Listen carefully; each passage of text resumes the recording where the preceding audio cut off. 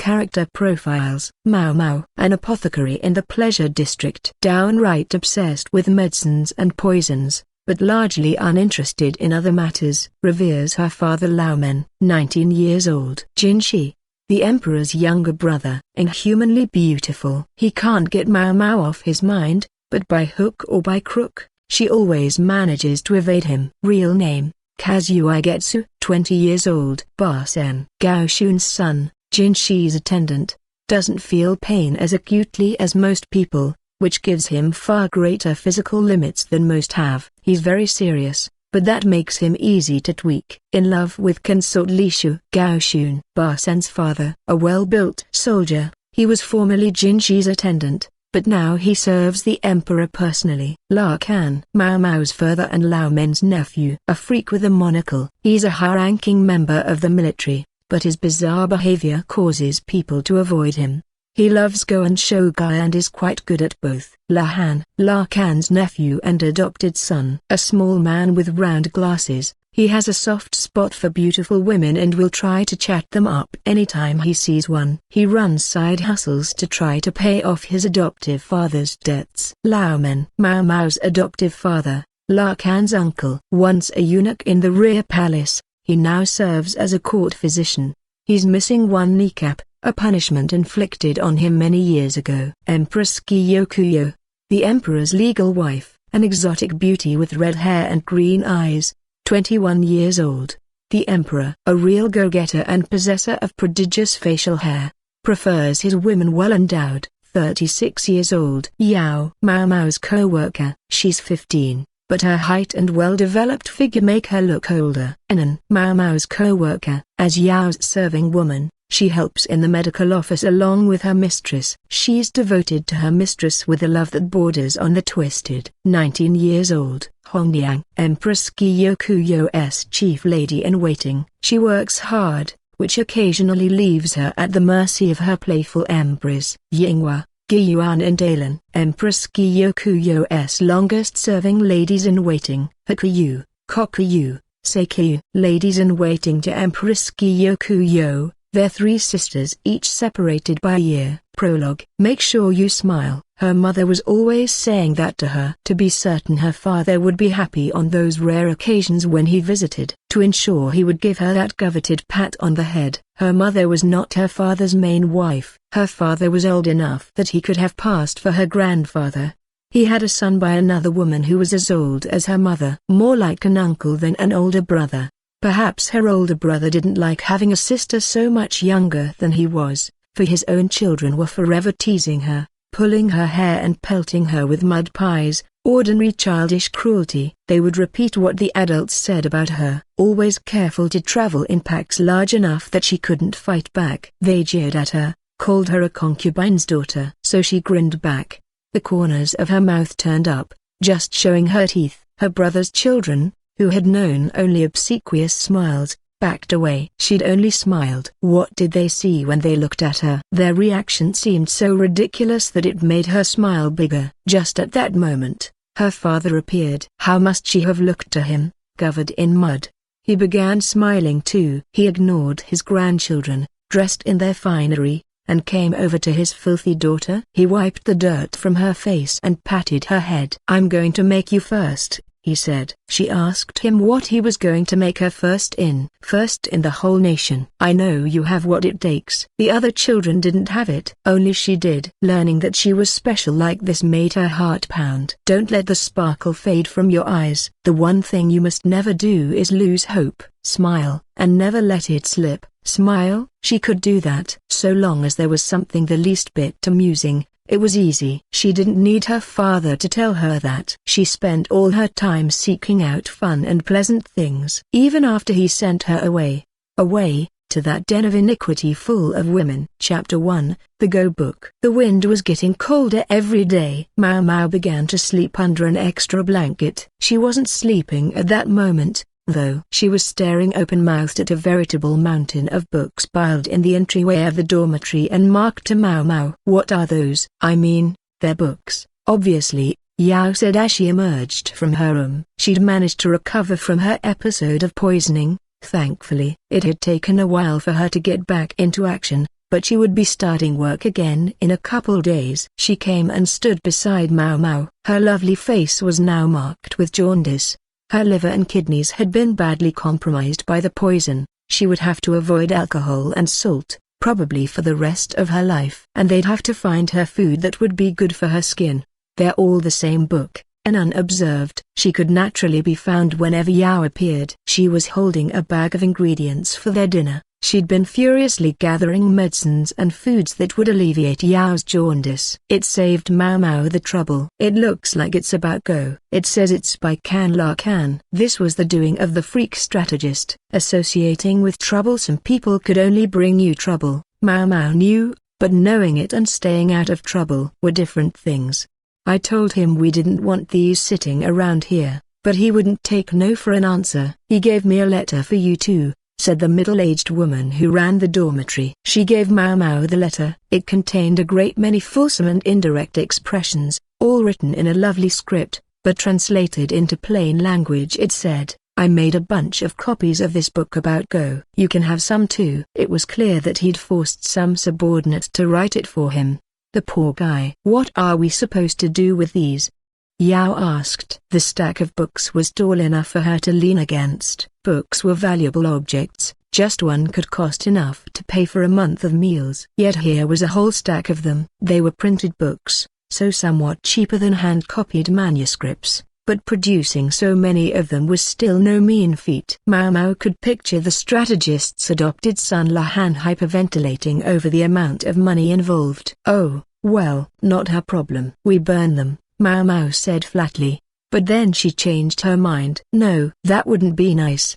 It wasn't the book's fault that they had been written by this particular author. She flipped through one of the books and found that it was surprisingly well done. It contained game records, diagrams of games of Go, accompanied by explanations of the salient features of the board situation. It would probably go over the heads of beginners, but it seemed like something experienced players might enjoy. There was even an illustration of calico cats playing Go together, but Mau Mau chose to ignore it. Anan was peeking at the book with evident interest. Want to look?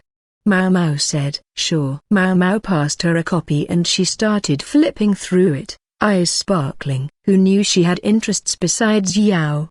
Thought Mau Mau, who did pick unusual things to be impressed by. Does it look interesting?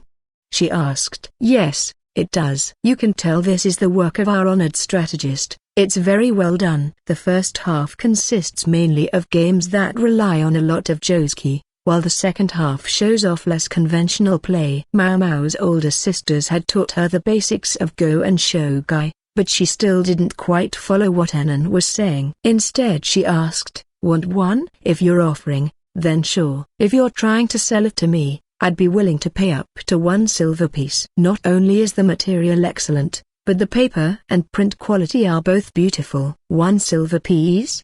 Mau Mau looked at the mountain of books. She'd had no idea they were that valuable. Just one? You think she should let them go that cheap?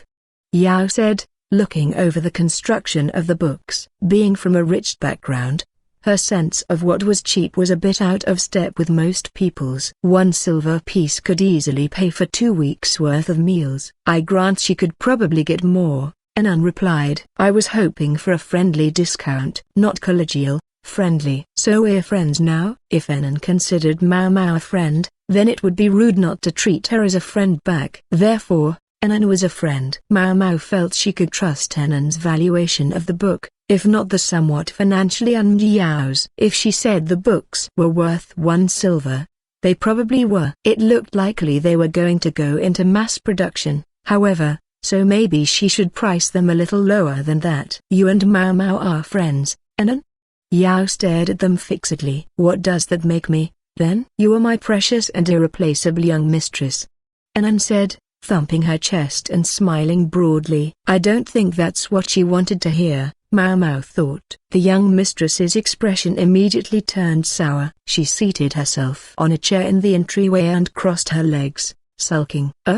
Anan said, taken aback. You can just have the book, Anan. But if you know anyone who might like Go, would you spread the word? You're looking for Go players? Yes, I know a few. The physicians like to spend their days off playing Go. Ah, Now that was useful info. Mau Mau felt a smile creep over her face as she regarded the books. With a little money in my pocket, I could buy some valuable medicines. A wide variety of items from the west had accompanied Shao's shrine maiden to the capital. The most exotic of them would be snapped up by the city's richest residents, but soon what remained would work its way to the markets. Even there, such imported goods would not come cheap, but, yes, that's what money was for. Do you think you could tell me who those Go players are?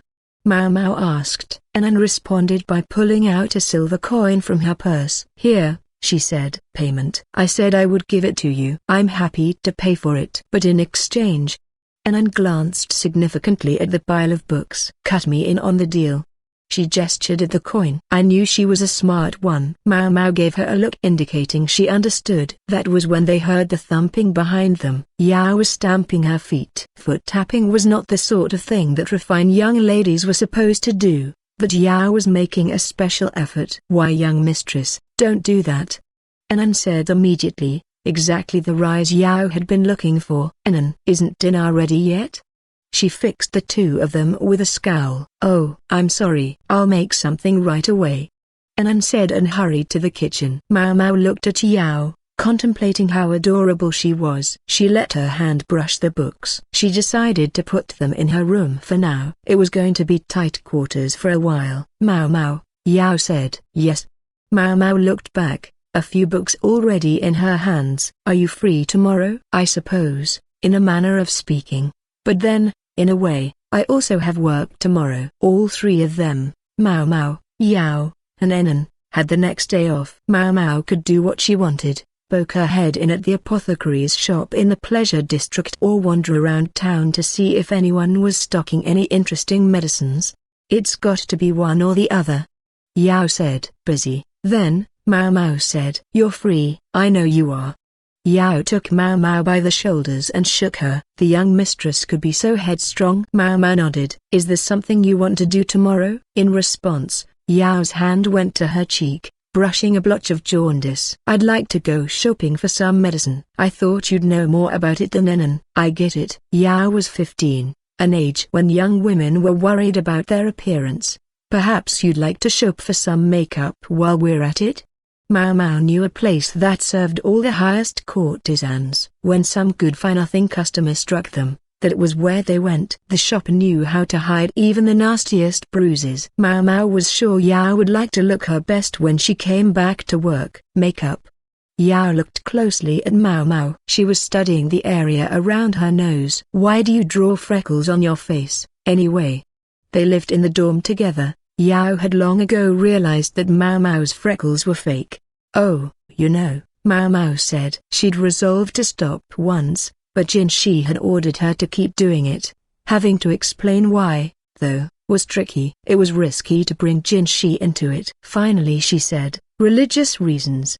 It seemed like the best way to not have to go into details. Yao, though, wouldn't give up. Does it, like, represent some apothecary god or something? Number. It's a charm, if you will, to help me grow taller. Huh. All right. Yao didn't need to get any taller, so such a charm was singularly unhelpful to her. Mau Mau was relieved to see her losing interest. Mau Mau.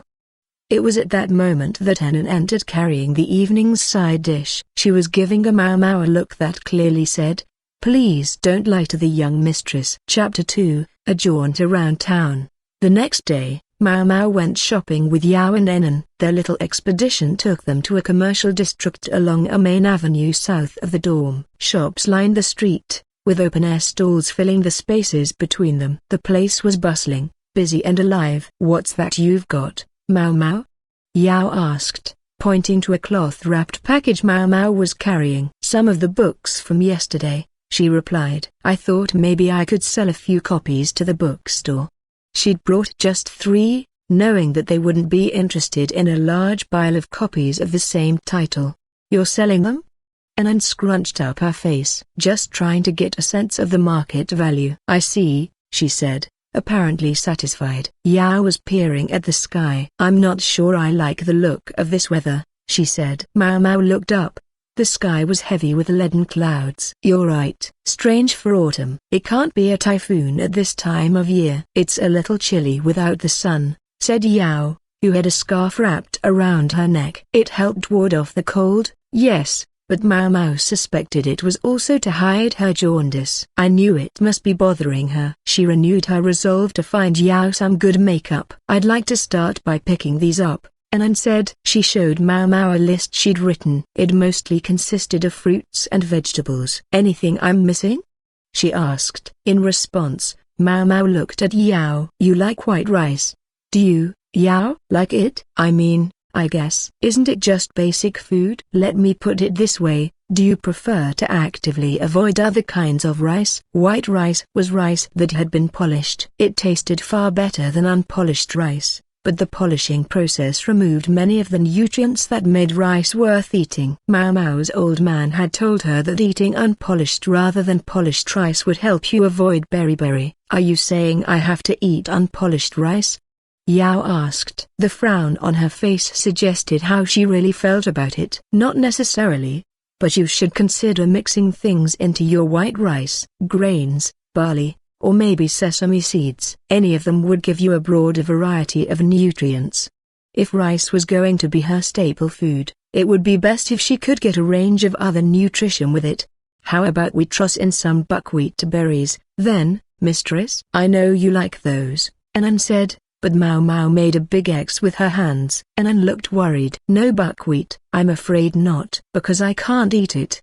Buckwheat gave her hives. The other two women stared at Mau Mau, unimpressed. "What am I supposed to say?" "Anan's meals are delicious, and she'd frequently made enough for 3 recently." "Perhaps I might suggest seaweed," Mau Mau said. "Seaweed," Anan repeated. She didn't seem very enthusiastic. "Certainly. And meat can be replaced with beans or fish." "Not all of it, of course, just some." "Fatty foods were supposed to be bad for you." Yao was looking more despondent by the minute. People her age like to eat lots. She would naturally be disappointed to hear she shouldn't have too much meat. She would also have to limit her intake of salt and alcohol. Anan was looking concerned too. Mau Mau thought. The saying went that you are what you eat. Food was kissing cousins with medicine. But it still had to taste good. "I think I know what to do." Mau Mau had a favorite place for moments like this. "Come this way," she said. "Why? What's over there?"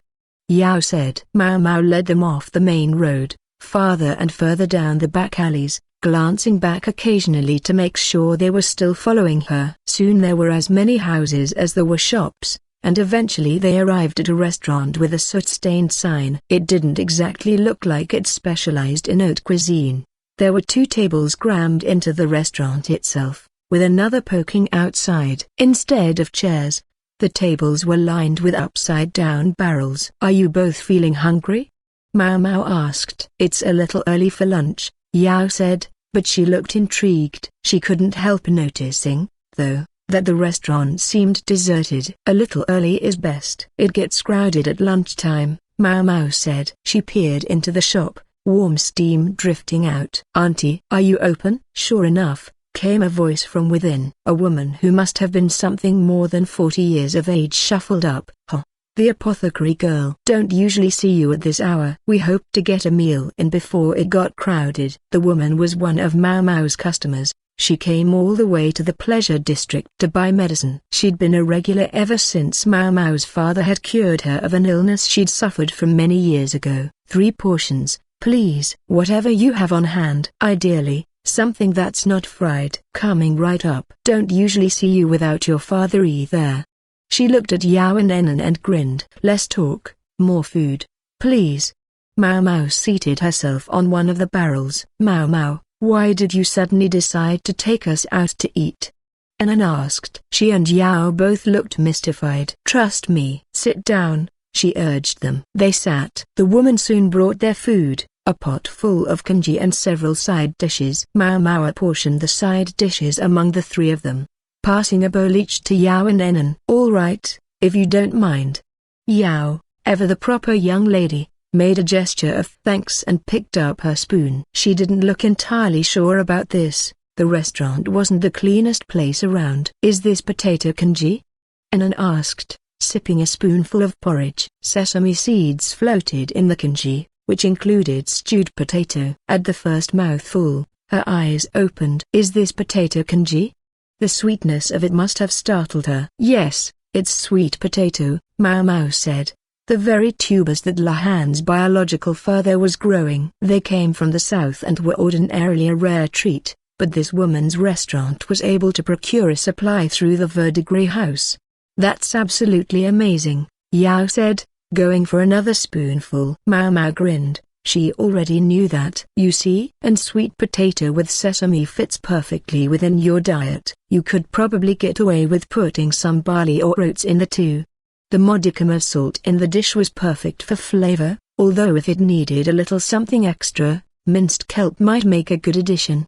Try some of this too, Mau Mau said, passing her some sticky stewed tofu. It really is wonderful, Anan said, almost regretfully. As a confident cook, perhaps it touched a nerve to eat something quite so delicious. The flavor is so robust, but it never becomes overbearing. That's what ginger and garlic will do for you, the middle-aged woman said. And instead of seasoning, we use xiandan.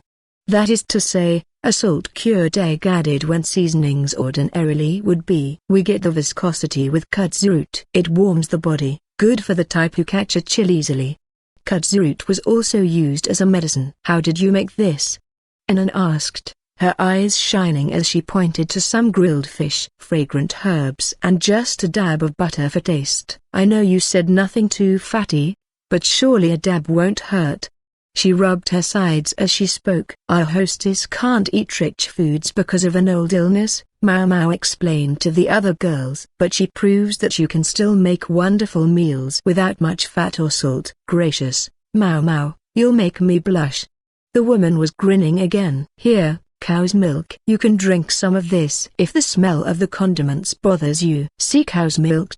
Yao said. It was a regional thing. Not everyone was used to it. I've warmed it up and added a bit of honey. It should go down easy. I'd like to put my best foot forward for friends of Mau Mau's. She was careful to emphasize the word ga. Yeah, fine. Don't you have any other side dishes?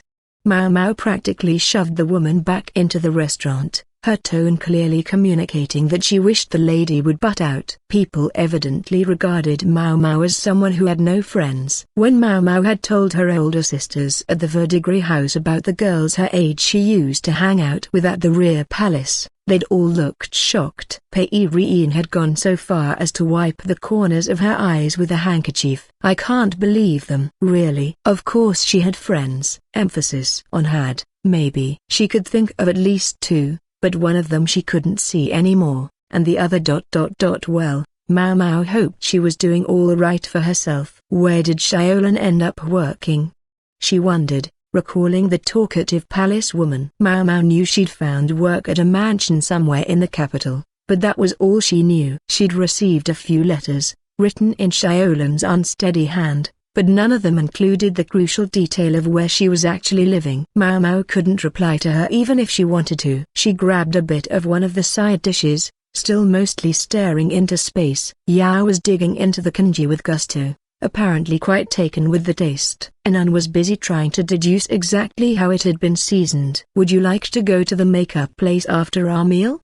Mau Mau asked. Anan had suggested shopping for ingredients first, but then they would end up carrying the groceries all over. True, the best stuff might sell out if they didn't hurry up, but on the other hand, what was left would be marked down. Mau Mau considered that a fair trade. I'm surprised you know so much about makeup, Mau Mau, Yao said. My line of work has exposed me to a lot of different things, she replied. At the shop, she sometimes had to mix up concoctions of dye and white powder for customers who were self-conscious about a scar. Experience that had come in very handy for disguising Jinshi. Is the makeup place close to here?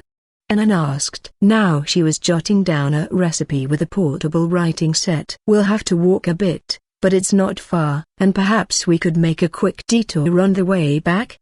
Mau Mau held up her bundle of Go books. Still have your heart set on selling those? Anan sounded like she still couldn't quite believe it. Well, I certainly don't intend to just carry them around forever, Mau Mau said. Her mind was made up. After the meal, The girls worked their way back to the main street. The most famous courtesans in the capital used white powder every bit as good as anything that could be found at a noble girl's dressing table, and the shop Mau Mau had in mind occupied a prime location in the commercial district. Skewers. Delicious skewers. Who wants one? A man with a handful of chicken skewers was trying to draw in customers. The meat was cooked over a charcoal fire, dripping juices. The man didn't really have to bother hawking his wares. The smell was more than enough to keep the customers lining up. If she hadn't just had lunch, Mau Mau would have been with them. Is it just me, or does the marketplace feel a little different from last time? Yao said. She looked around, perplexed. Their sheltered young mistress was really getting the hang of doing the shopping. As the seasons change, so do the shops. And you might be noticing all the imported stuff, Mau Mau said. There were colorful textiles, exotic accessories, and fine grape wine, all the way from the west. You won't find it anywhere else. Have a taste, if you please. A merchant was dispensing a red liquid from a barrel. Mau Mau started to shuffle over to him, but Henan caught her by the collar. Not even one drink? She said, looking at Henan. Not when the young mistress can't have any. You'll survive. I really don't mind, Yao said. She couldn't have alcohol now, but since she hadn't been a drinker to begin with, it wasn't really an issue. Getting drunk is not the way to go shopping, Henan replied. Mau Mau's shoulders slumped and they wandered back to the main street. Other customers, ones who hadn't had somebody grab them before they could try a tipple, were buying bottles almost as soon as they tasted the stuff. Mau Mau normally preferred good, dry alcohol, but something fruity wasn't so bad every once in a while. Is it really imported? Maybe it wasn't from another country, just sort of from that general direction. Then again, the alcohol Mau Mau had tried in the western capital had been good stuff. She would have been happy to have another taste of it, but she would worry that the flavor might have changed during the long journey east. Wonder if there might be time to buy some on the way home. They walked past the wine shop, but Mau Mau kept looking regretfully over her shoulder. The makeup shop patronized by the Verdigris house was smaller than many of its competitors, but it was more than lovely enough to set the heart of a young woman aflame. Paintings of beautiful women were posted out front, and rows of makeup products were visible within. Every woman who passed by stole a look at the place, clearly having an internal argument about whether to go inside. The owner never shouted, summoned, or cajoled. Elite establishments like hers didn't stoop to base hawking. Those who wanted what she had for sale would come to her without any prompting. All right, just so I know, what's your budget? Mau Mau asked. We'll pay any price as long as we can get the best stuff, Henan responded, clenching her fist for emphasis. Don't think so. I know you can't afford that on your salary. Mau Mau presumed Henan was making the same amount she was, which would definitely put the finest makeup out of reach. Maybe she was getting a stipend from that uncle of Yao's that she hated so much. Welcome, ladies, said the proprietress, a middle-aged woman who sounded as refined as she looked, which was quite refined indeed. Her makeup was perfect, as befitted someone who sold the stuff. Her skin was pale and her mouth was perfectly highlighted with rouge. A simple hair stick held her hair up, but closer inspection revealed it was lacquered. Her nails were likewise perfectly painted, complementing her skin tone. I can see why the old hag would shop here, Mau Mau thought.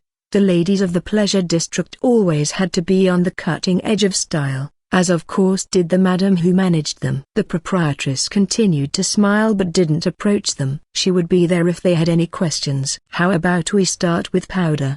Yao said, standing in front of a shelf boasting an array of white powders, a whole range of them, organized by ingredient.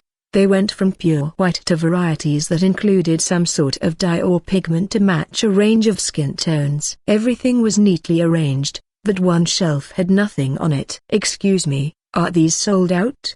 Henan asked. Ah, those.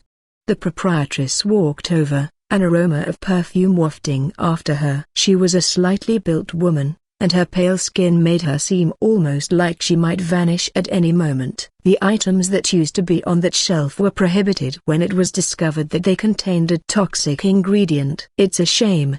They always sold very well. They held to the skin quite nicely. Oh boy, do I remember that, Mau Mau thought. So the ban on the poisonous whitening powder hadn't stopped at the walls of the rear palace. It had evidently gone into effect all over the capital. That was laudable in its own way, but it had to be a blow to business people like this woman. That's a lot to get rid of, and unobserved. Yes, we offer a wide enough range of products that we were able to absorb the loss, but some establishments are still offering the toxic powder, or so one hears. Not hard to understand. The stuff coated the skin well, making the wearer look pale and beautiful. One of the main ingredients was quicksilver. It didn't go bad like plant-based cosmetics, and it could be mass-produced, making it easy to buy. There were plenty of courtesans who had continued to use it despite Lao Men's warnings. There would always be fools who didn't listen, just like the ladies of Consort Liu's Crystal Pavilion. Well, maybe fool is being ungenerous. Some people might have something they valued more highly than their health or even their lives. As for those who sold the poisonous stuff, well, were they so different? Without money they couldn't eat, and if they couldn't eat, they would die. And some people wouldn't hesitate to shorten the lives of others in order to extend their own. Maybe the merchants dealing in the toxic powder had no other way to make a living. Not to say Mau Mau thought it had been the wrong choice to ban the substance, the very production of which could have deleterious effects on the body. And then there's this stuff, she thought, picking up another powder. Is this calamelous? She asked. This was another white powder that her father had looked less than pleased about. It, too, contained mercury, which was also sometimes used as a treatment for syphilis. Indeed it is. Thankfully, it's helped make up much of the shortfall in sales, the proprietress said. Calamelous should probably have been regulated too, but if you started saying this is poison, and that's poison, and that's poison and ordered everything off the market at once, it might actually inspire even wider circulation of the problematic products. They would have to pick their moment to implement new rules. Mau Mau, which do you think would be best? Anan asked. She and Yao had picked out a selection of possibilities, wisely excluding anything that used calamelous. Rice flour and talc? She said. Both appeared to have other ingredients as well, but they weren't described in detail. May I try some? Go ahead, the proprietress said, using a cotton bud to dab a little on Mau Mau's palm. Mau Mau checked the viscosity and the smell. Both okay. Quite good. In fact, she thought this powder might be almost on par with what Empress Kyokuyo used. What do you think? Anan asked. Mau Mau glanced at the proprietress. Honest opinions, good or bad, help us improve our products and service, the woman said. So she didn't just sell decent products. She was a decent person. No wonder she could handle the madam in a business negotiation. I think both seem like excellent powders, Mau Mau said. The particles are fine, and they hold to the skin well. I have a question about the rice flour powder. What's that, may I ask? Rice flour can rot, and given the size of the container, I have to think that during the rainy season, it would start to go moldy before you got halfway through it. I assume there's some additional ingredient added as a preservative, and it makes me somewhat uneasy not to know what it is. Knowing that Yao would be using the powder, safety was foremost in Mau Mau's mind. Talc doesn't go bad and isn't toxic. I think this one would be the simplest to use. Talc had diuretic and anti-inflammatory properties, and was often used medicinally with bracket fungus. In all the times Mau Mau had used it, she'd never known it to cause any undesirable side effects. That doesn't mean it doesn't have any, but I won't know until I encounter them, she thought. Vigilance would be her watchword until she was sure. You'll take the talc, then? The proprietress said. No, Mom. I think they both have an admixture. I'm concerned, if it's anything that's bad for you, it would defeat the point. The proprietress frowned subtly at what might have sounded to her like nitpicking. Anan, meanwhile, was thinking the matter over. Yao, evidently having decided to leave things in Anan's hands, was eyeing some eyebrow pencils made out of spiral shells. In that case, perhaps some of this, the proprietress said, going into the back of the store and emerging with a ceramic container.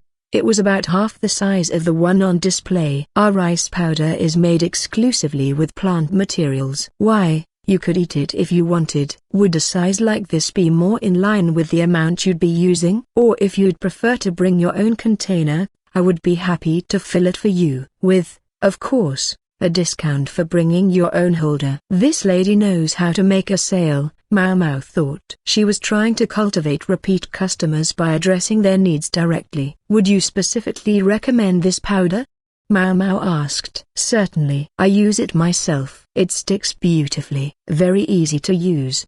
A look at the woman's skin showed that it was, indeed, excellent stuff. Yet still something nagged at Mau Mau. Yao wandered back up and said, why not just go with the rice flour powder, Anan? It's not a bad idea, Anan said. I could try to make some myself, but I don't think I could ever get it so fine. She'd apparently considered making her own powder to ensure it was safe, but there was no substitute for a specialist. And Mau Mau assumed the proprietress wouldn't be generous enough to reveal the secrets of how she made her wares. In that case, we'll take. Mau Mau was interrupted by a young woman who emerged from the back of the store. Mother, she said. I'm with a customer, the proprietress replied. A frown crossed her face. Nonetheless, her daughter, with a quick, polite bow to Mau Mau and the others, began to whisper into her ear. Whatever was going on, it seemed to be urgent. As her daughter talked, the woman's expression changed. Finally she said to Mau Mau, I'm terribly sorry. I'll be right back. If you'll excuse me. Then she left her daughter to take care of things and went to the back. Some kind of trouble? Mau Mau wondered. She was curious, but it wasn't her place to stick her nose into whatever was going on. The woman's daughter wrapped up their purchase and did the bill, and took the change, which had white smears on it. Oh, pardon me, the young woman said, taking back the whitened coins. Mau Mau saw that her fingertips were white, and the fresh change she pulled out to give them was quickly smudged as well. Even their package had a white smear on it. Oh, no. I'm so terribly sorry. It's all right, Yao told her. Were you checking the merchandise? Mau Mau asked with a glance at the young woman's fingers. 3 of the fingers on her right hand were whitened, as if she had been taking fingerfuls of powder to check the feel. I'm impressed you noticed, she said. Let me guess, you discovered something unusual about the powder and felt it was worth mentioning right away. The young woman didn't respond to that, but her face made it clear that Mau Mau had guessed right. Was there something in the powder there shouldn't have been? Anan pressed. They'd picked the best stuff they could find, but if there were impurities in it, then what was the point? What is it?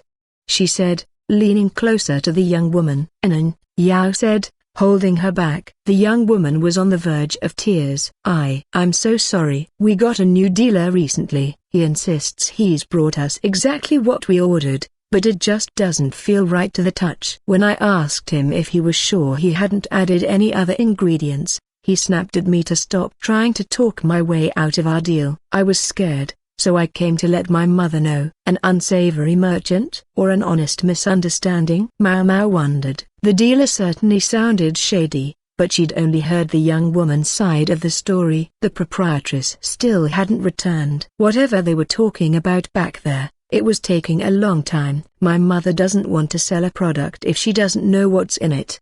The powder that was brought in today uses the same formula we always use, so we should be able to tell whether anything is wrong by touch. But the man who brought it today says we don't have any proof of our accusations and refuses to leave. Mau Mau crossed her arms. Anan was obviously deeply concerned about whether there was anything mixed into the white powder, and Yao, bless her earnest heart, looked ready to give someone a piece of her mind. Mau Mau suspected the exact feel of rice flour could change depending on how and when it was used, but it looked like there were some unanswered questions here. Well, can't go home now. If you'll pardon me, she said, opening the door to the back room. She found the proprietress and the dealer locked in a staring contest. Between them sat a large jar. I told you. I followed the formula exactly as you gave it to me. Tell me what you think I got wrong.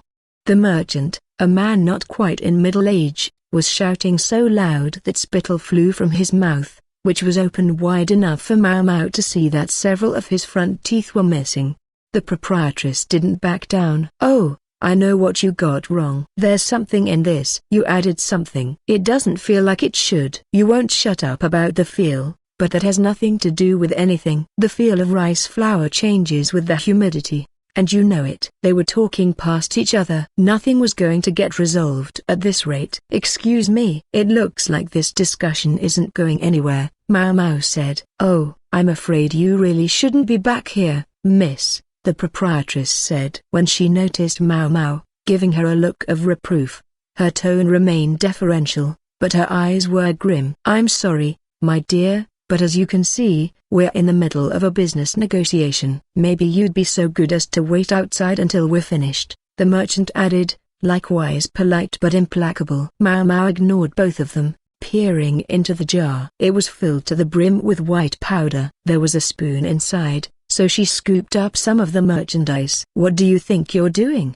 The merchant cried. Mau Mau put a finger in the powder. It's rice flour. All right. Would this be the same stuff my companions and I were about to purchase? No, not quite, the proprietress said. The price of rice flour shot up recently, you see. We asked another dealer to produce something with the same formula.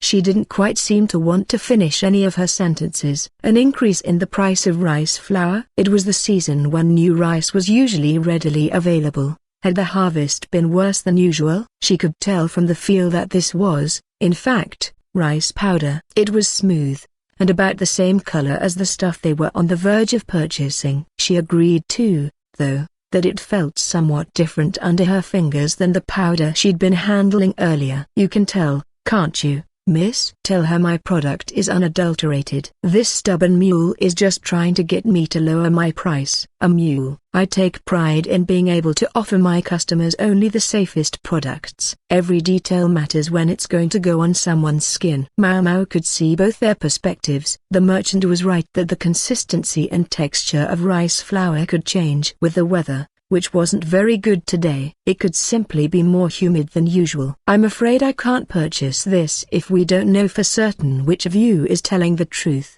Anan interjected. She took a hard line when it came to products that Yao was going to use. Shall we do a little test, then? Mau Mau said. Test? The others asked in unison. You told us this rice flour is made entirely of plant components, all safe for human consumption, in which case she was going to try to eat it. You're going to eat it? The powder? The merchant asked. It'll give you an upset stomach if you simply eat it dry. Perhaps if we dissolved it in water and made a bobbing flatbread out of it? The proprietress suggested. Hold on. You think you'll actually be able to tell? Yao said. I'm very confident in my tongue, Mau Mau replied. She hadn't done all that food tasting for nothing. She turned to the proprietress and the merchant. Just to be sure, there's no buckwheat in this, is there? Corn, yes, but no kind of wheat, the merchant said. No problem. Then, the corn would explain the powder's slight yellow tint. I'll need a bowl and some water, and also a pot and a flame. Our house is right behind the store. You can use the stove.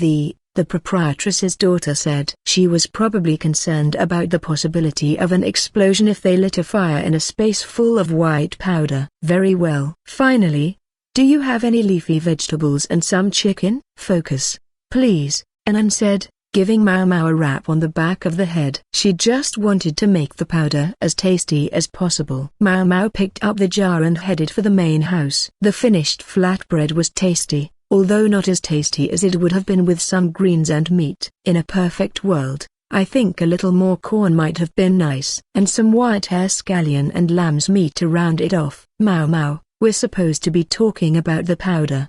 Anan had cut up the bread and was conducting a visual inspection. She appeared to be thinking that flatbread might make a nice dinner. Mau Mau says it's okay, young mistress, so I don't think the white powder should be any problem as such. I think everyone is getting pretty impatient, Yao said, concerned. You see, it's just like I told you. You keep insisting I must have added something, but I followed your formula exactly. There's nothing wrong with my product. The merchant slammed a wooden writing scroll containing the list of ingredients on the table. The proprietress and her daughter both looked like they wanted to offer a rebuttal, but there was nothing they could say. They still weren't prepared to accept they'd been wrong. Would you like some? It doesn't taste unpleasant, Mau Mau said. But the proprietress started. But it felt different to you, didn't it? Mau Mau took the woman's hand. Her fingers were caked with white powder. It was even on the red of her nails. Perhaps you could think of it another way, then. What do you mean? Mau Mau wiped the pad of one finger across one of the woman's fingernails, leaving a white streak. She'd been wondering about the woman's nails. What if it was your previous supplier who'd been adulterating his product all this time? The woman went almost as pale as her product. When a person came into contact with a poison, such as arsenic or lead, it often showed in their fingernails. You said yourself that some other stores continued to sell the prohibited whitening powder. There could easily be merchants who continued to supply it without saying anything. Suppose, for example, that they had white powder of questionable quality, and added something to it as a stabilizer. The symptoms of the poison would be minimized by the quantity of other stuff in the mixture. But someone who used the powder every day, like the proprietress did, would show the signs. Have you had any loss of appetite, poor digestion, trembling of the fingers? Mau Mau asked. She wondered how the woman's skin tone looked beneath that makeup. The woman's expression was enough to answer her questions. So you're saying this? Anan looked at the jar of powder they'd bought. Mau Mau took it and opened the lid. Shall we try another flatbread with this powder? She was most interested to see the results. It was dark outside when they left the shop. The heavy clouds had opened up, and the ground was soaked. Shoot. We're going to get all wet, Yao said. I thought this might happen, said Anan, pulling out some umbrellas Mau Mau hadn't even known she had. You brought umbrellas? She asked. Anan tapped the sign of the store they'd just left. It looked like it might rain, so I asked the shopkeeper's daughter to go buy some for us. Not too much to ask for our trouble, I'd say, right? When did you? I mean, too much to ask? True, the shop had sold them a harmful product, whether intentionally or not. When they dissolved their powder in water and baked with it, the results had been undeniably different from the first time around. I think you already asked quite a lot, Yao said. Anan was carrying some of the new, safe powder, and the proprietress had thrown in some perfume that was supposed to be good for your skin. The aromatic oil was safe to eat but didn't hold to the skin very well, so it could be combined with the powder to form a liquid makeup. Not at all, Anan replied. I wouldn't know what to do with myself if my mistress got sick. I think you should be talking to Mau Mau. Tell her not to put awful stuff in her mouth. Yao was looking at Mau Mau as if she still couldn't believe what had happened. Mau Mau had made every effort to eat the flatbread with the poisonous powder, but Yao had pinned her arms to stop her. I would have spit it out right away. It would have been fine. I just wanted to see how it tasted. I don't understand what you see in these things, Yao sighed. Let's finish our shopping before the rain really starts coming down, mistress. We've eaten up a lot of time. Anan opened an umbrella and ushered Yao under it with her. Then she held out another to Mau Mau. It was Anan, of course, who had requested only 2 umbrellas. After all, 2 people could fit under one umbrella. If they squeezed. Anan said, if anyone is still selling ingredients at this hour, I'm sure they'd be near the bell tower. I think the market should still be open there. The bell tower was at the center of the capital and rang the hours. It was a well-trodden area, so the shops there stayed open until late. We should be hearing the evening bell any minute, Mau Mau said, but she was interrupted by a searing flash of light accompanied by the booming of the bell. Yikes! What was that? Yao said, looking around in astonishment. At the same moment, an ear-splitting noise followed hard upon the ringing of the bell. Yao almost jumped out of her skin and clung to Anan. Her mouth was working open and shut, but no sound came out. Anan gave Yao a protective, and none too unhappy, hug. Thunder, Mau Mau said. That was a big one. Are you all right, my lady? Anan said. Why yeah, I'm fine. Yao said, although her face was awfully pale. A thunderclap that loud means it'll start pouring soon. Shall we hurry and finish our shopping? Anan said. Why yeah, let's, Yao said. She was trying to look unintimidated, but kept stealing little glances at the sky. Anan looked at her fondly and kept close. No doubt she was concerned for Yao, but also tickled by her display of fear. She was a twisted one. But Mau Mau already knew that. Looks like I won't be selling these today, Mau Mau thought, looking at the go books in their cloth wrapping. Then she trotted off after the others. Chapter 3, trends. Jinshi's office looked much the same as it always did, mountains of paperwork, bureaucrats waiting their turn to speak with him, and the occasional court lady appearing from nowhere trying to get a look at him. It was bustling, no doubt, but it was substantially calmer than it had been not long ago. His usual workload, which already kept him busy, had doubled since the shrine maiden from Shaw had come to Lee. He'd arranged a banquet in her honor, during which she had been poisoned, and Jinshi had spent many a sleepless night pursuing the case. Ultimately, it turned out to be all the shrine maiden's own doing.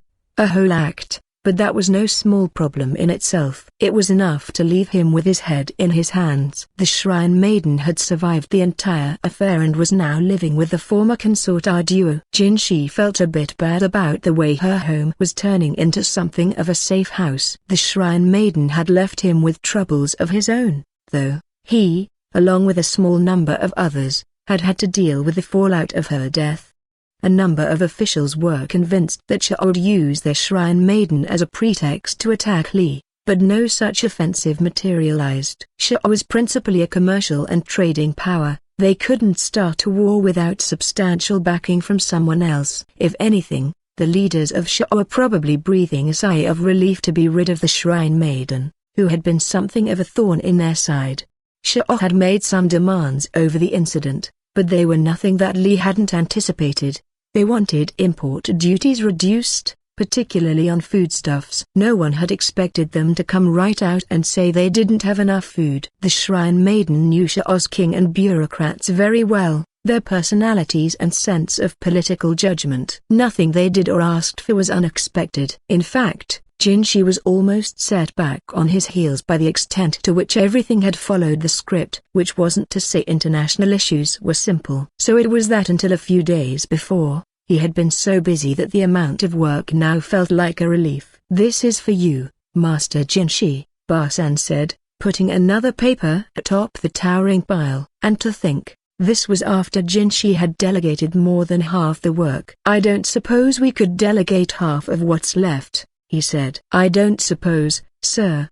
The paper bore the personal chops of a number of high officials, and the civil servant on whom Jinshi had foisted the work couldn't ignore something with so many important seals on it. Such petitions inevitably ended up on Jinshi's desk, even if they concerned trivial matters. He sighed and pressed his chop to the paper. Amid the bustle, one of the bureaucrats handling some of Jinshi's work stood up, looking restlessly in his direction. It was the same man who'd been with Jinshi when someone had attempted to poison his tea. He'd entered Jinshi's service to help until Ba-sen was fully recovered, but he'd proven capable enough that Jinshi had asked him to remain. The man seemed eager to get back to his ordinary place of work, but the eternally understaffed Jinshi was loath to let him go. "What's the matter?" asked Ba-sen. The man flinched. "And nothing." He seemed awfully anxious for someone who thought nothing was wrong. Now that Jinshi thought about it, he realized the man had been acting a little funny for a few days. Curious now, Jinshi narrowed his eyes. "Is it really nothing? I want the truth." This interrogation came not from Jinshi, but from Ba-sen, who had cornered the man. Strange things, dangerous things, had been happening around Jinshi of late, and Ba-sen, who was responsible for Jinshi's safety, was on edge. If he waited to act until after something happened, it would be too late. Heek. The bureaucrat's face was taut with fear. He reached into the folds of his robe with a shaking hand, whereupon Ba-sen was on him, pinning him down. He could be merciless when he thought someone was hiding something. "Who put you up to this?"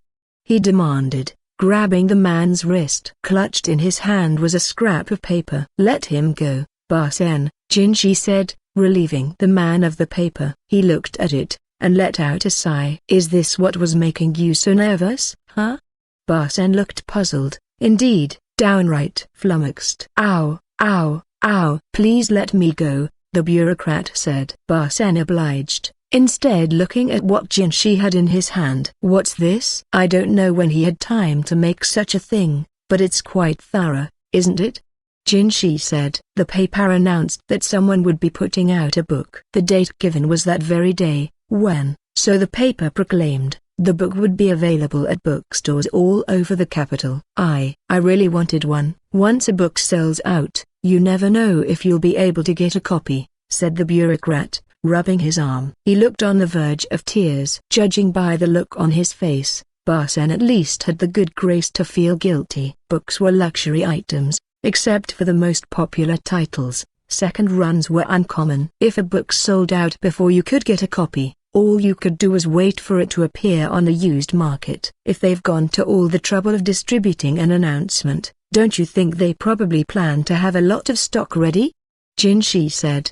Printing in and of itself implied they were planning to make a lot of copies. You had to recoup the costs. I couldn't say, sir. I expect it to be very popular. Is the author so beloved? Jinshi asked, looking the paper over as carefully as he could. Printing and distributing announcements like this to anyone and everyone, that was a new idea. He couldn't help but be impressed. Whoever could have thought of it? Then he saw the name, and almost choked. He immediately wished he could unsee it. Barsen was giving him a puzzled look. Grand Commandant Kan, sir? When Jinshi saw the title of the book, he understood. Kan was a reasonably common name. But Grand Commandant, that was a title, and only one person in the country held it. Kan Lakan, otherwise known as the Freak Strategist. Would you mind telling me who gave this to you? Jinshi asked. A friend of mine at the Board of Revenue, an acquaintance of the Grand Commandant's son. He was asked to give them to everyone he knew. The Board of Revenue was the department charged with overseeing financial matters, and the friend of a friend was Lakan. If he had a hand in this, then the book would be more than a passing fancy on the part of the strategist. It would be done well. So he's written a go book, Jinshi mused. He recalled, heard that the strategist had been going around telling people he was going to write such a book. Jinshi simply hadn't imagined the project taking place on such a scale. As far as it went, he appreciated the help in making books more universal. He himself had been trying to promote paper and printing projects. He was surprised, though, to discover that even this unassuming and dedicated bureaucrat lusted after a copy of the strategist's book. I never realized the honored strategist had the gift of belles lettres, he said. Who cares whether his lettres are belles?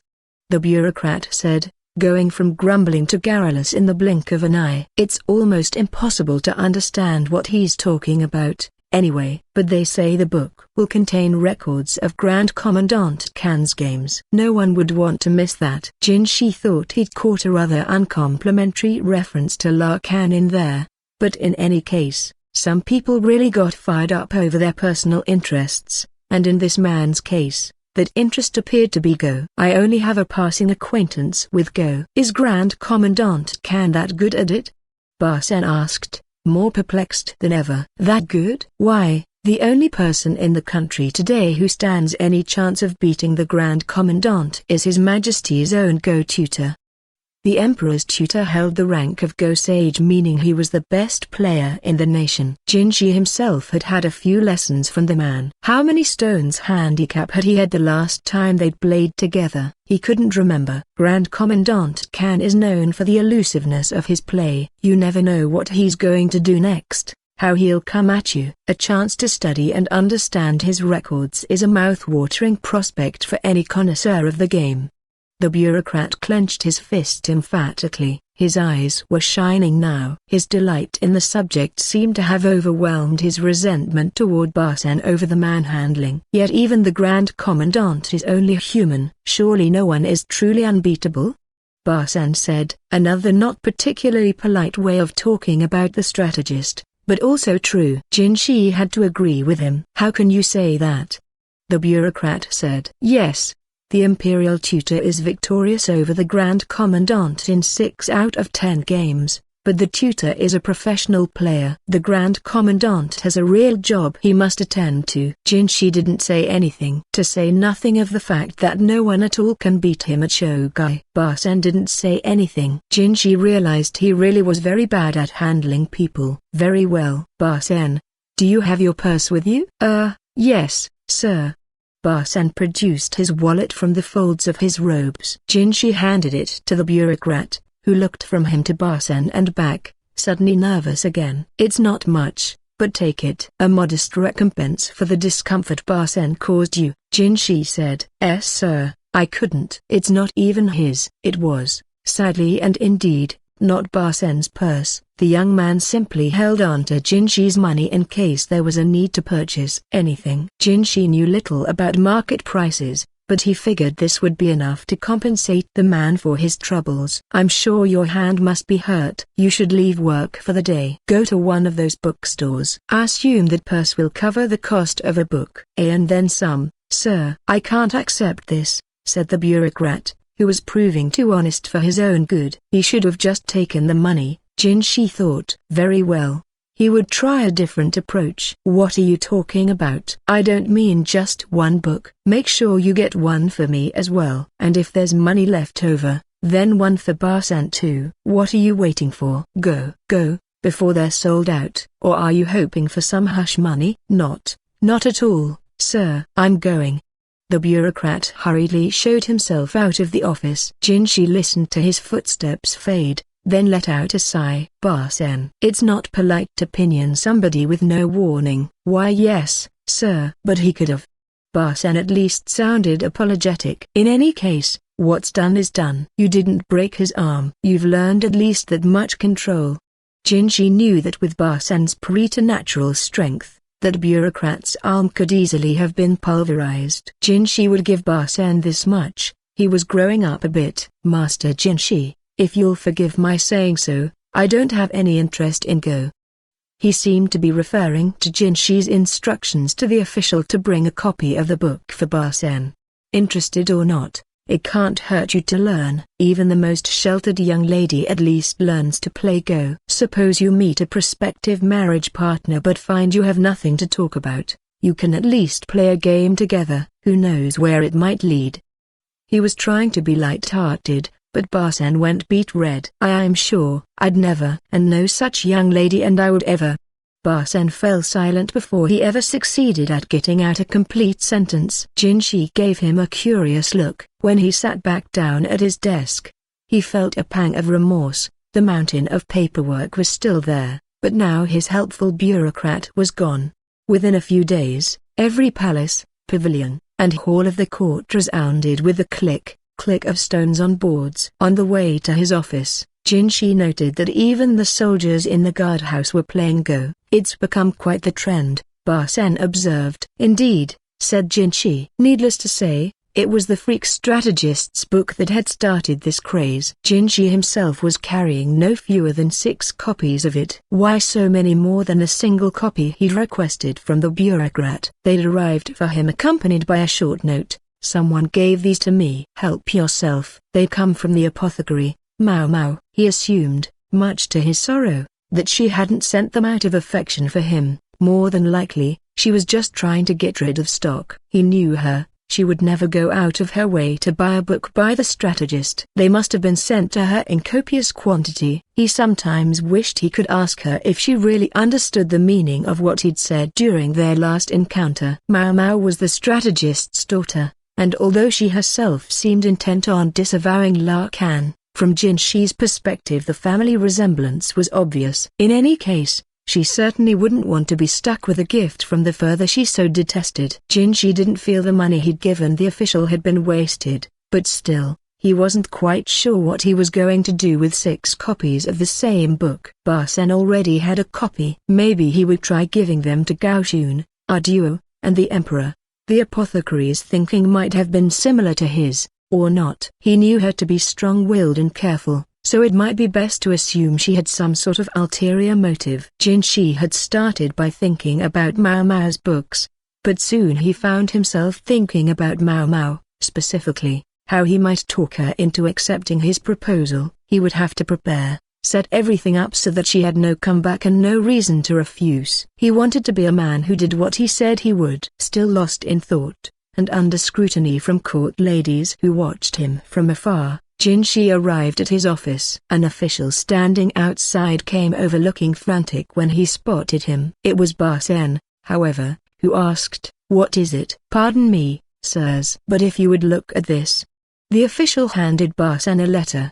He opened it and read it. His eyebrows twitched. Jinshi looked at the missive, but remained expressionless as he entered his office. "Send a damage assessment immediately," he instructed. "Sir."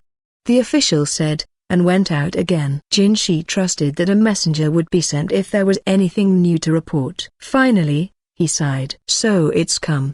The paper had read simply, there has been a plague of locusts. There had been reports of small-scale insect swarms, but while Jinshi had seen the memos, the matters hadn't been substantial enough to warrant his personal involvement, and he'd been obliged to let his subordinates handle them. None of the other outbreaks had been too large, but this. So we're going to lose 30% of the harvest, Jinshi reflected. That was a major blow. He pricked up his ears when he heard that the location of the outbreak was to the west, a major grain-producing area. Isn't it a bit late for the wheat harvest? He asked. It's not the wheat that's been hit, it's the rice, answered Jinshi's go-loving bureaucrat. Other than his timid streak, the man was proving quite capable. For about 20 years now, they've been experimenting with growing rice in the area using large-scale irrigation. From one perspective, this could be considered fortunate. Only the areas with unharvested rice were affected. We were lucky this didn't overlap with the wheat harvest. They're drawing water from the Great River? 20 years ago would have been just about the time Jinshi had been born. He did recall hearing something about a major flood control project that had taken place around then. They must have built something to divert the water at the same time. Yes, sir, it was purely a local endeavor. Something they tried out in a couple of places. The rice harvest is more reliable than wheat, but if they made the scale too grand it would impact everything downstream. As such, the project never got any larger than it already is. 20 years back, that would have been the time of the Empress Regnant. She'd been a woman among women, not afraid to experiment with even the most outlandish policies. Drew a large circle on a map. Jinshi observed that while it wasn't too close to the capital, it wasn't so far away either. 4 or 5 days round trip, perhaps. The paperwork still formed a mountain on his desk. He looked first at Barsen, who had stayed silent throughout the conversation, and then at the obviously nervous. The last thing he wanted was to make more work for himself or either of them, but he just couldn't leave something alone when it had his attention like this. He stifled a groan. If I may? Raised a hand hesitantly. Yes, said Jinshi, trying his best to maintain a neutral expression. I wouldn't wish to be impertinent, Moon Prince, but is it possible why you've taken on a bit too much work? It is possible, and I'm well aware of it. But what exactly am I supposed to do about it? These matters can hardly be left to anyone else. Blanched slightly. I hardly dare to say this, sir, but... His eyes seemed to look everywhere except Jinshi's face. Other honorable personages have been known to entrust their subordinates with, what injustice do you speak of? Barsen demanded, slamming his fist down on the table. Yelped and coward, who would have the audacity to do such a thing? Speak up. You must know something. Barsen closed in on but Jinshi held him back. Barsen, you're scaring him. I would, however, be interested in the answer to his question. Who is doing such things? Grand Commandant Kan, sir. It would certainly be plausible for the honored strategist to engage in such behavior, but the look on his face said he was hiding something. Jinshi leaned in. May I assume he's not the only one? His cheeks flushed. Jinshi had been under the impression that he'd managed to avoid picking any personnel with those tendencies, but it looked like he was going to have to rethink putting his face too close to his. Jinshi brushed the scar on his cheek. It also ... His Majesty the Emperor. Jinshi and Barsen were both struck dumb. Is that good enough? Said, looking studiously at the ground, obviously desperate for them both to leave him alone. Barsen wasn't finished, though. Who in the world could fill in for His Majesty himself? He pressed towards again, his breath hot in his nostrils. Master Gaoshun. He does it. Again the other two men had no recourse but silence. Of course, His Majesty puts his own seal on the documents when they're ready. Just thought if you could have an intermediary, someone to clean and organize things, they might cut down the number of memorandums that actually reached you, Moon Prince, by 2/3. If they were given the proper job title, surely they could exercise some personal discretion. Jinshi's heart skipped a beat at the suggestion that he might have only 1/3 as much work to do. Such important tasks, however, couldn't be entrusted to some random bureaucrat, someone he might not even know. Jinshi looked at Ba Sen. He briefly entertained the idea that if Gao Shun could do such a job, then his son might be able to do it as well, but unfortunately, Ba Sen wasn't really cut out for desk duty. He was a diligent worker, but knowing his stern-mindedness and inflexibility, Jinshi suspected the jobs would simply back up. Was it being greedy, he wondered, to wish for someone with both the loyalty and family background to handle his work, who was also capable and judicious? Master Jinshi, Ba Sen said. Yes, I do know someone particularly gifted at this kind of work. Jinshi's eyes widened. Do you? I hadn't realized you had any acquaintances among the civil officials. Just one, sir. Someone who passed the civil service exam last year, but presently languishes without an appointment. Jinshi realized he had an idea who Ba Sen was referring to. You don't mean? Yes, sir. Barryu. Perhaps you would know him better as elder brother Yu. As his name implied, he, too, was a member of the Ma clan, Ba Sen's older brother. Chapter 4, The Ma Siblings. Barryu, Gao Shun's son, Ba Sen's older brother. The Ma clan produced many members of a military persuasion, but Barryu's talents ran more toward the literary and bureaucratic. As the eldest son, it was actually he and not Ba Sen who should have been Jinshi's attendant. But Gao Shun knew his offspring too well to do that to him. Instead of forcing him to practice swordsmanship, he gave him a book. Barryu had all the physical prowess of a limp bean sprout, but he took to academic studies like a fish to water. Then, last year, he had taken the civil service examination, which was held only once every 4 years, and he had passed on his first attempt. Even the most jaded eye could see that Barryu had all the makings of a superb civil servant. Yet he was unable to get a job. Why? A quick look at his current situation explained much. Impressive. As I knew he would be, Jinshi said. The papers that had been forming mountains on his desk had been reduced in height enough that you could see the other side.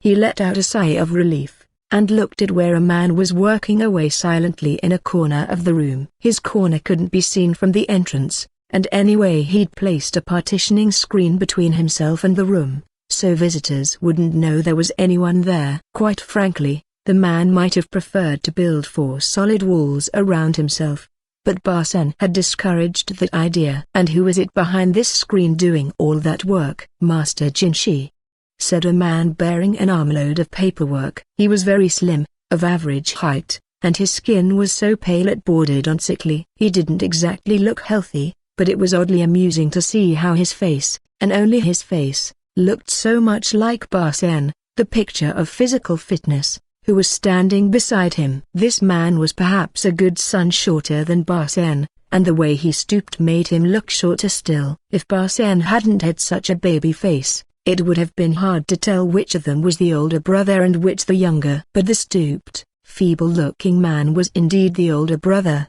albeit only by a year. Gao Shun's other son, Barryu. The Ma clan, as we've remarked, traditionally produced soldiers. The bodyguards of the imperial family were typically Ma people, as Gao Shun was for the emperor and Ba Sen was for Jinshi. By right, it should have been Barryu who acted as Jinshi's attendant. He was Gao Shun's second child and oldest son. But this scrawny sprout of a man wasn't made for a guard work. Barryu was given the Ba name, the same character as Ma, reflecting the clan. But so was Ba Sen, who was born the next year. Quick work. You're finished already? Jinshi said. I am, sir. With you a statue. The work is done. I'm afraid I don't quite follow. Barryu's explanation seemed to be elliptical at best, a jump somewhere in the train of thought, and Jinshi didn't understand what he meant. Thankfully, another person appeared at that moment, a tall and beautiful woman with a hard look in her eyes. For a moment even Jinshi wasn't sure where she'd come from. Barryu could be seen wincing at her appearance. What Barryu is saying is this, she said. As you are as beautiful as a sculpted statue, Master Jinshi, one can hardly think of you as a human being. Thus even I, who find myself uncomfortable around human beings, can think of you as some creature by no means human, and therefore focus on my work. Jinshi was quiet for a moment, unsure how to take that. He was quite casually being treated as an inhuman. Then again, Barryu had always been like this. The beauty with the cruel eyes who had interpreted for Barryu was his and Barsen's older sister. Her name was Mai Mai and she had 2 children of her own. Barsen and Barryu resembled their father Gaoshun, but Mai Mai took after her mother, who had been Jinshi's wet nurse. For that reason, Jinshi still found Mai Mai somewhat intimidating. She resembled her mother in more than looks, she'd also inherited her strong will, and Jinshi was given to understand that Mai Mai quite dominated her husband. Until a few years before, she'd also regarded her father Gaoshun with all the affection she would feel for a hairy caterpillar, although she claimed that at some point she'd upgraded him to moth. She was, however, also the only person Jinshi knew who could wrangle the otherwise difficult-to-handle Barryu. He might have passed the civil service exam with flying colors, but he had ended up quitting his job due to a combination of poor health and unique ideas. And given his minimal ability to build new relationships, he found himself the target of a good deal of resentment almost before he knew what had happened. His colleagues and superiors had come to dislike him before they'd ever had the chance to get to know him. All of it had ended up giving him a stomach ailment. Talent Barryu had in spades, but his personality made things difficult.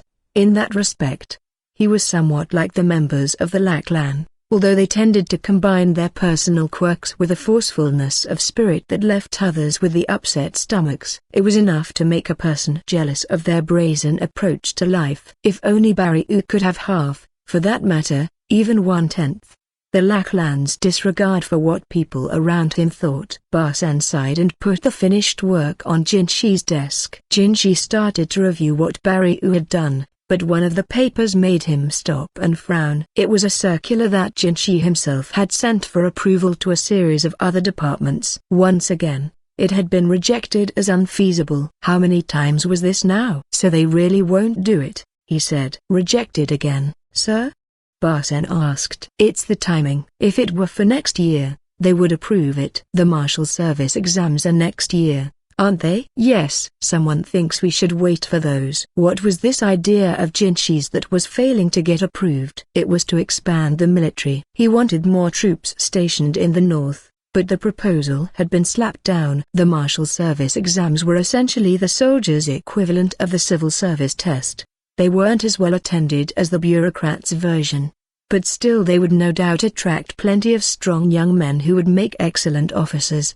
The military had been shrinking these past few years, for 2 reasons. One was a simple lack of wars, but the other was a personnel matter. Specifically, the 2 people who stood at the top of the military hierarchy, Grand Commandant Kan and Grand Marshal Lo, Barsen said. The Grand Marshal was the highest-ranking civil official involved in military matters. The Grand Commandant, for his part, was considered one of the Sangong, the 3 most important leaders of the country, and like the Grand Marshal, his was a military role. I must wonder how Grand Commandant Kan attained that title, Barsen said. Jinshi would have liked to know the same thing, but all he had to go on were some unsettling rumors. Some claimed that once Lakan had finished dispensing with all those who opposed him, there were no other high-ranking officials to take the post. Others said that he had been favored by the former emperor's mother, the Empress Regnant, and that it was she who had guaranteed his swift rise in the world. Still others held that after ascending the throne, the current emperor had set Lakan to taking care of any relatives who might envision themselves on the country's high seat.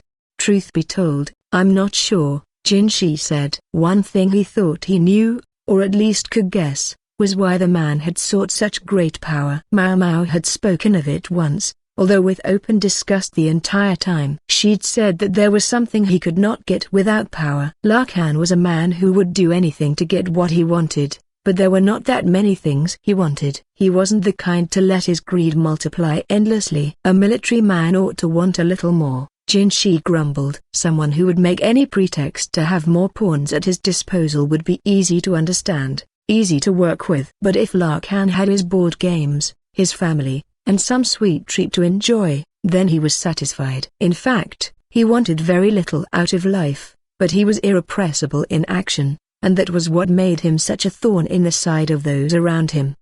Perhaps if you were to try speaking directly with Grand Commandant Kan, Barsen suggested. I think that would cause more problems than it solved, Jinshi said. Lakan did not like him very much, for reasons that should be obvious. Sometimes he would drop by Jinshi's office and waste his time, eating some snack and filthying up the paperwork. He hadn't been seen much in these parts recently, and Jinshi knew why. He was busy hanging around the medical office. He could well imagine how displeased Mao Mao must be. Grand Marshal Lo, then, Barsan said. Not just anyone could hope to simply sit down for a chat with the Grand Marshal, but Jinshi was the imperial younger brother. Barsan assumed that would be enough to get him in the Grand Marshal's door, but it wouldn't be that easy. Have you forgotten where Sir Lo's allegiance lies? Jinshi said. Grand Marshal Lo held his position by the personal appointment of the reigning emperor. And why had the emperor been willing to push through that appointment? Do you believe our mother ...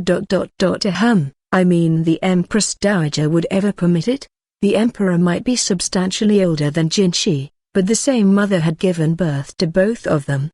The Empress Dowager had entered the rear palace as only a servant, but the former emperor had chosen to take her into his bed as a consort. Many in the rear palace had sought the Empress Dowager's life at the time. With all the former emperor's siblings dead of disease, everyone knew that her son, the one who would later become Jinshi's older brother and the reigning emperor, would be crown prince.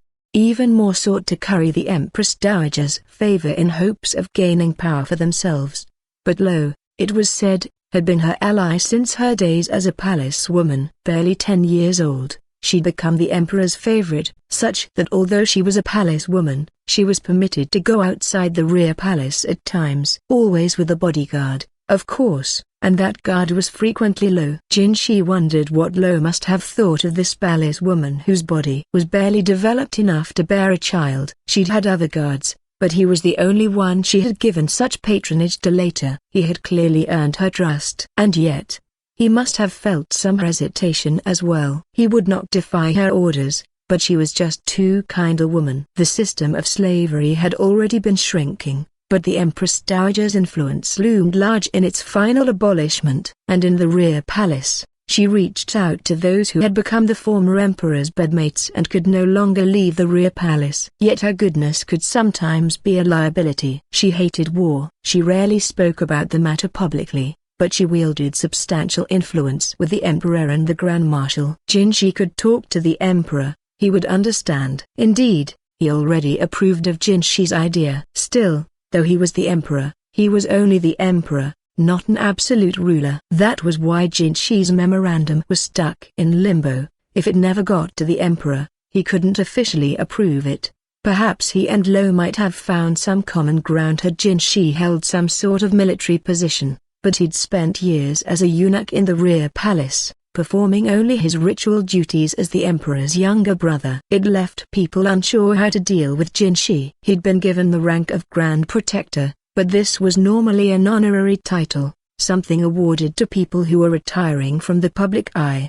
Considering that Jinshi was the emperor's younger brother, some said he should have been made prime minister. In addition to his youth, however, there were other qualified candidates for that position, and so the calls quieted. One might have expected an honorary title to bring with it only a minimum of actual work. That might have been nice, but instead he found himself deluged with papers, every day a rush to get things done. They seemed to take him for some sort of jack of all trades. So much time wasted talking about piddling details. Mai broke in, replacing their now lukewarm tea with fresh. Sister, politics turns on such delicate matters, Barsan said. Delicate? Hardly a word I associate with you, she said with a mocking edge. Barsan's lip twisted, but as hot-tempered as he might be, even he knew that he wouldn't get the best of his sister. What it comes down to is, you want to get them to accept your demands, Mai said. If it were as simple as that, I wouldn't be losing so much sleep,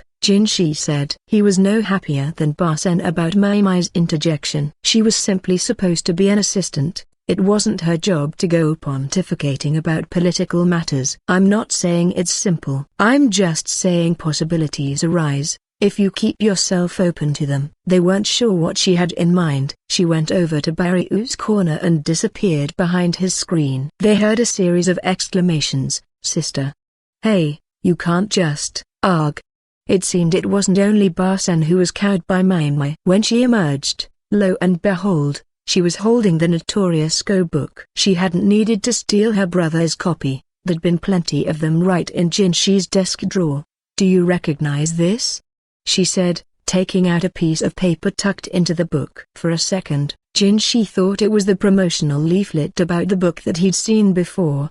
But then he realized it was something else. "A Go tournament?" "Yes," Mai said. The paper announced it proudly. "I didn't see that in any of my copies," Jinshi said. "Not in the ones Mao had given him, or in the ones had bought." "Did you purchase them yourself, Master Jinshi?" "No, I sent someone to do it for me." "Ah, perhaps they thought you would object, then." Mai pointed to the details of the tournament, outlined on the paper. "It would be held at the end of the year. There would be a fee of 10 copper coins to participate, and..." Jinshi goggled. The location of the tournament was to be a lecture hall on the palace grounds. His jaw hung open and he couldn't seem to close it. "That is abuse of power if I ever saw it," Barsan said, astounded. Mai said, "Go connoisseurs are supposed to make up 1% of the population. If there are 800,000 people in the capital, that would make 8,000 players. How many do you think are going to participate in this tournament?" She made it sound like a riddle. "People wouldn't have to buy the book to know about the tournament. Word would spread among friends, and anyone could pay 10 copper coins. Even a child could afford it if she saved her allowance." It was impossible to say how widely the book was being read, or exactly how many people might be or become interested in Go. The thought of how many people might show up for the tournament was frightening. If they tried to hold the tournament in a marketplace, the venues that could accommodate them would be limited. Most open spaces are given over to markets, so getting permission to use one would be difficult. The Merchants Association keeps its own counsel in such matters. Even bureaucrats find it difficult to throw their weight around with them. "That doesn't mean he should hold it in the palace." "It can't be done." Mai pointed a finger at Jinshi as if to say that was precisely her point. "I agree, and I'm sure he's not happy about having to do it that way. After all, how many potential participants could actually enter the palace grounds? Very few. No doubt he would have been overjoyed to get a proper tournament venue out in public somewhere." "I see," Jinshi said slowly, looking at the pile of paperwork. "Indeed, everyone may try to push everything on you, but you may find that once in a while you want to push back, using the rights of your office." Mai gave him a significant look. "I seem to be veritably surrounded by strong and intelligent women," he said. "Nothing of the sort," Mai replied. "It's simply that they're the only ones who can get close to you." The remark wasn't self-deprecating. Jinshi and Barsan traded a look, both of them clearly feeling outmatched. Jinshi found himself having to take back what he had thought a few minutes earlier. Mai understood politics very well. Chapter 5, Cards. "If you have a trump card to play," Mai had said to Jinshi, "it's better to use it sooner than later." Prompted by her remark, Jinshi found himself outside Lakan's office. He'd sent a messenger the day before to alert him to his business, but to be completely honest, he wasn't sure if the Grand Commandant was going to be there. He probably wasn't. He thought as he entered. "Pardon me," he said. To his surprise, the eccentric strategist was there, lying on a couch and sipping from a gourd. To all appearances he was quite at his ease, but a secretary placed some paperwork sheet by sheet on a table and gave Lakan a stamp to press on them. "Ah, His Majesty's esteemed younger brother. And how might I help you?" Lakan drawled. Jinshi wasn't sure how Lakan had recognized him. Maybe it was because of the messenger he'd sent. Mao had told him the strategist was abysmal at telling one face from another. If Jinshi were to behave the way the strategist did, he was sure Barsan would take him to task for it. And he wished Lakan would stop using mooncakes as paperweights. They left little round oil stains on the documents. Barsan wasn't there at the moment. Jinshi had a different bodyguard. He'd been pretty sure Barsan would never get along with the strategist, but he'd also been warned against going to see Lakan completely unprotected. He had another companion as well, Mai. Lakan spared each of them a glance before returning his gaze to Jinshi. It was abundantly clear he didn't like what, or whom, he was seeing. "Please, be seated." "No one wants to talk standing up." "Come, now, not even any snacks for our guests?" He was being completely reasonable, but the juice he poured for them came out of his gourd, the one he'd been drinking from until a second ago. Didn't he remember getting food poisoning from drinking directly from the container? His aide rushed to get fresh drinks. Mr. Monocle made a show of stroking his unkempt beard. "Now, what brings you here today? It sounds like you're planning a most interesting event, but in a less than ideal location." Jinshi pulled out the piece of paper that had been tucked in the pages of the Go book and placed it on the table. "Did you get official permission to use one of the palace lecture halls?" "Oh, that." Lakan looked away, and his lower lip stuck out a little, almost like he was pouting. "I'm the one in charge. If there were any objections, I might have expected them to come from Old Lo. Surely this is outside the Imperial younger brother's purview." "It's none of your business, so screw off," seemed to be the message. Jinshi's smile never faltered, even as he knew he was dealing with someone who saw people's faces as ghost stones. Against Lakan, he was robbed of the one weapon in his arsenal in which he had complete confidence, but the strategist's aide promptly flushed and looked at the ground.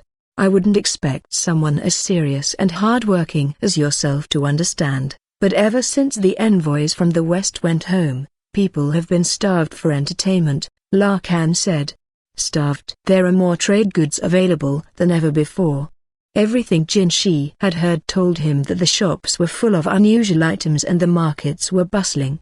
"Ha, that may be so, but a fine meal leaves a diner craving the next great dish, and such memorable happenings have left the people seeking something more, something even better to amuse the tongue or dazzle the eye." Let it be said that exotic goods from foreign lands are of scant use when one has no money in one's pocket to buy them, and taxes have crept up lately, bit by bit. "It's a subtle thing, but I gather the rates are growing onerous out in the farming villages." "And what are these strange new laws I hear about?" "Encouragements to eat insects." "I don't prefer six-legged dishes myself. But perhaps you do, honored brother of the Emperor?" Jinshi said nothing. Go is a simple pleasure, something one can indulge in with nothing but a few stones. Doesn't it seem the perfect way to disperse the malaise that hangs over the people? Lakan was hitting him where it hurt. Having tried the malnourished grasshoppers himself, well, if you asked Jinshi whether they were good or bad, his answer would emphatically not be the former. Likewise, the increase in taxes was a hedge against grain shortages. The tax hike was the one proposal of his that had passed readily. He wasn't sure what that said. By this point, Barsen would have been all over Lakan. Jinshi had been right to leave him behind. He took a deep breath and, still smiling, said, "I think you're laboring under some kind of misapprehension, Sir Lakan." He let his fingers slide along the leaflet, stopping on the word location. "I have no qualms with the tournament itself, only with where it's being held." "Well, what do you want me to do? Where should I hold it?" "I'm a man of few friends. I don't have the connections to bring the merchants around to my point of view." Jinshi knew that very well. He did, however, think Lakan might have had at least one friend who could help him in this situation, but this wasn't the time. "Let me suggest this venue," he said, producing a piece of paper on which was written Argent Theatre. It was the same place where the White Lady had displayed her miracles, but it had been closed ever since her arrest. It had a prime location along a major thoroughfare, the perfect place for a competition like Lakan's. The whole matter involving the White Lady had been left to Jinshi, for reasons he didn't fully understand. But he was pleased that the piecemeal work he'd been given was finally proving helpful in some way. The Argent Theatre was the trump card to which Maimai had so astutely alerted him. The place couldn't remain closed forever, she'd said, and, even if one did suspect the theatre owner of being in league with the White Lady, in her opinion they'd been punished quite enough. Now, there were civil officials who had been poisoned by the White Lady. The owner was never going to get off simply by claiming he'd only given her a place to perform and had known nothing about what her act involved. Barsen had been irate at Maimai's suggestion, but his sister had replied, "There's more to politics than punishing people. We get him to play along, do everything he can for us. If we're careful about how we squeeze him, he'll thank us and ask us for more. Isn't that what a wise ruler would do? And if there are any problems, It's Grand Commandant Khan running the show. There should be plenty of soldiers around to curtail any trouble. Lakan himself was a profound hassle to deal with, but of fine subordinates he had an abundance. There would be people to help out on the day. Plenty of military types to contain any problems that arose. If Mai had been a man, she would have been Jinshi's aide, and he would have trusted her implicitly. She was quick-witted and had studied swordsmanship until she got married. Unlike her brothers, each of whom inclined a little too far to either mind or muscles, Mai seemed able to do anything. Lakan scowled, but he looked intrigued by Jinshi's suggestion. The Argent Theatre? What's that? He asked. His question was directed not at Jinshi, but at his solicitous bureaucrat. Jinshi had been under the impression that the Argent was fairly well known. He was surprised Lakan hadn't heard of it. It's a theatre in the north of the capital, near the residential area. It is, however, currently closed after a series of performances by a miracle worker called the White Lady, the other man said. The White Lady? Jinshi knew Mau made no effort to remember things that didn't interest her, but Lakan went above and beyond. Jinshi could hardly believe that he had no recollection of someone who had caused so much commotion. It's the place Rikusen went with Master Lahan and Miss Mau, the aide advised him. Ah, that place. The strategist said, leaping off his couch and pounding the table. He was shaking with rage now that he remembered it. Jinshi suspected he'd wanted to go there too. Might I continue? Jinshi asked with mounting annoyance. Lakan looked put out, but sat down. The Argent would be a perfect location, more than enough space. Far preferable to the lecture hall, which would be accessible only to those permitted to enter the palace. You're saying you'd approve the event there? Yes. It's currently shut down, but I can have it opened again. I came to ask for your opinion, however. Instead of simply allowing them to resume their normal activities, might it not be better to hold an event there ourselves, overseen by someone who could keep things in check if need be? Everything Jinshi was saying was true, as far as it went, and no further. He felt a trickle of cold sweat. Lakan might not be able to judge people's expressions, but he had other ways of knowing what was going on. Other gifts that compensated for his inability to distinguish faces. For one thing, he was exceptionally good at sniffing out lies. At the moment, Lakan was staring at Jinshi as if trying to peel away the layers of his words, his plans. He looked Jinshi in the eye and stroked his chin. And what is your purpose in making this generous suggestion? He asked. Jinshi fought off a desire to swallow hard. He took a single breath to steady himself, the same as always. At last Mai stepped forward. She placed a pile of paper on the table. We're returning to you matters that should always have been in your hands, Sir Lakan. Naturally, we've also given the other officials back their work as well. I think I see. Lakan looked at the pile with undisguised distaste. It was 3 times as much work as he'd been listlessly doing earlier. Mai had brought as much as she could carry, but there was still more back at Jinshi's office. Jinshi's hard-working streak caused him to try to take care of all the various paperwork he received, but Barsen, his second-in-command, wasn't gifted when it came to desk work, and the go-loving bureaucrats was merely on loan from somewhere else and didn't feel he was in a position to express his opinion on such lofty matters. With the arrival of Barryu and Mai, it was decided to give the work back to those from whom it had come. You don't think I'll simply shove it back your way, honored imperial younger brother? Oh, there's not enough there to warrant the effort. You could go through it with a snack in one hand, yawning all the while, and you'd still be done by this afternoon. Lakan's aide looked openly terrified. Jinshi's words were nothing short of a provocation, but Jinshi saw nothing to gain by holding back at this moment. He was confident that Lakan would do as he asked, even if Jinshi did put his nose a bit out of joint in the asking. You need the Argent Theatre, and you need the surrounding street closed off for an entire day. Who else can do that for you but me? Jinshi asked. Lakan looked at his assistant. If we change the venue to the theater, what happens? One expects that the number of participants would increase dramatically, sir. We would see far more commoners and children. Enough that I doubt our plan to hold the proceedings in a single day would suffice. It was a shame for him.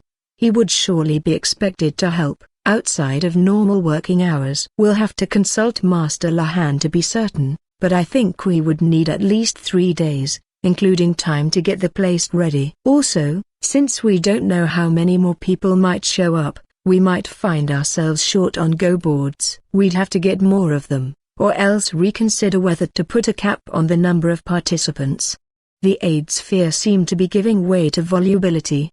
No caps. The whole point is for as many people as possible to play Go, Lakan said. It took Jinshi by surprise. He'd always assumed the strategist thought only of himself. Then again, when he'd spoken to Lakan before having this meeting, the other man had said, "My honored father is acting differently this time. That Go book is his tribute to my dear departed mother."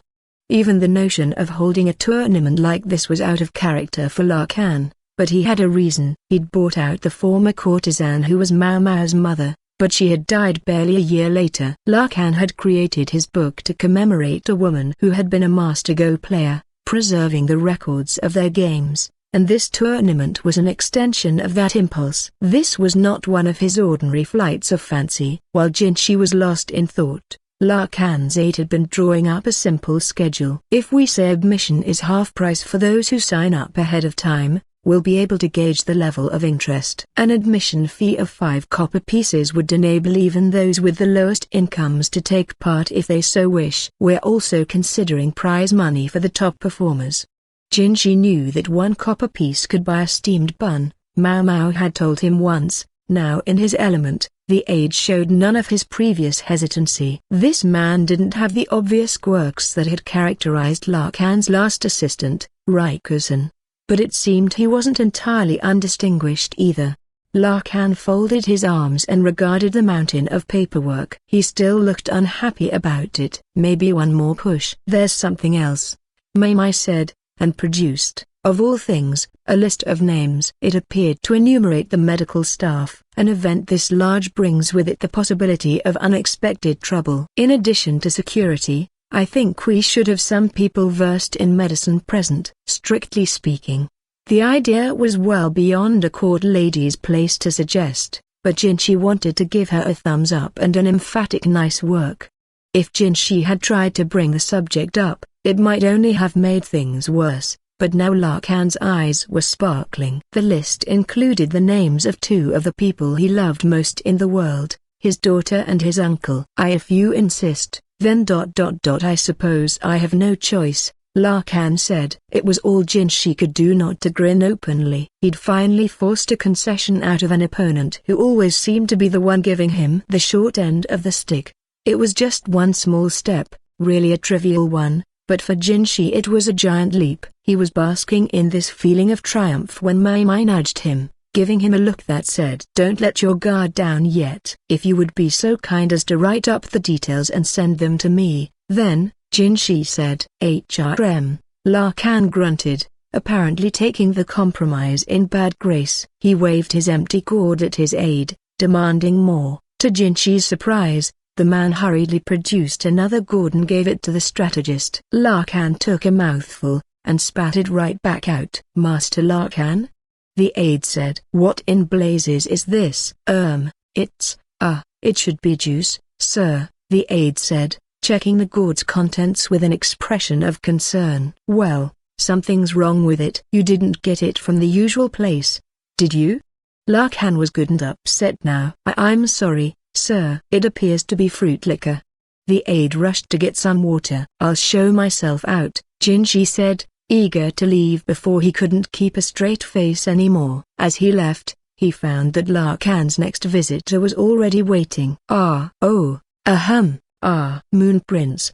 A young civil servant clutching an armload of wood writing strips bowed his head at Jinshi's appearance. Certain departments preferred the wooden strips to paper, and those who were especially obsessed with propriety and decorum seemed to love them most of all. Jinshi wondered which office this young man had come from. "Let me see those." Lakan got up from his couch and snatched the strips from the official. He turned and made for a large desk in the corner of his office on which there was a map with pawns arranged on it. He studied the writing strips, shifting the figures around as he read. "Let's do this, then." "Why yes, sir," said the young official, making a note of every movement. Jinshi spared him one last glance as he left the room. The entire court knew Lakan as the eccentric strategist, and while the emphasis tended to be on eccentric, one could not forget that he was also a strategist, and that as he moved those pawns across the map, soldiers marched in their hundreds, their thousands, even their tens of thousands. Lakan was not like Jinshi, who had been given a civil post as befitted the emperor's younger brother, but an empty one. Jinshi could only sigh at his own ordinariness, and wonder how an ordinary person like him was going to outwit a genius like that. Chapter 6, Thunderclap. It was an autumn afternoon, and Mau Mau and her father were both looking puzzled. "Think it might rain today?" her father asked, looking at the sky out the window of the medical office. "Cats and dogs ... sir," she said, catching herself before she spoke too brusquely to him. There were other members of the medical staff around and she had to be careful. Yao and Enon weren't there, however. As the medical assistants grew more comfortable with their jobs, they were increasingly assigned to different places, wherever there was work to be done. Mau Mau happened to have been sent to help out today at the medical office where her father worked. Lao Men held a message in his hands, orders from one particular person. The problem lay in exactly who that person was. "Guess he's been hard at work." "I'm a little surprised," mumbled a young physician nearby, seemingly in spite of himself. Mau Mau had met him when she was working for Jinshi, and if you're wondering, no, she hadn't learned his name yet. He ought to be working," Lao Men said, but he sounded somewhat less firm than usual. "What does Grand Commandant Kan want with you, though?" "Dr. Kan." In short, the freak strategist was trying to foist his work on Mau Mau's dad. The letter was phrased as a polite request, not an order, but nothing about the contents said "if you'd be so kind." "I must admit, I'm not confident that I'm the best person for an interrogation," Lao Men said. He was being asked to speak to a trio of suspects. Normally, that would be the business of some legal functionary. Why ask a doctor to do it? One might have expected them to be a little more discreet about a matter like this, Mau Mau said. "Yes, one might," Lao Men agreed. The suspects were 3 soldiers. This was an internal investigation. "What exactly is it that you're supposed to ask them about?" the young doctor inquired. He seemed like the kind who was too professional to ask gossipy questions, but it appeared his interest had been piqued. "I can see why they might want to keep this quiet." "There's a woman involved," Lao Men said. "A WW woman?" said the doctor, studying the ground with all the embarrassment of an innocent boy. "Why do they want my old man to handle this?" Mau Mau wondered. Maybe there hadn't been anyone else suited to the task. She grew more surprised, however, the more she learned about the interrogation subjects. "They all have the same family name," she said. The number of family names in Li amounted to no more than several dozen, so it wasn't unusual for people to share a name, but for all 3 of the suspects to happen to have the same one, that was a little odd. "They're brothers." "Triplets, at that," Lao Men said. "Triplets?" That got the attention of both Mau Mau and the young doctor. "A woman claims that one of the 3 tried to force himself on her, but she brought her charges without being completely certain which of them it was. Since the woman is related to a soldier, it was decided that the investigation should begin as an internal matter." "However." "Yes." "What?" "The triplets' father is a high-ranking official with the Board of Justice, and he's insisting that no trial can be held until they know for sure which of the 3 did it. My understanding is that this wouldn't be the first time the boys have used their father's privilege to shield them from responsibility for their wrongdoings." "Geez," Mau Mau thought with an instinctive scowl. "We'll have one chance and one chance only to question them, and to make it clear who committed the crime. We must not fail." That was why the freak strategist had turned to Lao Men. Why he'd suddenly become such an industrious worker remained a mystery, but he continued to display excellent judgment in his choice of operatives. Mau Mau's father was brilliant, a man who could hear one fact and deduce 10 more. Lao Men wasted no time. He went to hear the young men's stories the very next day. "Would you come with and write down what they say, Mau Mau?" "I'd like to have a third party's opinion." "I'd better not. I always bring out the freaks. Or more precisely, the freak." She shook her head, imagining what would happen if the strategist showed up. "You needn't worry. Lakan won't be there." "All right, fine, but what about Yao and Enon?" She glanced over. The two were working in the same office as she was today, and they would be sure to notice if she slipped away. "I've spoken to them." Yao declined. She said she's not versed in shorthand. Neither am I, Mao Mao thought, but she chose not to say it. If Yao happened to overhear, she might go ahead and volunteer, and Enon would never let her be in a room with men accused of perpetrating violence against a young woman. No, the wise choice here was to stay silent. Yao might be frustrated by her own shortcomings, but she was willing to accept the limits they placed on her. Yao had been watching Mao Mao regretfully from behind a post for some time now. Behind her, Enon was waving a white handkerchief as if to say get going. "See you later." "I guess we'd best be going," Mao Mao said, knowing that the sooner they got started, the sooner they would be finished. They were given a conference room amidst the military offices in which to work. It wasn't cramped, but it wasn't spacious either.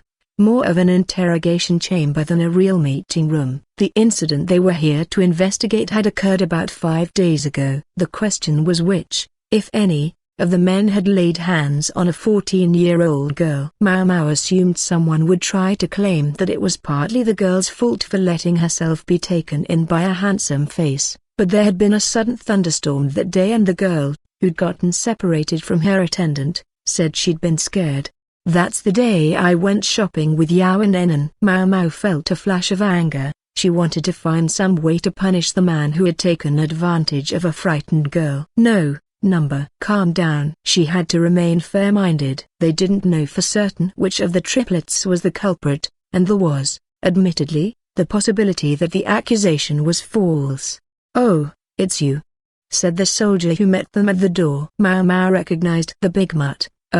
That is to say, Lihaku. "Thank you for being here," her father said with a polite bow. "Sure. If there's any trouble, just shout." "There's another official in there, a secretary, but he's just a bureaucrat."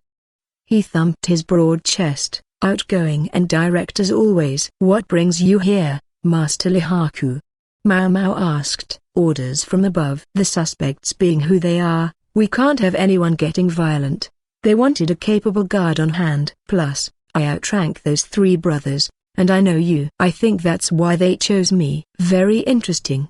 It made sense, although it might have been more accurate to say not that Lihaku knew Mao Mao, but that he knew Mao Mao would be impartial. Besides, assignments like this are a nice change of pace from time to time. Lihaku grinned at her, ever the good-natured fellow. She noticed that the sash of rank around his waist was different from before. "Looks like you're really moving up in the world, if I may say so," she said. "Sure am. Thing is, I've started getting so much desk work that my body is losing its edge." Mao Mao was eager to know how much money he was making these days, but she knew it would be uncouth to ask, so she refrained. She was most curious, however, if he would be able to redeem Pei Riin, the princess of the Verdigris house whom he so adored. "My apologies for the interruption, but might I ask you a few things?" Lao Men said, looking at Lihaku. "Oh, yes, of course." "Sorry, go ahead." "It sounds like you have some personal acquaintance with these 3 young men." "What kinds of people are they?" Lihaku put his hand to his chin thoughtfully. "You know, I'm not quite sure how to answer that. All 3 of them are clever scoundrels. They look identical, and they even sound a lot alike. I guess their personalities are pretty similar too. I couldn't be sure, though. I haven't known them long enough to really tell one from the others. I guarantee no one meeting them for the first time could tell them apart, and I think they're using that to give that young lady the runaround. They're good-looking, no doubt about that. Definitely handsome enough to pull the wool over an idealistic girl's eyes. That's why they only go after sheltered girls, young women who don't know how the world works. There's even stories that they've assaulted girls as young as 12 years old." Lihaku looked like he found the idea incomprehensible. "That is it. We don't need the likes of them. Trying to make time with girls who might not even be menstruating yet." The thought was as much as Mao Mao could stand. She could imagine a great many of the girls crying themselves to sleep after it was all over. Her father nodded. "Are the brothers close with each other?" "Not to speak of," Lihaku said. "Once, one of them screwed up on the job, and when there was an inquest to see who'd made the mistake, there was no covering for each other or trying to help each other out. In fact, They all seemed to want to make it as bad as possible for the others. So, this mistake, they didn't try to conspire to keep it under wraps. You think they could? The monocled old fart, he'd see right through them. How nice of Lihaku to remember what Mao Mao had told him. The freak strategist was basically worthless as a human being, but he was good at show guy, and judging character. He should have dealt with this case himself, then, Mao Mao thought. Then again, what they really needed was hard proof. Even if he had a gut feeling who the perpetrator was, they'd have to produce some evidence. Phew, that was something to see. Oh, that reminds me, Lihaku said. Yes, I assume 2 of the 3 brothers will be honest. They do whatever they like, cause they know their father will protect them, so they won't expect to be punished if they haven't done anything wrong. I think they'll tell the truth if they don't think it will do them any harm. You're quite an honest person yourself, Laomen said, his face softening into a smile that made him look like a kindly old lady. GG, you think? Lihaku said. In any case, thank you for your help. We'll be counting on you to jump in if we need anything in the way of more physical assistance. Her father walked into the room, and Mao Mao trotted after him. They found a man with the air of a civil official waiting inside. He must have been the secretary Lihaku had mentioned. When he saw them, he got up from his chair and bowed. They should be here soon. If you'd have a seat. Thank you kindly, Laomen said, sitting down. There was a table with a sheet of paper, which detailed the 3 brothers' jobs as well as exactly who their family members were. Are they trying to intimidate us? Mao Mao wondered. The paper seemed to mean, we're here because the strategist ordered it, but you don't have any authority to punish us. Now, how are we going to handle this? Laomen mused. They were to speak to each of the 3 brothers individually, and the first of them had arrived. Time to get started. Mao Mao dipped her brush in ink, ready to take down everything she could. You've clearly got something wrong somewhere, because I haven't done anything. For one thing, I find it unthinkable to lay hands on a girl a mere 14 years old. What evidence do you have against me? Where was I 5 days ago? I was downtown, getting a drink after work. Anyone would want a tipple when they're finally off for the day, wouldn't they? I didn't want to break the bank, though, so I headed for the southern side of town. I know a place that sells good grape wine for cheap. No, I didn't go to the pleasure district. That part of town's not for drinking, I can tell you that much. And you always run the risk of accusations just like this one. And you wonder why men say women are so frightening. Thunder? Yes, that huge thunderclap. I certainly do remember it. Who could forget a boom like that? The lightning must have struck very close to the capital. I heard that tremendous noise almost as soon as I saw the flash of light. I don't mind saying, it gave me a good start. The rain only got worse after that, so I stayed at the tavern until it let up. You want to know when this all happened? It was right about the time the evening bell was ringing. First I saw the sky light up, then I heard the bell, and it wasn't a moment later that the thunder came. So, as you can see, I'm completely innocent. You can ask the tavern keeper. He'll vouch for me. One of my younger brothers did it. Dispose of them however you like. But if you try to pin this crime on one of us without some very good evidence, well, I assume you know what'll happen to you. The eldest brother was the first to speak to them. He was good-looking, just as Lihaku had said, but his pallor was poor and he was given to the occasional twitch. His fists were clenched, and stayed that way the entire time they questioned him. Perhaps he was hungover from the drink he was so fond of, or maybe it was nerves taking their toll on him. Nonetheless, he answered their questions with alacrity, although in a tone that defied them to finger the culprit. Laomen gave a thoughtful hum and stroked his chin. Mao Mao knew that even if she and the secretary hadn't recorded a thing, her father would remember every word.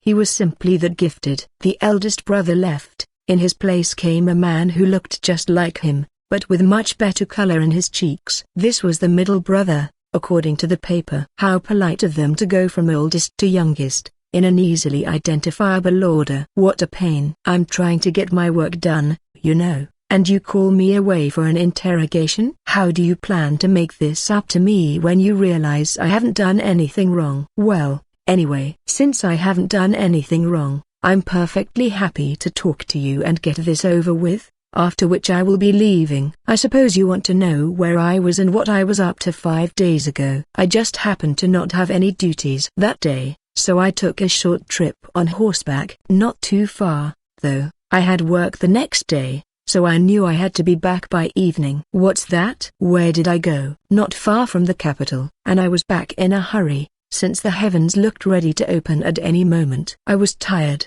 so I came home and went straight to bed. I'm sure you know which house is mine, since you must know who my father is. Then again, maybe you don't, or you would never have dragged me here. Do I have anyone who can vouch for my alibi? Well, they were my servants, but I don't suppose you'd believe them. I'm sure you'd whine and cry and claim that I ordered them to lie on my behalf. I'm afraid it is what it is, though. My quarters are in an annex, not the main house, so I doubt anyone else even noticed me coming or going. You want to know where I was when the evening bell sounded? You mean around the time there was that clap of thunder? Believe me, the rainstorm that came after that put the finishing touches on a tiring day. It surprised me something terrible. The sky lit up just as the bell was sounding, and then there came that terrible crash. It must have been an awful fright for the bell ringers. They might well be struck by lightning themselves, being all the way up there. They weren't, of course. More's the pity. There. Are you quite satisfied? I'm going back to work. It must have been one of my brothers who did it, the older or the younger. I'm sure you'll look into it very carefully. Of course, we wouldn't want any mistakes. This second brother was no less provocative than the first. He had a mocking smile on his face from beginning to end. Mau Mau caught a glimpse of blisters on the palm of his hand, but that wasn't surprising. As a soldier, he practiced swordsmanship and rode horseback. A few blisters was nothing unusual. Mau Mau finished recording his testimony, scowling slightly. Her father nodded and made a twirling motion with his finger. They both wanted to get this farce over with. The third and youngest brother came in. He looked, of course, just like the others. Mau Mau was getting a bit sick of that face, but she would have to suck it up. As for the youngest brother's health, he looked ordinary, neither ill nor particularly exuberant. What? I'm lost. Wish one of my brothers had gone ahead and confessed. I could have been spared all this. Well, can we hurry up and get through this?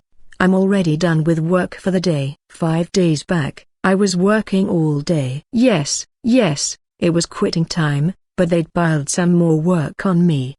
Go to the archives. Fetch this book. That's a bureaucrat's job, if you ask me. Blast that freak strategist.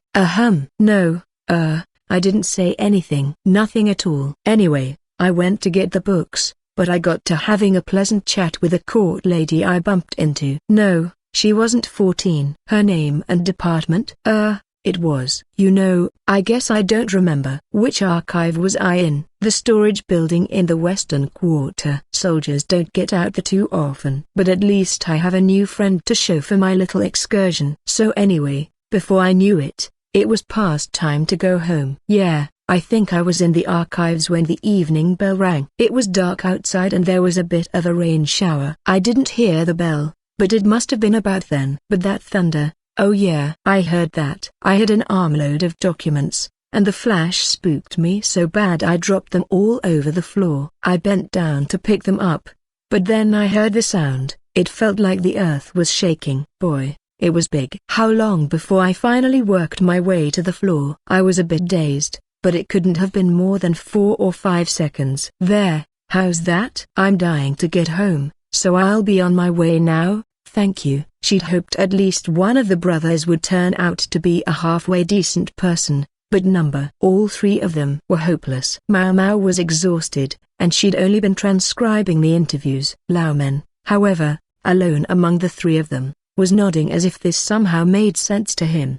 The secretary promptly went about making a clean copy of what he'd written down. Mau Mau leaned over, whispering so she wouldn't be overheard, and said, "Did you get anything, Pops?" I think we have most of the pieces we need," he said. He sounded downright blasé. Mau Mau looked at him in confusion. She liked to think she'd picked up a thing or two from her dad, but there was still so much she didn't know, such as what was going through the old eunuch's head at that moment. "Perhaps we can organize our thoughts when we get back," he said. He lifted himself out of his chair. using his cane to steady himself. Outside, they saw their would-be guard. "Didn't need a lahaku, huh?" he said, although he sounded a bit dejected about it. Mau Mau was sure he would have loved an official excuse to punch in at least one of those three infuriating faces. As soon as they got back to the medical office, Mau Mau's father requested a map of the capital and its environs. Mau Mau was just wondering if she would have to go to the archives to get it when Dr. Liu brought out a copy and saved her the trouble. "Just keep it clean," he warned them. Lao Men, who had every intention of marking it up, quietly hid his brush. He looked around for something he could use instead and found some small ceramic knickknacks in various colors, normally used to keep medicine packets from flying away. "What are you doing?" asked Yao. She and Enon came over with much curiosity. Dr. Liu could hardly object. They were both already done for the day. It was up to them what they did with their free time. "Just trying to organize the information we have," Lao Men said. "Would you two like to help?" Yao flushed at the way he was obviously hoping they would say yes. She looked away, meaning, "Well, I suppose I have no choice." It was very much like her to not quite be able to simply say yes. Enon was clearly burning the image of her young mistress into her retinas. Her intensity was a little frightening. "For starters, one marker goes here," Lao Men said, placing a red piece of pottery in the center of the capital. "What's that represent?"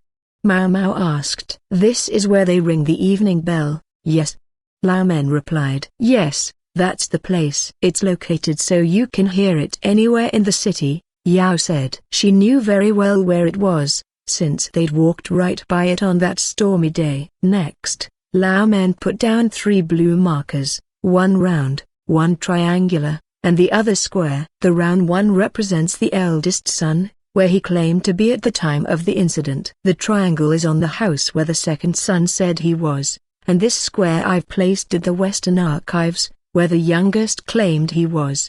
So no two of them were in the same place on the day of the attack, Yao said. "That's right, and this is where the young woman says she was."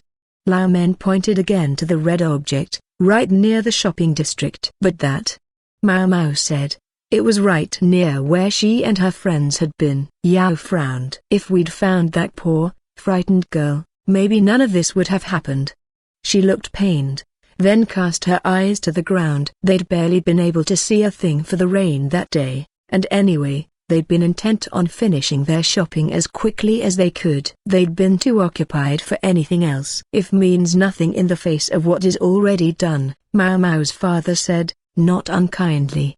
"The most we can do now is to help ensure that this doesn't happen to anyone else." All 3 of the suspects claim they have witnesses who can testify to their whereabouts, but all 3 of their alibis seem fishy. "Do you know which of them is lying, sir?"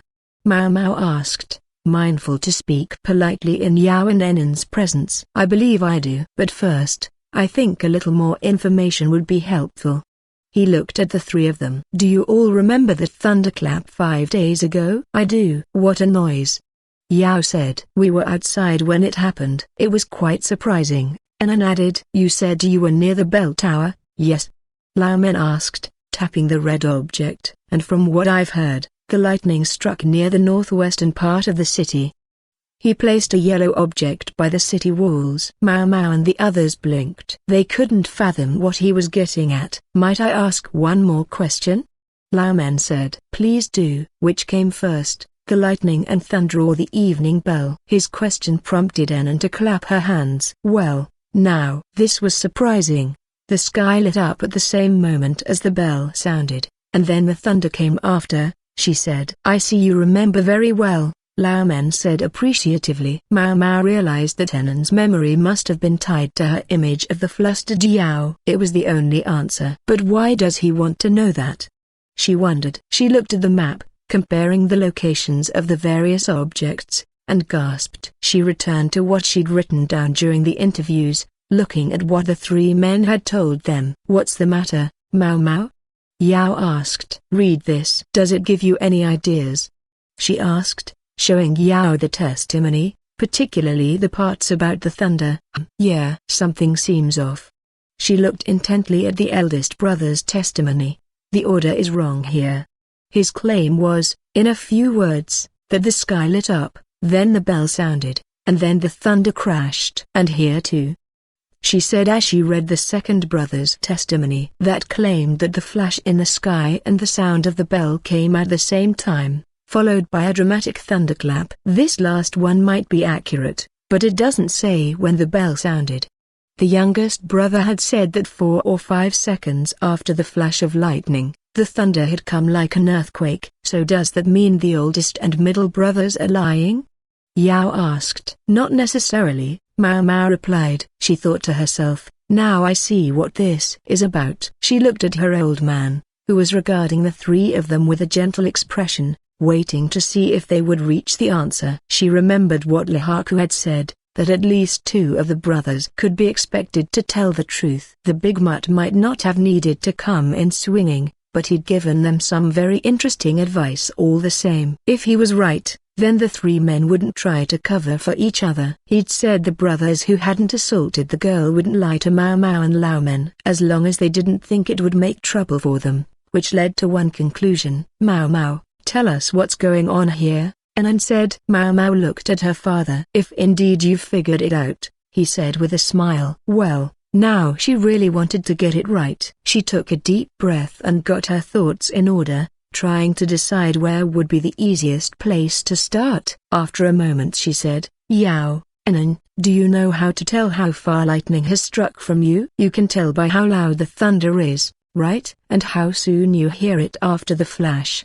Yao had a good head on her shoulders. She just needed a push to see the answer. So you're saying that the earlier they heard the sound, the closer they were to where the lightning struck? Lao Men nodded. Yao's brow wrinkled as she compared the 3 men's testimony. It's hard to work out the timeline. They all mentioned the thunder, but they don't agree about the bell. Her confusion was understandable. Mao Mao said, the farther you are from the lightning, the longer it takes the sound of the thunder to get to you. Wouldn't the sound of the bell behave the same way?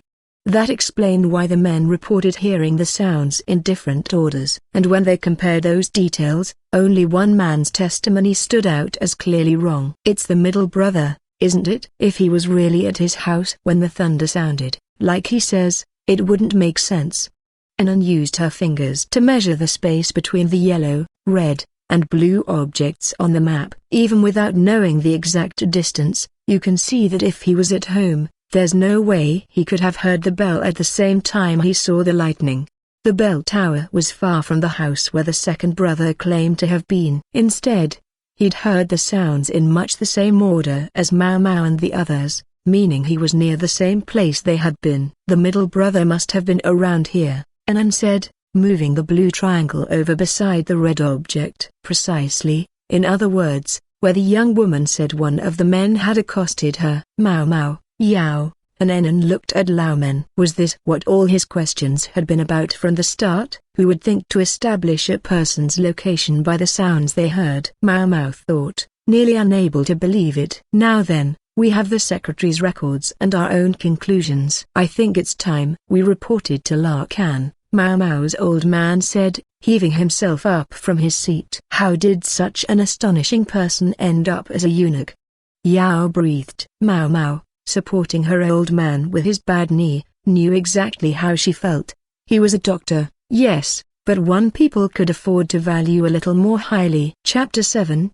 The Expedition. Dry air brushed Jinshi's cheeks. As it had the past several days. Still, he hadn't been on a proper excursion since his trip out west. Watching the scenery go by as his carriage rumbled along wasn't a terrible way to pass the time, but he couldn't deny a desire to ride out across the fields on his own horse.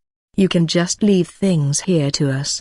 Don't worry, our world will keep turning without you for a few days, said Mai Mai, who stood with her chest out proudly. Jinshi pretended he couldn't see Baryu, whose look said, are you really leaving me here? Instead, with Mai Mai's proverbial push, he headed out to do his observations.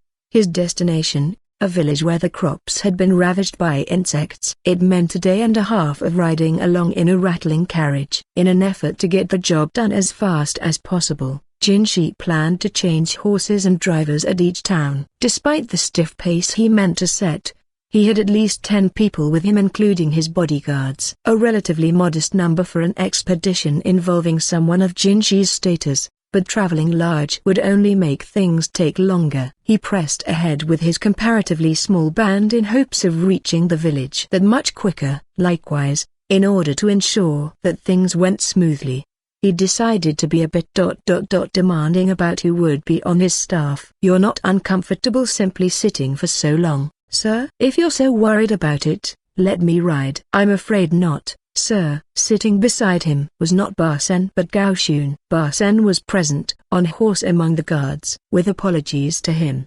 Gaoshun was still more capable when it came to serving as Jinshi's aide-de-camp. Hence Jinshi had borrowed him from the emperor. It was also, as it were, Jinshi's little revenge on his majesty, who had been making his own life easier by having Gaoshun do his work. "Are you sure Barryu is going to be all right? Even with Mai?"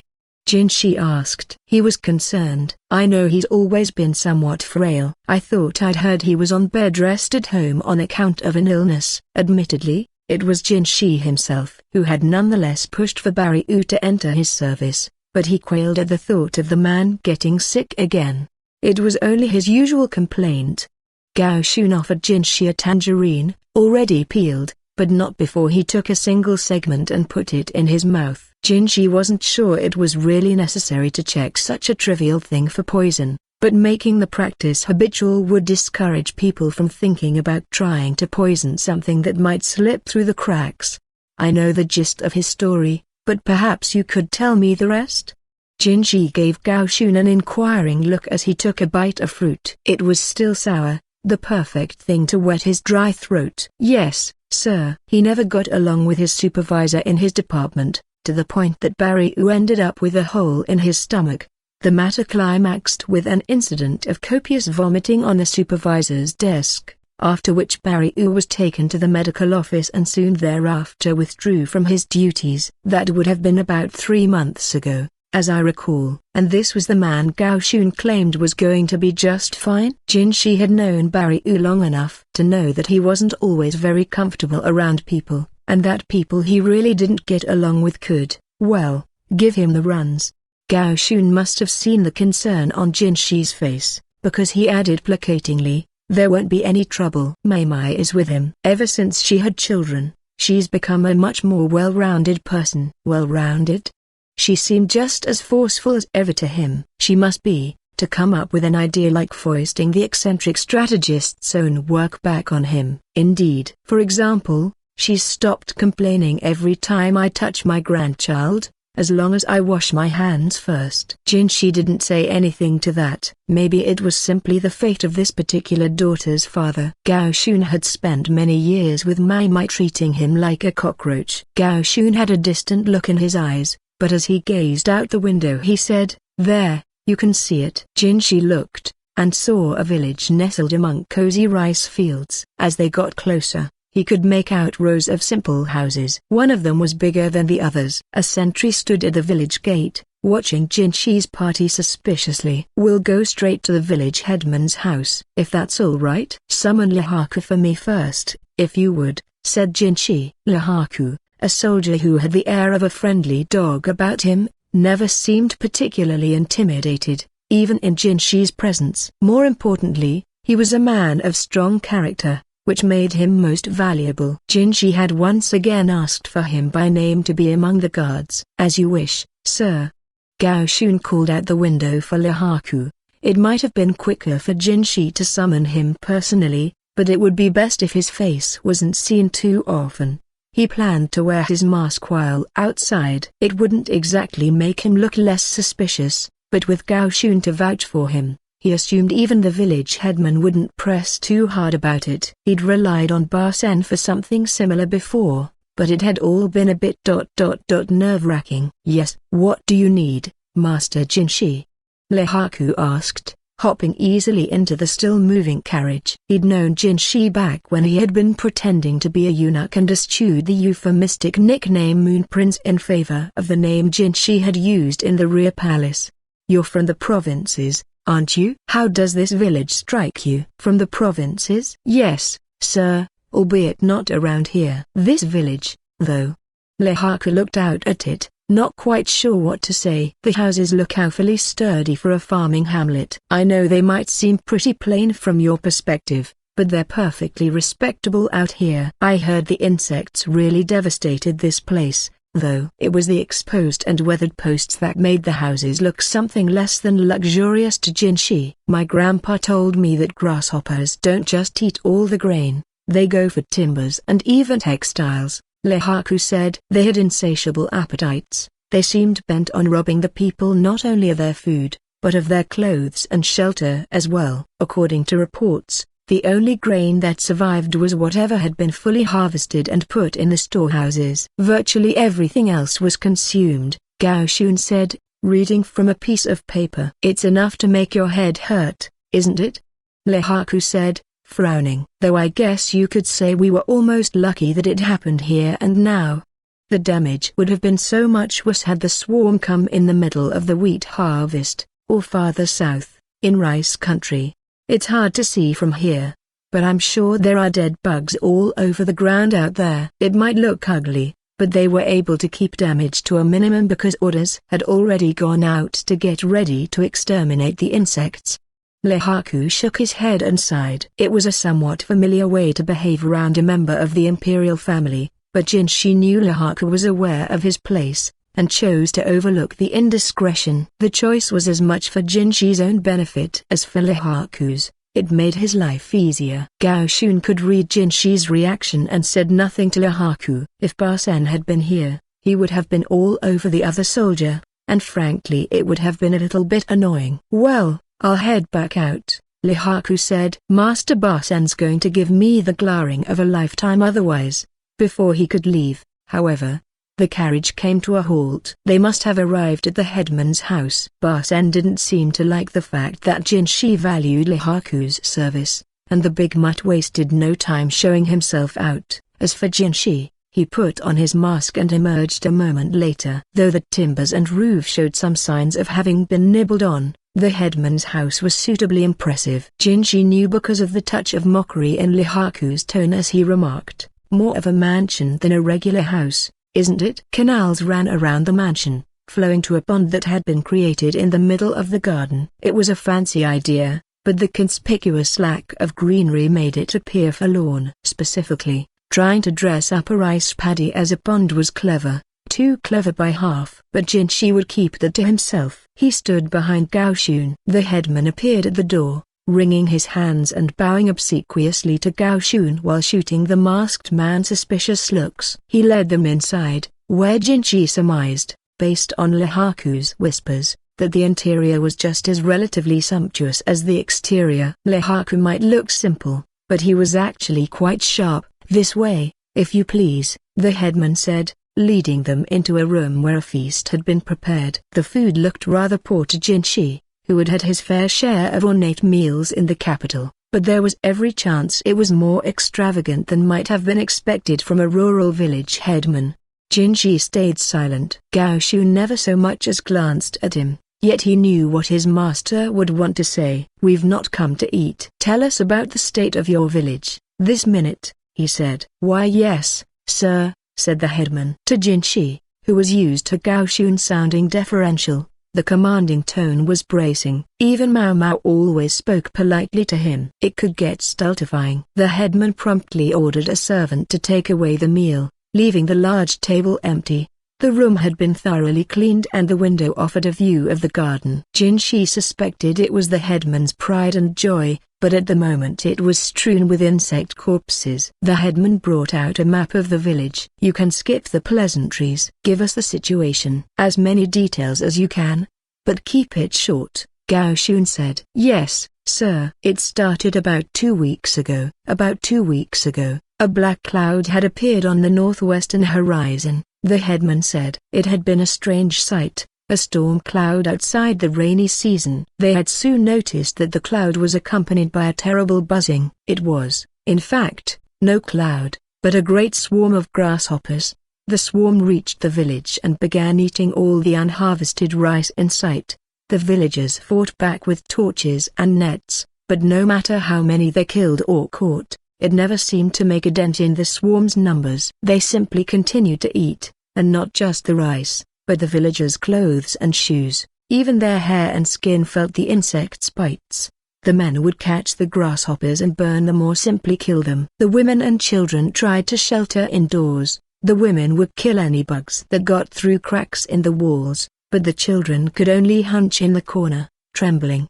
The grasshoppers' assault lasted 3 days and 3 nights. "These are the clothes I was wearing that day," the headman said, holding up an outfit of sturdy hemp fiber. Holes had been made clean through it, and judging by the bright colors of the fabric, it wasn't time that had done the work. "We made insecticide, but the swarm was simply too big. We didn't stand a chance." Jinshi bit his lip, so the chemicals hadn't been enough after all. "And then there's this," the headman said, going out into the garden and brushing the trunk of one of the trees. This was covered in new leaves, but the bugs ate every last one. He sighed deeply. "Where are the bugs now?" Gao Shun asked. "We killed all that we could, burned what we were able, and tried to gather the rest of the dead ones in the back of the village. Do you want to see them?" They did. The headman led them out behind the mansion. As they went along, they started to see more dead locusts on the ground, and then the bodies began to crunch under their feet. As they walked, Jinshi remained silent as they approached the place. "We'll refrain from a detailed description. Suffice to say a large hole had been dug, and a dark mound could be seen above the edge." A couple of the guards put their hands to their mouths, fighting the urge to vomit.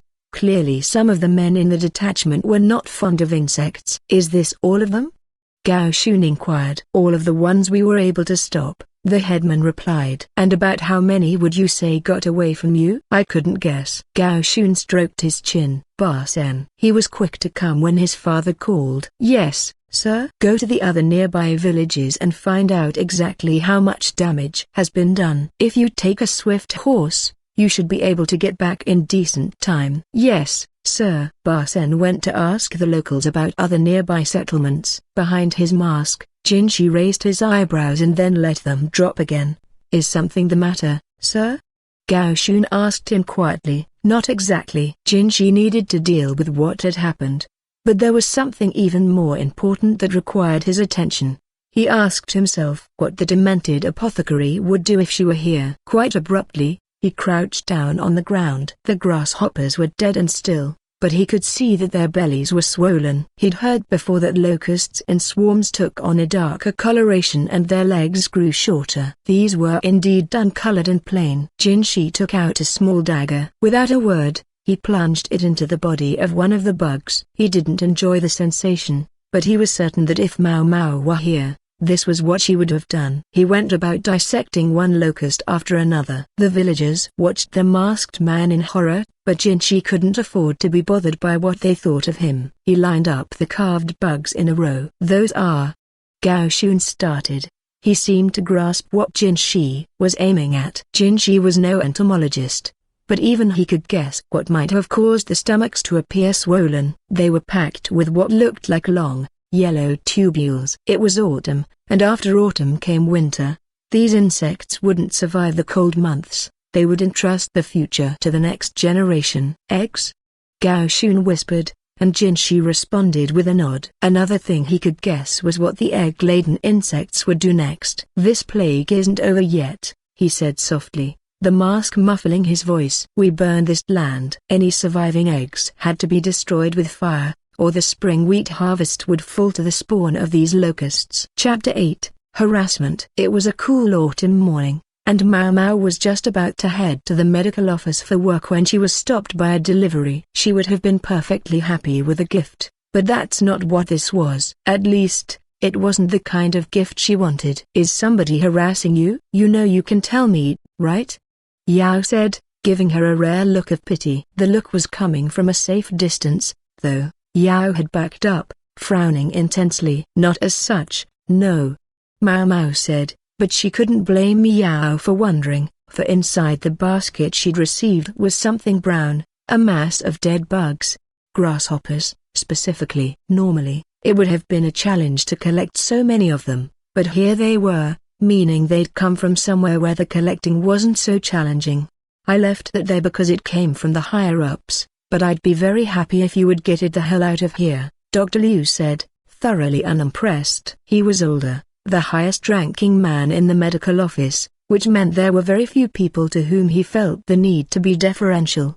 And take it where? Mau Mau thought. She didn't want a basket full of dead bugs in her room. She had a good idea who had sent it, but that only left her more puzzled about what to do. Dr. Liu seemed to sense that she was between a rock and a hard place. He beckoned her over. "Use the empty room in the next building over," he said. "It wouldn't normally be mine to give you, but HRM.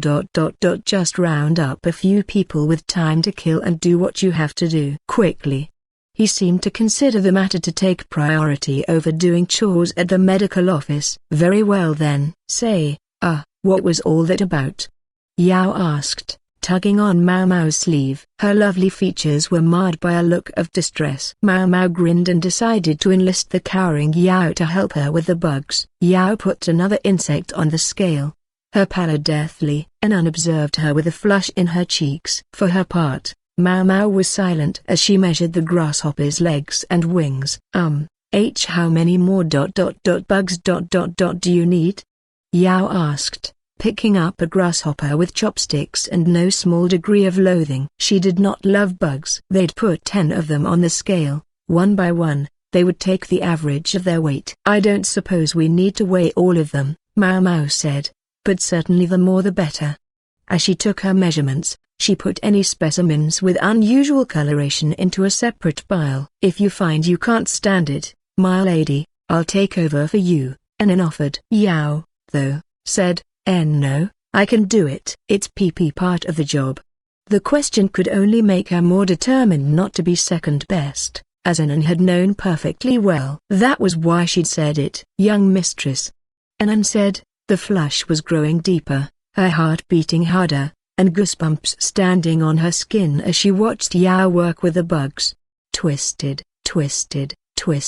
Mau Mau thought, giving them both something of a scowl. But she didn't stop working. They'd gotten through about a third of the pile when a visitor arrived, a small man with round spectacles, tousled hair, and, today, a grin. "Well, hello."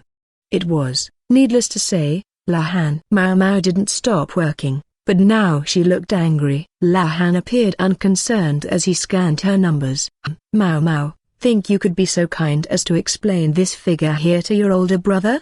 She pointedly ignored him, so he whispered in her ear, "I brought your reward from last time." "The one I mentioned? I guess maybe you forgot about it." Mau Mau's eyes flitted to Yao and Anan. Yao appeared not to have noticed, Anan had, but she was pretending she hadn't. Lakan was referring to Mau Mau's investigation of the Shuanese shrine maiden, which she had conducted without the knowledge of the other 2 women. She'd assumed the matter had been lost in the shuffle surrounding the attempted poisoning of the shrine maiden, but it seemed Lakan had remembered.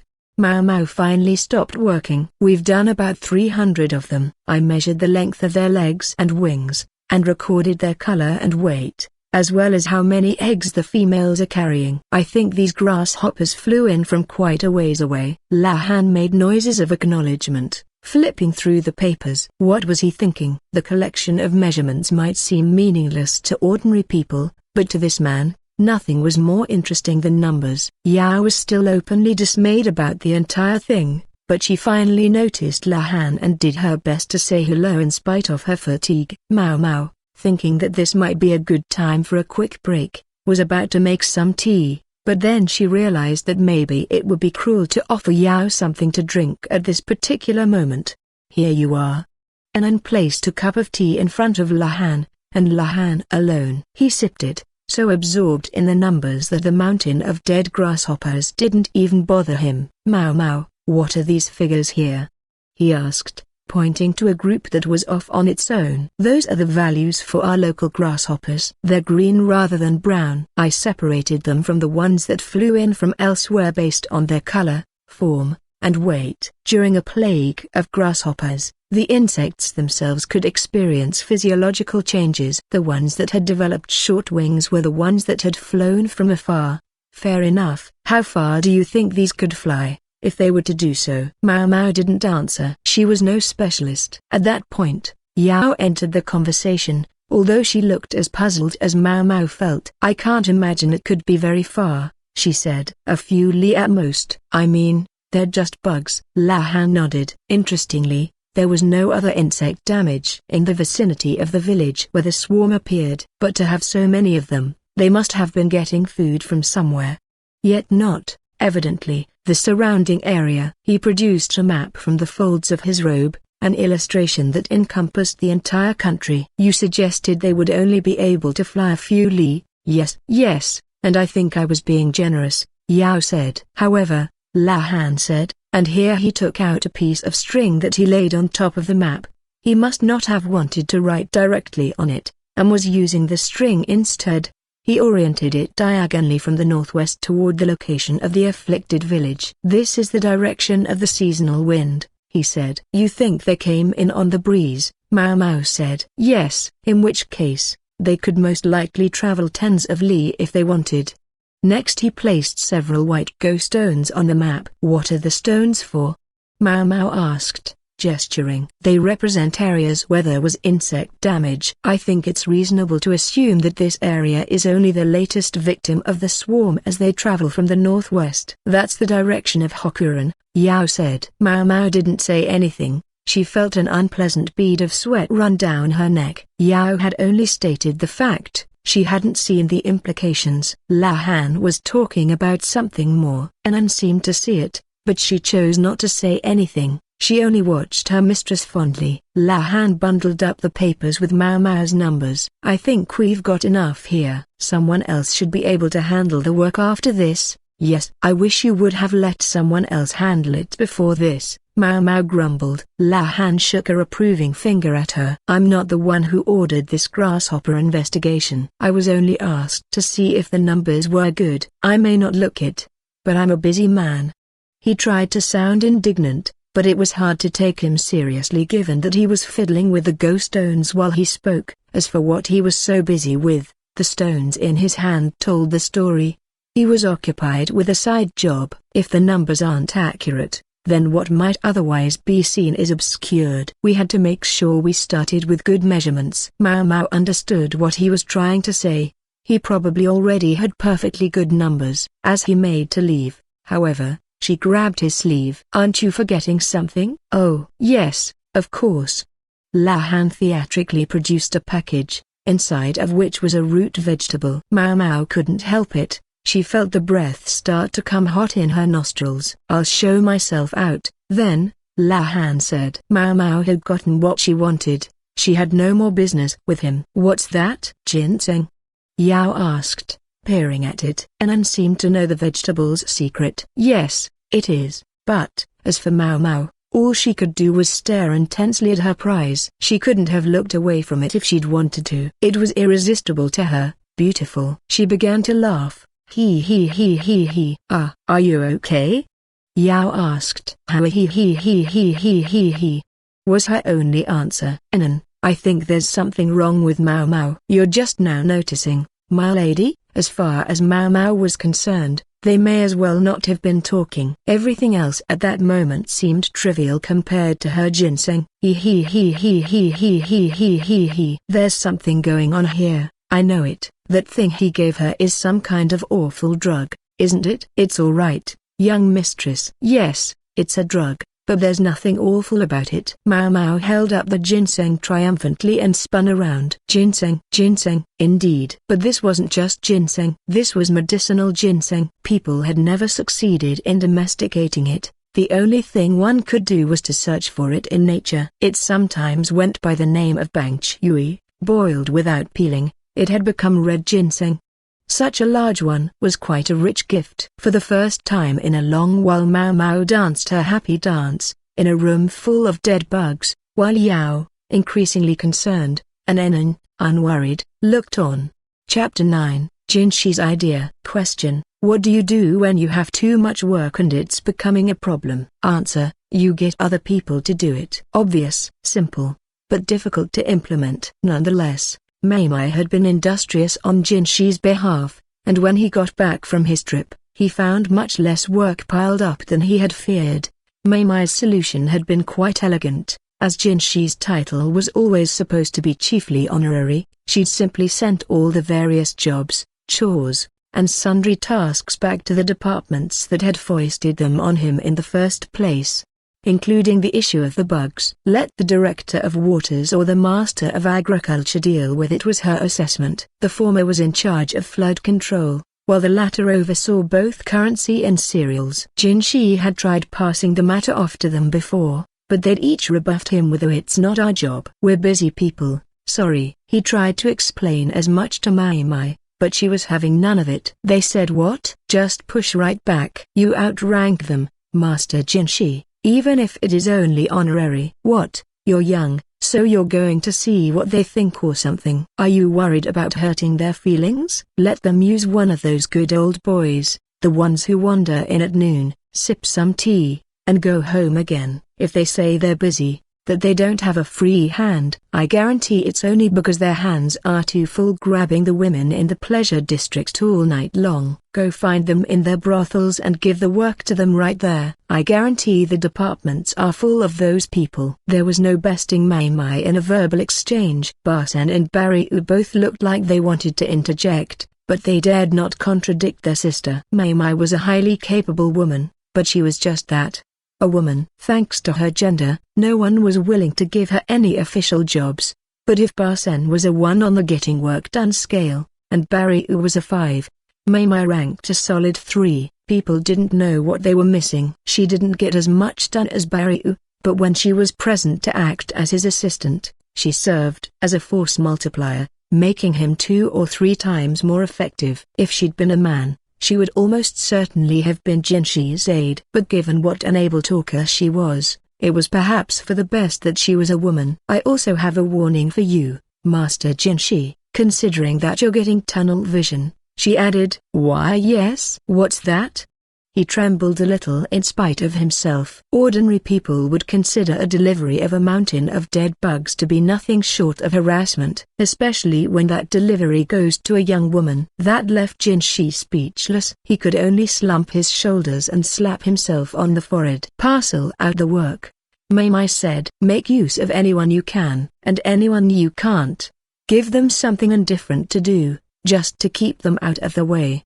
With that, she chased Jinshi out of his office, with orders to use his influence, or his charms, if necessary, to get the papers off his desk.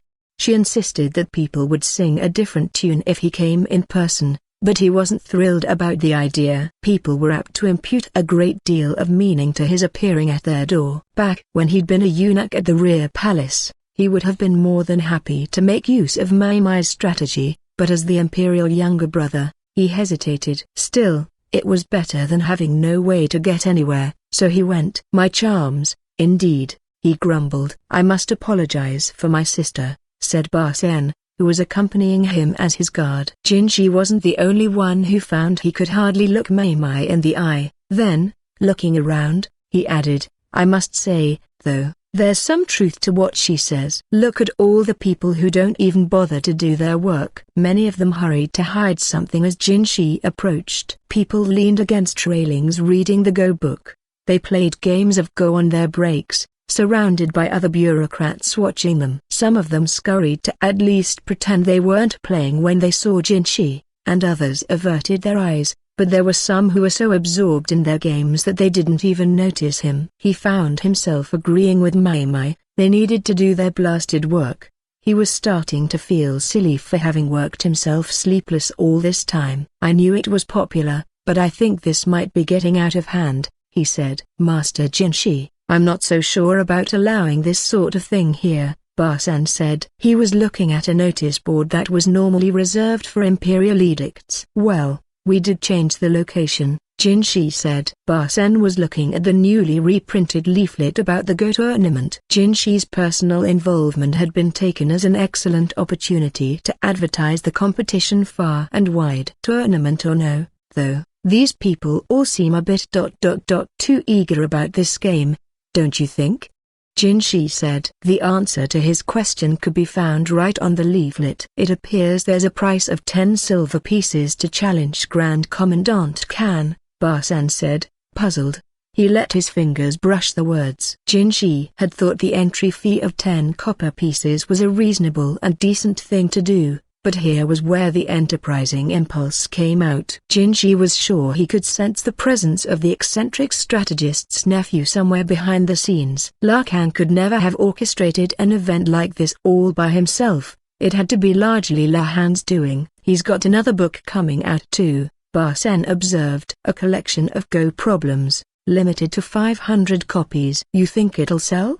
They clearly believe it will. How far did they plan to push this? Then again, Jinshi reflected, Lahan might have considered this the minimum necessary to make the whole project viable. A year ago, the fox strategist had bought out a courtesan's contract at a price high enough to build a decent villa, and he still hadn't paid for the wall of the rear palace that he damaged either.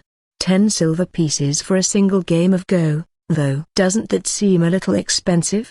Barsen asked. A commoner could live comfortably for a month on that sum. Jinshi, who had been learning to sharpen his money sense at Mao Mao's and Gao Xun's insistence, understood that it was not a small amount. Nonetheless, he replied, I dare say it's something of a bargain. A bargain, sir? I can't imagine that. Barsen was right. If the game were merely about learning at the Commandant's hands, what if you beat Grand Commandant Kan? You'd practically be making money, Jinshi said. Barsen caught his breath. What a way to gild your reputation. This says the challenger takes the black stones, and the game will be played with no commi. In Go, the player with the black stones went first, giving them an advantage. To make things more fair, the white player was typically given a number of points, known as commi, to compensate. You know, I do feel like the Grand Commandant is relatively more respectful toward people who are good at Go, Barsen said. I suspect because if he were too dismissive of them, he'd soon run out of people to play with. In any event, relatively was the operative term. If you were to beat him, Master Jinshi, maybe he'd stop coming to your office just to make a scene. Don't you worry, he'll go back to his usual workload once the tournament is over. Jinshi had induced Lakan to do some of his actual work in exchange for a place to hold the tournament, and Barsen feared that when everything was done, Lakan might do something to retaliate. Yet against the strategist, Jinshi suspected that even the black stones wouldn't help him much. That Fox was a far better player than even your average professional. Still, it might be worth a try. 10 silver pieces, Jinshi mused. That wasn't so expensive at all. Jinshi still savored the simple feeling of being able to go home before sunset. He would have to make sure to thank Maimai. If you'll excuse me, then, sir, Barsen said. He was going back to his own home. Someone else would take night guard duty. Barsen had pushed to be allowed to stay at Jinshi's residence and be on call, but to be quite frank, Jinshi thought it would be draining to be attended by Barsen all day, every day, and politely declined. Sui Rin greeted him as he reached his pavilion. You'll be wanting a meal, she said with a smile. No, I'd prefer to bathe first, Jinshi said. But then he stopped. Something in the air seemed different. His favorite incense was burning, but it smelled sweeter than normal. And the guards inside weren't ones he recognized. A visitor? He asked. Yes, sir. There were only so many people who might drop in at Jinshi's residence. Jinshi went to the living area, the guards in the hallway bowing as he passed by. There, he found exactly who he expected lounging and waiting for him. Are you not needed at the rear palace tonight, sire? Jinshi asked as he bowed to the emperor. These days, the overseer keeps trying to foist all these new consorts on me, His Majesty replied. He had a drink, which he was sipping, in one hand, a book, which he was reading, in the other, and extraordinary facial hair. A Go board sat before him. So, another one on the bandwagon. It's all about which girls he thinks will meet my tastes. Meaning well-endowed ones, no doubt. But the leader of the entire country wasn't choosing his bedfellows based purely on bust size. A particular consort might match his preferences, but she could still turn out to be politically disastrous. That seemed to be the gist of His Majesty's complaint. But it wasn't the only thing on his mind. There was his newly chosen empress, Gyokugyo, as well. Her father Gyokuen was currently in the capital. It remained unclear whether he would go back to the west from whence he'd come, or if he would remain as a prominent citizen of this city, but the latter seemed more likely. Uneasy with your father-in-law around? Jinshi asked. This was his residence, he could get away with being a touch flippant. Throughout history, the one who wears the crown has always had to be alert to the feelings of those around him. The emperor placed a stone on the board with a click, then gestured at the empty chair across from him, urging Jinshi to sit. Jinshi sat down, smiling at his majesty. The go bowl beside him was full of white stones. Gyokuro has it no easier than I do, though. If I have to watch out for my father-in-law, she's got to think about her mother-in-law each and every day. Gyokuro had left the rear palace and was now situated near the Empress Dowager's residence. For the new empress, it was probably an even more tedious existence than life in the rear palace had been. Speaking of which, when I went to visit her the other day, she asked a favor of me. What's that? Considering the vulnerability of her new position, she wants a food taster. She mentioned how pleased she would be if it was someone she already knew. Jinshi resisted the impulse to frown. And what will you do about the girl? Heavens! Which girl? Jinshi didn't rise to the bait. The emperor shook his book at Jinshi, patently enjoying himself. Jinshi was sure his majesty was teasing him. Like Gyokuro, he had a playful side. The emperor said, I would have considered her, if she'd been of less distinguished stock. He set down his book, which, needless to say, was the one by the freak strategist. Lakan aligned himself with no faction within the court, yet neither did he form some group of his own. It was considered common sense in the palace that one left him alone unless absolutely necessary. He'd always been single and had even taken an adopted son, so no one had imagined he had a child of his own. Lakan, for his part, said that he hadn't been trying to hide her. People had simply, and quite on their own, misunderstood his behavior. Even before Mao Mao had entered the rear palace, Jinshi was given to understand. The madam of the brothel would meet Lakan with a bucket of cold water when he raced up exclaiming, "Daddy's here." Most people thought he went there to see a favored courtesan and was just an abrasive old fart who wasn't allowed inside anymore. On some level, it was sort of incredible. Only when he smashed through the walls of the rear palace, and later when he started dropping in on, and disrupting work at, the medical office on a regular basis, did people begin to consider, oh, he has a daughter? Though Mao Mao resolutely refused to acknowledge it, what she chose to do in the palace could impact the very power structures of the court. Gyokuen was already letting the situation run away with him. If Lakan's daughter became the empress's handmaiden, it would not make matters better. I'm going to give Gyokuen a clan name. His position will rise. I would hate to throw any more fuel on the fire. Even as he claimed to be cowed by his father-in-law, the emperor was planning ahead. These were not thoughts he would voice to anyone else. He could almost have been talking to himself. Suirin brought Jinshi a drink in a vessel of clear glass. The blood-red liquid looked lovely in the translucent drinkware. This wine is quite acidic, said the emperor, who already had a glass beside him. It's how I prefer my wine, Jinshi replied. I'm not saying I don't like it, but I'm told sweeter wines have been all the rage lately. At the word sweeter wines, an image of Mao Mao scowling drifted through Jinshi's mind. Something the matter? The emperor asked. No, nothing. Jinshi realized he was in serious danger of smiling and quickly quashed the expression. The emperor gave him a curious look, but simply swirled his glass. The sudden passion for go has a way of making us forget, but there are quite a few foreign goods making their way through the markets. Yes, sir. Jinshi was aware of that. A wide variety of imported products had arrived from the west along with the shrine maiden. It probably helped that they had temporarily relaxed taxes again. Do you know what the most popular of them is? I'm afraid I don't, sir. The emperor grinned. He could never act so relaxed while performing his official duties, and he seemed to make up for it whenever he was alone with Jinshi. Grape wine? Grape wine? Jinshi cocked his head. You don't mean the stuff from the western capital? The area around Gyokuyo's hometown was a rich land for grapes. In fact, the wine they were drinking at that moment came from the region.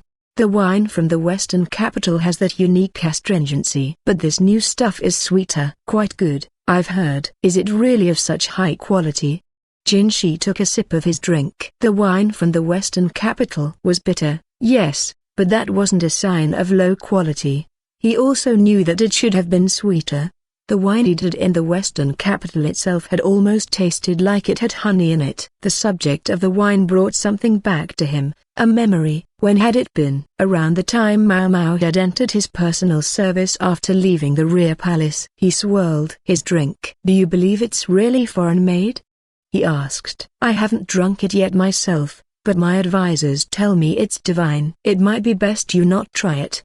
Jinshi glanced at Sui Rin, and when she came over to him, he whispered something to her. She was a very talented lady-in-waiting and understood what he wanted right away. She left the room and came back with a package. "What's this?" the emperor asked, stroking his beard. Jinshi showed him what was inside, a metal cup. "I received it as a gift sometime last year." His thoughts took him back to the previous spring. "I think perhaps you'd better not drink the wine, sir," the taciturn young apothecary said as she cleaned up the servingware. Jinshi had just poured himself an after-dinner drink. "Why's that?" "I saw you check it for poison." He swirled the liquid in the cup. The apothecary had recently left the rear palace to return to the pleasure district, though Jinshi had subsequently hired her on as his lady-in-waiting and food tester, sealing the deal with the offer of an excellent salary. "Yes, sir, I did." "There was no poison in it, as far as I could tell. But if you want my opinion, I think it's rather acidic." "That's perfect, then." Jinshi, in fact, liked wines that were somewhat sour or acidic over those that were simply sweet. Sui Rin must have prepared a drink in accordance with his preferences, and this wine had come all the way from the western capital. "The problem is with your cup, sir." "My cup?" He looked at the metal vessel he was holding. "You think it might be poisoned?" "No." "Then what?" The apothecary plucked the drink from his hand. "If you'll pardon me." She dipped a chopstick in the wine and put just a drop of the stuff in her mouth. She spent a long moment tasting it, then she left the room to spit out the wine and wash out her mouth. Jinshi assumed. She returned shortly with the bottle of wine. "Now it's poisonous," she said. "What do you mean, now it is?" "It's noticeably sweeter than it was when I sampled it," she replied. "If you let it sit a little longer, it would probably get sweeter still." "I don't know what you mean by that, but may I take a guess at what's going on?" "Please do," the apothecary said with a nod. Her expression remained impassive. "I assume the wine isn't toxic by itself, but combine it with something else and it becomes so." The slightest of smiles came over the apothecary's face. It seemed he was right. "Metal tends to dissolve when exposed to highly acidic things. I suspect this cup is made of lead, and when you mix lead into sour wine, it makes it sweeter, or so I've heard. They even say that in the West, lead is sometimes mixed into wine deliberately as a sweetener, and people who drank it frequently got very sick. Ultimately, I can only offer you my father's opinion, but he felt strongly that the lead was likely to be behind the cases of poisoning. Her father being the former medical officer of the rear palace and a gifted physician. He'd even studied in the West at one point. Jinshi set down the lead cup without a word. "I'm not certain you would develop acute poisoning symptoms by drinking from that cup once or twice, but if you used it consistently it could be dangerous." The apothecary was hedging her bets. She didn't like to speak out of speculation. "If the poison were to have an effect, what kind of symptoms would I see?" Jinshi asked. The apothecary thought for a second. "Do you remember the toxic whitening powder from the rear palace?" "Of course. How could I forget? I've heard tell that it contained a mixture of lead and vinegar." In other words, Jinshi would develop symptoms much like those who had been poisoned by the toxic powder. He nodded his understanding. "You might wish to investigate the drinking habits of whoever taught you how to drink wine," she said. "If they used a lead cup themselves, then they had most likely given the same thing to Jinshi in good faith. Otherwise, however, there was the possibility of foul play. It wouldn't be the first time someone had made an attempt on Jinshi's life. He would need to look into the person behind this cup, and what they had been thinking when they gave it to him. "May I add something else, sir?" "Yes." The apothecary regarded the wine still in the bottle. "You seem to think this wine is bitter on purpose, because the land made it so." She gave the bottle a gentle shake. "But I think it's begun to turn to vinegar because of the long journey to get here." He was quiet. She was saying that the wine he'd been drinking so fondly was actually stuff that had gone bad. "I think with more careful consideration of transport methods, it's possible the wine could get here without its character changing so drastically. After all, the western capital was far away, and the journey was long and hot." "Strange, then, that it tastes good to me," Jinshi said, puzzled. Mao Mao's expression hardened. "Fatigue dulls the sense of taste, making you less sensitive to bitterness." Jinshi didn't say anything. "Also, I prefer drier alcohols, myself." "Nothing like having your food taster make implicit demands." Unfortunately for her, Jinshi had always preferred sour flavors, or at least, so he told himself. "I think I'm going to stick to grape wine for a while," he said. "Very good, young master," Sui Rin said obligingly, earning a scowl from the apothecary. "Well, I hadn't heard that story before," the emperor said, draining his cup. Some baked treats Sui Rin had prepared sat beside him. "So you're saying the wine that's been so popular recently is technically ruined, or perhaps fake?" "This alcohol came from a foreign country. The journey would certainly be longer than that from the western capital. It would be hard to preserve the wine completely unchanged, and given that enough of it had been imported to flood the city markets, some of the bottles were almost certainly bad. It needed to be made sweet in order to sell, which implied that the wine making the rounds of the city was poisonous. Alternatively, someone could have been making wine locally and passing it off as imported stuff, in which case they were committing fraud. Imports involved substantial taxes, and even with the customs burden light, there were still transport costs to consider, and scarcity value. Imported wine commanded much higher prices than that made in the western capital. There was always a chance that a few decent, untainted bottles had made it all this way, but it wasn't the most likely scenario. "The same poison as the face powder," His Majesty said thoughtfully, swishing his drink and stroking his beard. "Speaking of which, I understand that after banning the stuff in the rear palace, you went on to prohibit it from sale in the marketplaces." "Yes. Yes, sir." It seemed the most appropriate course of action. "Supposing the former ingredients of that powder became the sweeteners for this wine?" Jinshi caught his breath, his eyes going wide. How could he not have realized? It made so much sense. "I'll launch a thorough investigation," he said. He put down his cup and took a bite of one of the baked treats to calm himself. These treats were distinguished by their soft dough. Inside, they contained dried fruit. They smelled faintly of alcohol. Each bite was comfortingly warm and sweet. Sui Rin must have known the emperor was coming. She'd been his nursemaid as well as Jinshi's, and she must have wanted to give him some special treats to enjoy. "Sui Rin's baking is always wonderful, no matter how often I eat it," the emperor said, clearly pleased. He was stuffing one of the treats into his face. No sooner was it in his mouth than he was washing it down with his freshly filled cup of wine.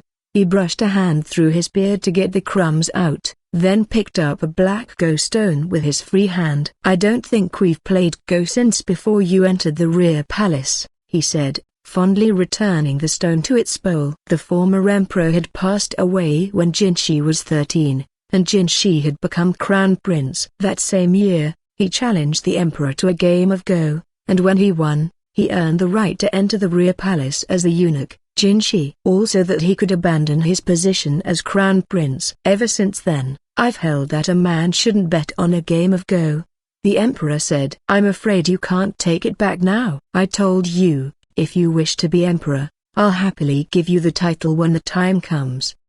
He still hadn't fulfilled his end of the bargain with Jinshi. "I don't wish it."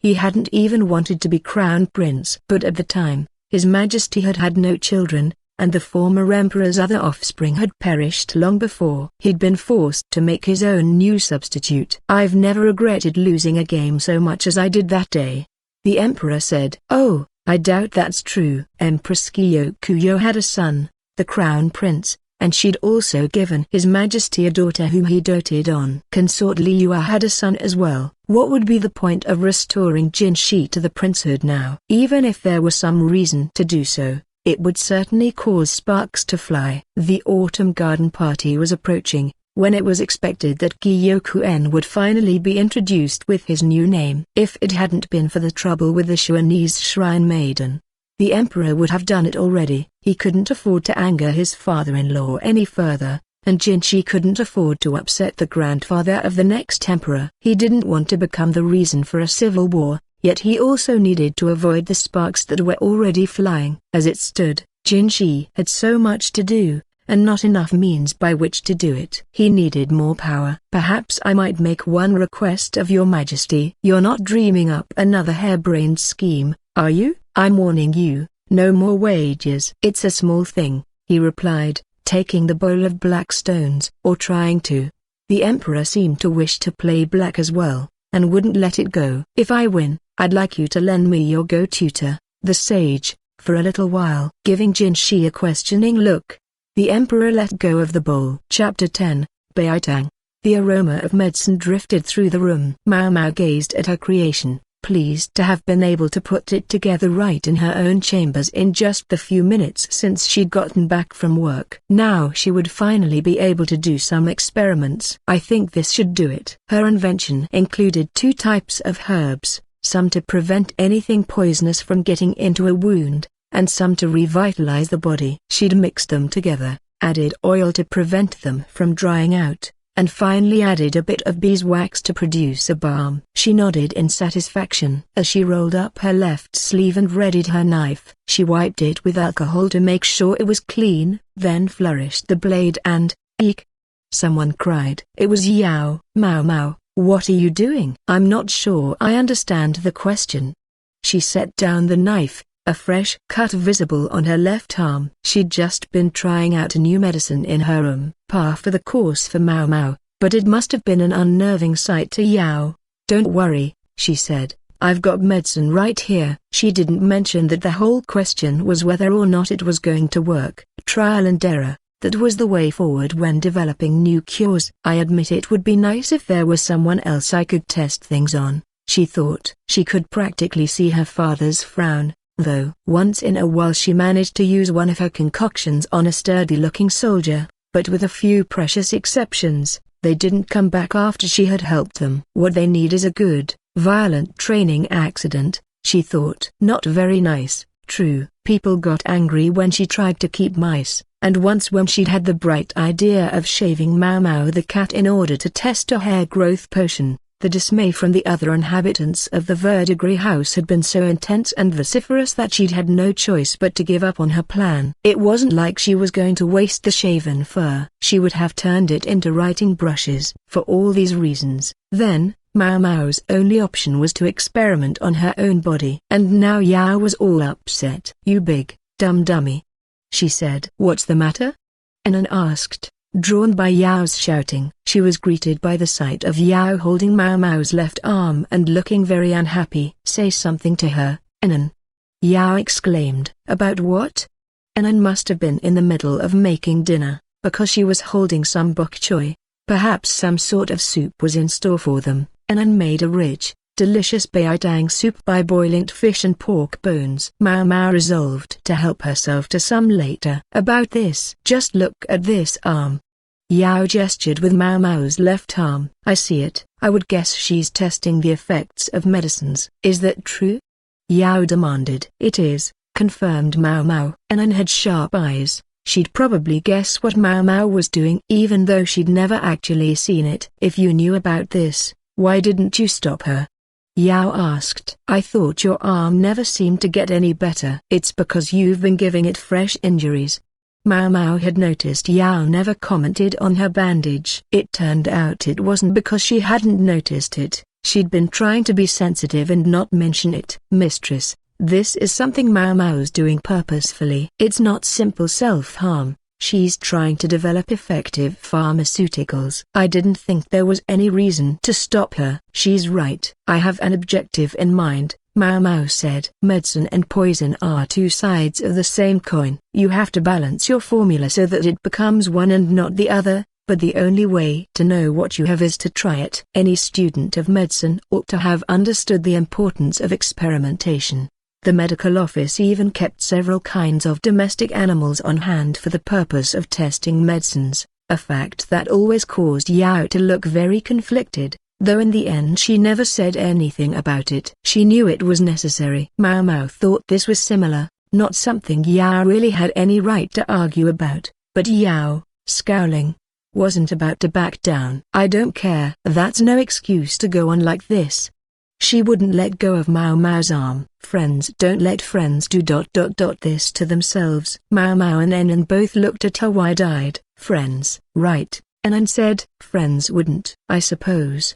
She looked at Mau Mau with a hint of jealousy. Right, friends.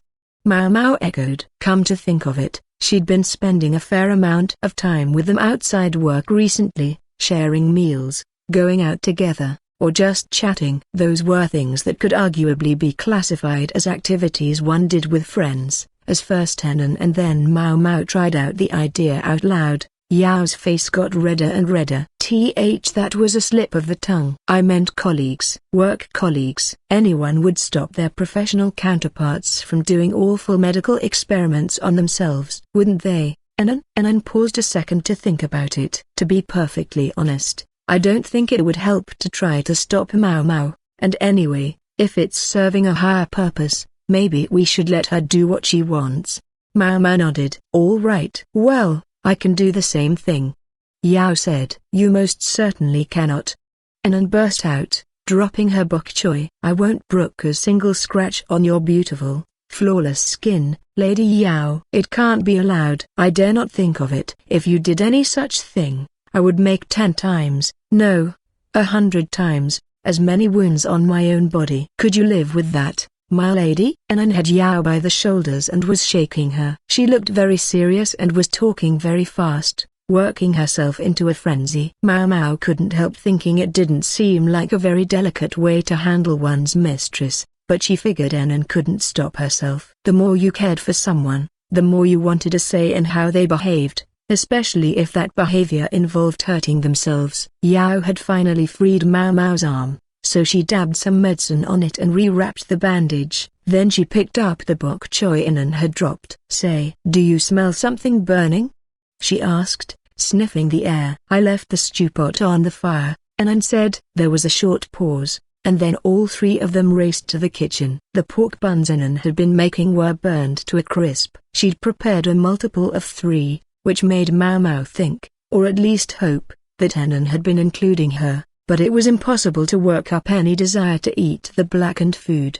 I'll clean up later, Enan said, deflated. She seemed less upset about wasting food than the prospect of having to scrape up the charred bits. That's going to be a chore, all right, Mau Mau thought. Congee and soup made for a somewhat simpler meal than usual, but Enan's beitang was exquisite, as Mau Mau reaffirmed to herself with every sip. She'd asked for the recipe once, but Enan wouldn't tell her. She'd only looked at Yao and grinned. Mau Mau had decided it seemed wise not to press the subject. I do wonder what's in it, though. Unlike Yao, Mau Mau didn't mind lowbrow ingredients, so it didn't really matter to her what was involved. Yao looked somewhat disappointed by the dearth of side dishes, but she thoughtfully held her tongue when she saw how despondent Enan already was. As mistress-servant relationships went, this one was highly functional, in Mau Mau's view, because Yao was the object of Enan's intense, if not necessarily requited, affections. She picked up a scallop with her chopsticks and popped it into her mouth. It was still full of flavor. By the way, Yao, did you want something with me? She asked. The entire chain of events that had led to the burned food had, after all, begun with Yao coming to Mau Mau's room. She was too timid to visit Mau Mau without a good reason, or at least a good excuse. Oh yeah, I forgot, Yao said, setting down her chopsticks, which still had some pork between them. She took a piece of paper from the folds of her robes. I've got a schedule here. What kind of schedule? The physicians from the medical office often had to be on site when there was a festival or ritual occasion, so each month the office produced a schedule showing if and when any doctors would be required for anything. As Yao unfolded the paper, Mau Mau saw 2 very familiar words. A garden party. Indeed, the bane of all the consorts in the rear palace in these days when winter was approaching. It looks like it's mainly that and the end-of-year observances, Enan said, peeking over their shoulders. "But isn't it a little late for a garden party?" Mao Mao asked. She felt like the year before, the party had taken place at least a month earlier. There wouldn't be any flowers left to admire in the garden by now. "It is," Anan confirmed. "But if I had to guess, I would say this party is just a cover." Her fingers brushed the words on the page. She always seemed very in the know about what was going on. "I think it's a chance for them to present the new name holder. The one they've kept putting off." "You mean the Jade?" "The Jade, that was to say, Gyoku, as in Gyokuen, father of Empress Gyokuyo." It was now more than 6 months since he had been summoned to the capital from his usual abode in Lee's western reaches. Normally, he would have been formally presented immediately, but it had been delayed by the attempted poisoning of Shao's shrine maiden. Yao and Enan both looked a shade uneasy. They didn't know that the shrine maiden was still alive. At least, Enan certainly didn't. Perhaps Yao suspected something, but if the Yao-crazed Enan had known, there was no telling what she might do. "They've started conscripting soldiers again out west." Being close to the border as they are, the western capital tends to do what it wants, without any input from the palace. Although maybe having Master Gyokuen out there will help the situation a little. Where does she get this information? Mao Mao wondered. She was continually surprised at how much Enan seemed to know. "Conscripting?" Yao asked. "Yes, mistress. If the central authority would go ahead and just expand the military, everything might be fine. But the government's been slow to act. Supposedly, they want to wait until after the martial service exams next year." "Is someone expecting an attack from one of our neighbors? If so, it would make sense to start levying troops, even here in the central regions. But if there was no present threat, then perhaps there was something holding the government back." In any case, it wasn't for a medical assistant like Mao Mao to question. "Enan, can I ask you something?" "Yes, mistress." "Can we trust those people from the west?" Mao Mao took a quick look around. Her question was a little too blunt. But there was no one else in the dining hall, and the doors and windows were all shut against the cold. She doubted anyone had heard them. "Young mistress," Enan said, but Yao replied, "I know. That's why I'm asking here." Yao was many things, but she was not stupid. She'd waited until the three of them were alone. "I've heard about Empress Gyokuyo," Yao went on. "People say she never has her nose in the air, even though she's so beautiful. That she was kind and considerate even to her servants in the rear palace." "I guess you'd know more about that than I do, Mao Mao." "Empress Gyokuyo certainly isn't the type to bring a country to its knees with her demands. His Majesty isn't the kind to let a woman completely wrap him around her little finger, anyway." Then Mao Mao, realizing that she'd gone a little too far, added "is, what I heard from the rear palace physician. The quack would have to take the fall for this one." Yao and Enan knew Mao Mao had worked in the rear palace, but they didn't know that she'd been at the Jade Pavilion. Then again, maybe Enan did, but recognized that Mao Mao's life would be easier if she didn't mention it. If either of them asked, Mao Mao would be willing to talk about it, but until then, she saw no need to bring it up. "Not the kind to bring the country to its knees," Yao said thoughtfully, taking a spoonful of kanji. "I know some women of the past have been accused of that sort of thing, but I wonder if they were really all so bad." She let the kanji slide back off the spoon. Mao Mao saw what she was getting at. "No matter how upstanding Empress Gyokuyo might be, I wouldn't know about her family. For example, Mao Mao knew almost nothing about the man called Gyokuen, and the marshalling of troops in the western capital could be a frightening prospect, depending on what you thought it was for." Given what had recently happened to the rebellious Shi clan, Mao Mao wanted to think they wouldn't do anything so stupid, but the possibility was always there. Yao had an impulsive streak, but she proved strikingly perceptive at times. "I agree," she said. "I dearly hope Empress Gyokuyo is more than just a very refined tool." "Lady Yao," Enan said, worried now. Yao was her own uncle's pawn. What if she believed Empress Gyokuyo had assumed the highest position in the nation simply in order to help her family advance in power and glory? What would she think of the Empress then? Yao took another spoonful of kanji, and this time it made it to her mouth. Chapter 11, Sport and Fear. With just a few days to go until the garden party, Empress Gyokuro was coordinating her clothing with her ladies-in-waiting. "Are you sure this isn't a bit too plain, Lady Gyokuro?" Yingwu asked. She was busy trying to match an accessory to her outfit. The women were wearing red, just as they always had, but it was of a darker shade than when Gyokuro had been only a consort. "Wouldn't it be better to stand out?" "It'll be perfect for the colors of the banquet itself," replied Hongyang, the chief lady-in-waiting, who was running a comb through her mistress's hair. "And it matches what His Majesty will be wearing." "That's especially important." Despite her assured response, Hongyang looked somewhat out of sorts herself. She set down the comb and went to the wardrobe. Yingwu added another hair stick to the one she already had. Before, when they'd been in the rear palace, the only question had been how to outshine the other consorts, and the ladies-in-waiting had devised ways to have fun while staying within the bounds of good taste and good sense. Now, however, they were in a different position. "Are you sure that will work, Lady Hongyang?" Yingwu asked, blanching when she saw the hair stick Hongyang had chosen.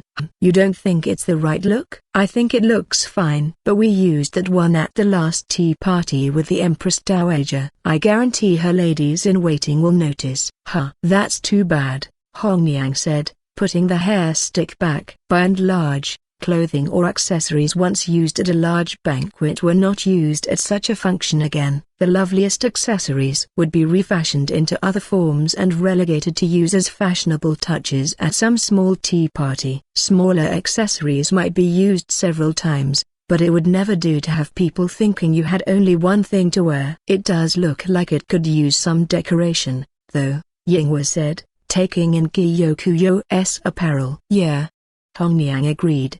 The two of them made thoughtful noises. Gyokuyo sympathized with them. "Matching colors are all well and good, but I wish we had something that really jumped out." "A big jewel or something," Yingwu said. "Jade the Empress had in abundance, but it didn't match this outfit." "Something more translucent, something that could suck the viewer in, would be ideal." "Like crystal," said Yingwu. "Or one of those polished diamonds from the West." "I doubt we could get one of those on such short notice." "If we had an unpolished diamond, we could get a craftsman to polish it, but he would have to work fast." "Diamonds aren't easy to work with," Hongyang said. "Diamonds were hard, so hard that only another diamond could scratch them. That made it difficult to do fine work on them." "Nonetheless, one did wish to find something appropriate." Hongyang turned back toward the room containing Gyokuyo's wardrobe. Gyokuyo had always been less given to ostentation than the other consorts, but she was empress now. Surely she had a crystal or two lying around. Gyokuyo herself, though, stuck out her tongue playfully and said, "It just doesn't sound like much fun." She'd had so few things to amuse her since she'd left the rear palace. Yes, spending her days with the children was enjoyable, and the emperor showed her, his empress, as much favor as he could, but her most recent request he had denied. If only her food taster, Mao Mao, were here, she might have been able to while away the hours. Gyokuyo was just a bit past 20 years old. Her girlish curiosity was still undimmed. "As long as I'm going to wear something, it might as well be something interesting," she said, getting up from her chair with a smile. She calmly took out one particular item. The two ladies-in-waiting didn't notice what she had taken, or from where. "Hongyang, Yingwu," Gyokuyo said. "Yes, my lady, is something the matter?" they said, going to her. She showed them some stones resting on a piece of cloth. 3 stones, highly translucent crystals, so clear you could see through them to the other side. "I didn't know we had gemstones like this," Hongyang said, flummoxed. Yingwu, however, looked from Gyokuyo to the crystals and back, her eyes wide. Gyokuyo saw what she was thinking and winked at her, giving her a thumbs up where Hongyang wouldn't notice. The empress went to her desk and picked up a brush, sketching out a simple picture. "Perhaps we could have them shaped like this," she said. She'd drawn a hair stick that looked a bit like a traditional lantern. The crystal would be tucked inside as if into a basket. She handed the crystal and the paper to Yingwu. "Go ask them for that if you would, Yingwu." "But Lady Gyokuyo, I always place such orders for you." Hongyang began to reach for the items, but Gyokuyo stopped her. Surely we can give Yingwa something to do once in a while too. I'm sure she understands what I want. I'm sure she does, my lady. But, Lady Gyokuro, what are you planning? The Empress didn't answer immediately. Hongyang was sharp. She wasn't chief lady-in-waiting for nothing, and she knew how Gyokuro ticked. Having been her minder since the Empress had been a girl. Just as Hongyang knew Gyokuro, so Gyokuro knew Hongyang. I can't make you do all my chores forever, can I? The Empress asked. She let her gaze drop to the floor, then fixed Hongyang with a beseeching look. The other woman's expression only became firmer. So long as I am your chief lady-in-waiting, Lady Gyokuro, I vow I will do my duty. But how will you ever get married that way? That word, married, had the desired effect. Hongyang looked as shocked as if caught by an unexpected clap of thunder. Married, she said. Hongyang was still vivacious and lovely, but she was also well past the average age of marriage. Where most people got married between their mid-teens and early 20s, Hongyang was now 30 years old. +2. It was such that when they had been in the rear palace, she'd angled to make a match with Gao Xun, even if he was a eunuch. In point of fact, he wasn't a eunuch, but he did have an older, domineering wife of his own already. Upon learning of this, Hongyang had summarily abandoned any interest in him. You always want to handle everything yourself. What will I do if you ever leave? I need some of my other ladies to get some experience. Hongyang's excessive competence would also discourage the unfairer sex from approaching her. When Gyokuro had entered the rear palace at age 14,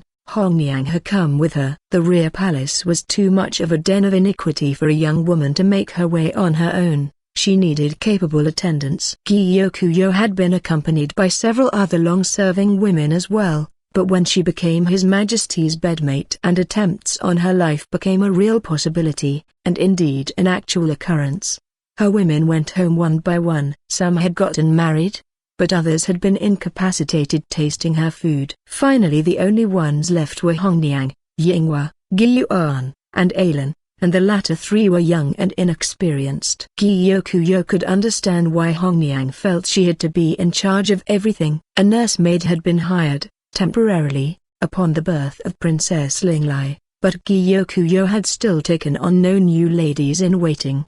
Having been raised in a place of blowing sands and never sure who was an enemy and who was a friend, she preferred to continue to keep the company she already had. Into the middle of all this had come Mao Mao. Things had been so much fun when she was around. Gyokuro could have easily gotten lost in the memories, but she knew there was no time to reminisce. Right now, she had to focus all her energies on throwing Hongyang off the scent, if only to continue killing time. My father remarked to me that we simply must find some fine prospect for you, Hongyang. Master Gyokuen said that? Hongyang asked, visibly moved. It wasn't not true. Gyokuyo's father had remarked, if that Hongyang had a child, it would go far in the world, son or daughter. It would be much too late for any such child to be a milk sibling, but it would no doubt serve well. I've got more ladies in waiting than before, Gyokuyo added. You don't have to carry everything on your shoulders. Upon the birth of the crown prince, 3 more young ladies had come from Gyokuyo's hometown to attend her. I understand your misgivings. For a woman, this is still a battlefield, even if it's not as bad as the rear palace. None of us knows what might happen. But you're not alone anymore. You need to start thinking about your own future and living for yourself. Frankly, Gyokuyo impressed even herself with the fluency of this little sermon. With a tongue that quick, she might even survive this women's war. Lady Gyokuyo, I had no idea you felt that way about me.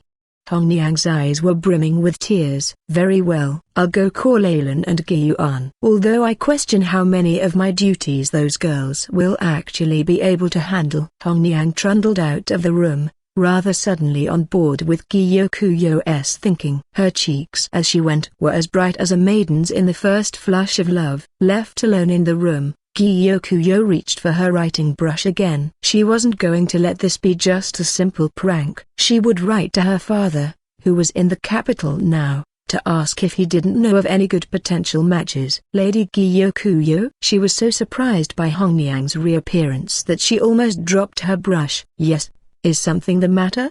she asked. She tried to look cool and calm even as she studied Hongyang. The face of her chief lady-in-waiting was suddenly pale, and Kokuyu was standing outside, her cheeks equally bloodless. This is for you," Hongyang said, and held out a letter. It was folded neatly and sealed with wax. The seal bore an impression of a common poppy, but it was wearing away, a sign of how far the letter had traveled. Gyokuro knew the insignia at once, would have known who sent the letter, even if it had no name on it.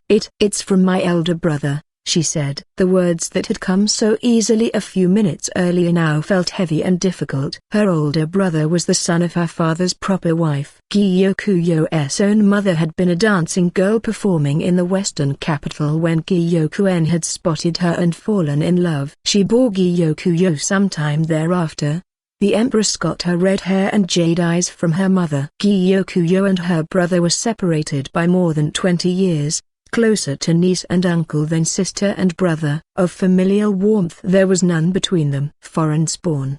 By the time Gyokuro had been able to understand the import of those words, she'd already run far away from her brother. Yet from her brother's children it seemed she could never escape. Naturally the children would imitate their father in his open contempt. What could she do but laugh? She let the corners of her mouth turn up and guffawed no matter what they did to her. Crying would only give them more pleasure, and if she got angry, they would turn around and claim it was she who had been mean to them. She could only laugh off whatever they did. When her father ordered her to enter the rear palace of the newly ascended emperor, Gyokuro saw her chance. A chance to go where her brother and his offspring couldn't touch her, where there would be all kinds of fun things to enjoy. Yes, she was sad to leave her home, but she also felt much happiness. Gyokuro broke the seal on the letter, or at any rate finished what the elements had started. The letter was written in flowing, elegant script, uncharacteristic of her brother. "What does he say?"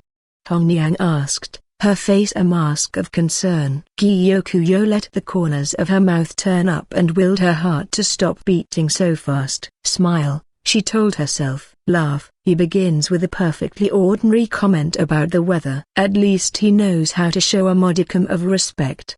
She was sure he'd written it with clenched teeth. She knew how much he despised this daughter of a foreign concubine. With their father Gyokuen in the central regions, no doubt Gyokuyo's brother was treating the western capital as his personal fiefdom. There was every chance that Gyokuen would simply remain here, and her brother would take over overseeing their home. Gyokuyo had several other older brothers as well, but only the eldest showed this desire to rise in the world. Hence why their father had requested someone from the capital as an aide. She'd heard that one of Grand Commandant Kan's men had been sent. When she had first learned that the Grand Commandant was Mao Mao's father, she was shocked, but, on reflection, maybe not that shocked. As she read her brother's letter, she caught glimpses of a new ambition.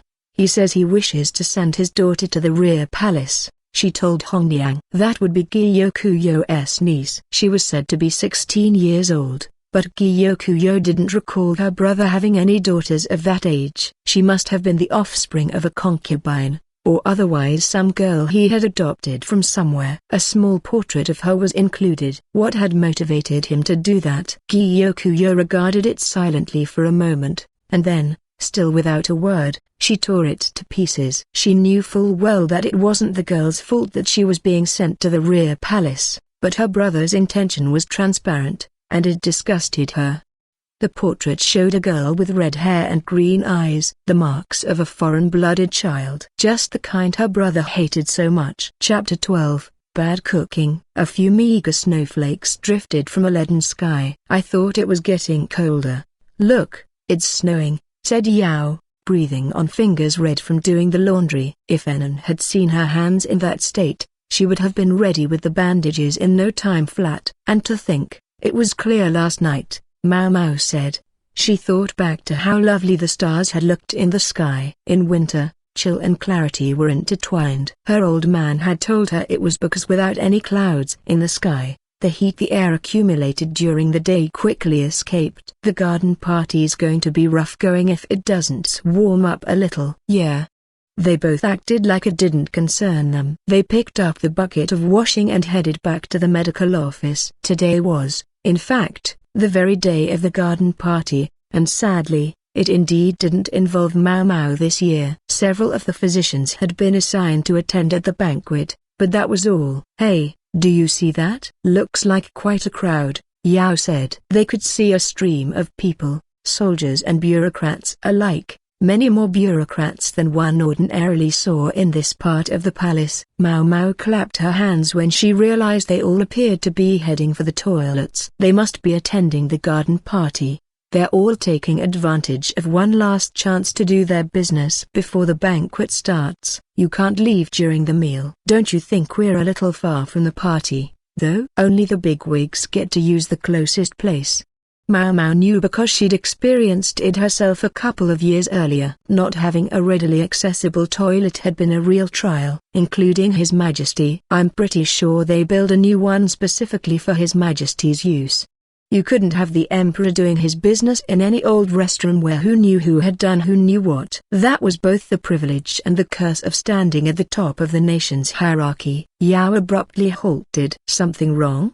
Mau Mau asked. Mau Mau, let's not go this way, Yao said, grabbing Mau Mau's hand. It's the fastest route, though. There's someone I don't want to see over there. She sent off in a new direction, away from the milling officials. So there was someone among the soldiers and secretaries trooping to the toilets that she wanted to avoid. Mau Mau certainly sympathized with the desire not to run into a particular person. I wonder who it could be, though. Who might Yao know among the officialdom? Her uncle, her current guardian, perhaps. Or maybe it was one of the potential prospects her uncle had tried to set her up with. Knowing the answer wouldn't have done Mau Mau any specific good, so she obediently followed Yao away. No sooner had they gotten back to the medical office than Enan homed in on Yao. Young mistress. Enan, Yao said slowly, I'm a little cold. Her cheeks and ears were indeed red, and Enan was quick to bring a blanket and some hot ginger tea. She allowed Mau Mau to have what was left of the tea, but she wasn't as generous with the honey as she had been with Yao. Mau Mau breathed on her cup, then took a sip, feeling the warmth spread through her. The drink had a lovely aroma, and must have grated tangerine zest into it. The medical office was kept warm for any injured or sick people who arrived, but that had the unfortunate side effect of making the occupants somewhat drowsy. More than once, Mau Mau had seen soldiers who ducked into the medical office to escape training on cold winter days dragged back out by their commanding officers. The highest-ranking physicians were out today on account of the garden party, leaving only a younger doctor, who was comparatively easy on Mau Mau and the others. Everyone felt that with the cats away, the mice should take a little time to play. Ugh, that warmed me up. Let's get back to work, then, Yao said. Enan replied, young mistress, you should stay here today. Let me and Mau Mau handle the outdoor work. Hey, I want to be inside too, Mau Mau thought. I couldn't do that, Yao said. Then she studied Enan for a second. I know that look. My uncle's been here, hasn't he? So Mau Mau had guessed right. Young mistress. How was it? He didn't cause too much trouble, did he? No, mistress. He looked like he was ready to wait for you, though. Enan glanced back at the young doctor sitting at the desk. He stood and came over to them with a stern look. I made sure to explain to him that this is a place for the sick and the injured, not just a waiting area. And I pointed out that if he stuck around, he would never make it to the garden party in time. That got him out of here. I see. Thank you very much, Yao said with a grateful dip of her head. Enan gritted her teeth and gave the doctor a jealous look. She doesn't have to worry. He wasn't trying to impress Yao, he was hoping to get to her. Nonetheless, Enan, who lived her life for her young mistress, seemed intent on treating every man around the young lady as if he were a caterpillar. Mau Mau transferred the laundered bandages to a stew pot and got ready to boil them. She would have liked to just hang around a little while longer, but finishing the task at hand came first. Mau Mau, Enan said, and Mau Mau looked over at her. I found you some kindling. She passed Mau Mau a hinged board with cloth stretched over it. When opened, it revealed a man's portrait. He never gives up, does he? Yao groaned. even as she went to the brazier to get a coal to start the oven. It was clear now why Yao's uncle had stopped by. The portrait was obviously of a potential suitor, but it was impossible to tell how much it had been dressed up. The guy looked like he could have been an actor. The young doctor kept shooting looks at Mao Mao and Yao as if begging them to hurry up and leave. He seemed to think being alone with Anan might give him a chance to get to know her better, but Mao Mao highly doubted it. The other young doctors had already given up on her, and of course on Yao, whom she watched like a hawk, long ago. This guy was too thick to get it. One might add that Mao Mao seemed not to have been a part of their calculations from the first. I wonder if he was actually able to talk to her at all when it was just the two of them, Mao Mao thought. It was a simple question, but this doctor proved resolute. Even as she and Yao were leaving the office, Mao Mao could hear him saying, "Shall we continue our conversation, Anan? Maybe you could bring it up with Yao later too." There was no response, but if the guy could get Yao involved somehow, Anan would put up with at least a little of his chit-chat. I'm sure she doesn't see him as anything but a conversation generator at best, though. As she headed for the oven outside, Mao Mao reflected anew on how formidable Anan could be. By afternoon the bandages had been boiled and dried. Mao Mao walked along, rubbing her hands together, looking forward to some lunch when she got back to the medical office. The garden party must have been on recess, because she could see a crowd gathering at the toilets again. "You don't need to use the bathroom, Yao?" she asked. No, I'm fine." "What about you, Mao Mao?" "I went a little while ago." Yao looked betrayed. Mao Mao, seeing that the toilets looked likely to get busy, had prudently relieved herself while Yao was doing the drying. "Sure you don't want to go, Yao?" she asked again. "Yes, I'm sure." The bathrooms were of course separated into men's and women's facilities, but with so many members of the opposite sex around, using them probably still required some courage. One could even see a few guys who just couldn't hold it any longer ducking into the ladies' restroom. The court ladies who were trying to use it looked positively disturbed. "You've been to one of the garden parties, haven't you, Mao Mao? Did Anan tell you that?" Mao Mao reflected afresh on Anan's prowess at learning things. "What's it like?" Yao asked. "Cold. It's not the stuff dreams are made of, if that's what you're thinking." The party had looked pleasant enough, but for Mao Mao, who had been there purely as a serving woman, it had been a battle with the cold. Especially with Princess Ling Lai there, she'd still been an infant at the time and couldn't be allowed to catch a chill. Maybe receiving a hair stick was sort of dreamy stuff, but Mao Mao was sure Anan must be keeping a close watch on them from somewhere unseen. And then there was the food. The need to check it for poison left everyone there ignorant of what the meal was really supposed to taste like. They sat sipping soup that had long since gone cold.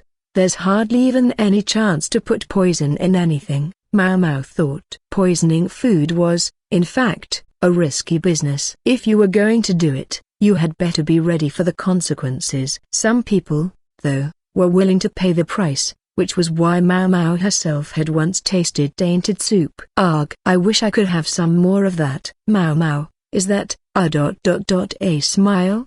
Yao asked, studying her closely. "Oh, pardon me." She'd found herself lost in the memory of that soup. You might assume a poison would be bitter or nauseating, but in fact many perfectly palatable things were poisonous. Like blowfish, or certain mushrooms. As they passed the toilets, they heard a distinct hrgh of someone vomiting. They looked over and saw some men gathered around a well, rinsing their mouths out with water. Their physiques implied that they were soldiers. Although they were wearing slightly nicer uniforms than usual, even the military men got dressed up for a garden party. As it happened, Mao Mao thought she recognized one of them. "Do you think something's the matter?" Yao said. "If you're curious, we could ask them." "Huh?" "No, Yao said, but Mao Mao was already heading for the well. Specifically, she was approaching one of the beefy men who looked like a big dog. "Haven't seen you for a while, sir," she said. "Oh, hello, miss," said Lihaku, looking perfectly friendly. He'd been at the garden party 2 years before as well. It wasn't such a surprise to see him here now. "Is something wrong?" "I thought I heard vomiting." Thanks for asking." "It's no big deal. The food was just, not quite good." "Guys?" Lihaku said, turning to his companions. "Not quite good? That stuff was awful," one of them said. "And they serve that in the palace? The old bastard at the mess hall cooks better." "That soup, I knew it would be cold, but this was something else. There was too much of something in there, whatever it was." "You think His Majesty's was as bad as ours?" "No, he got something different." "No way the Emperor would eat the same stuff as us." "Yeah, I guess not." The soldiers started laughing. "The food was bad?"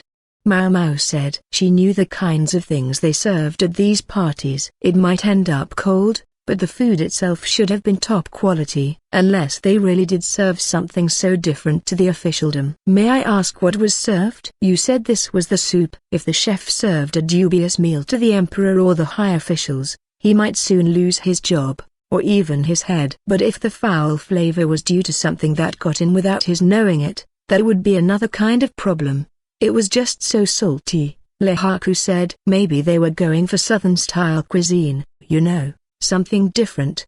They served these patterned eggs. It sure looked good." Upon taking a bite, though, the men had discovered the eggs were desperately salty, and the soup almost nauseatingly so. "You said the eggs were patterned?" Mao Mao asked. "Like tea eggs?" Making a tea egg involved cracking the shell of a boiled egg and steeping it in tea, resulting in a spiderweb pattern on the surface. After that, you could simply eat it. "Maybe they'd been served at the garden party because they looked sort of fancy. We managed to force them down, but we were worried the rest of the meal would taste terrible too." "Yeah, but nobody else seemed bothered." Our commander was even smacking his lips. "Oh my, that was good."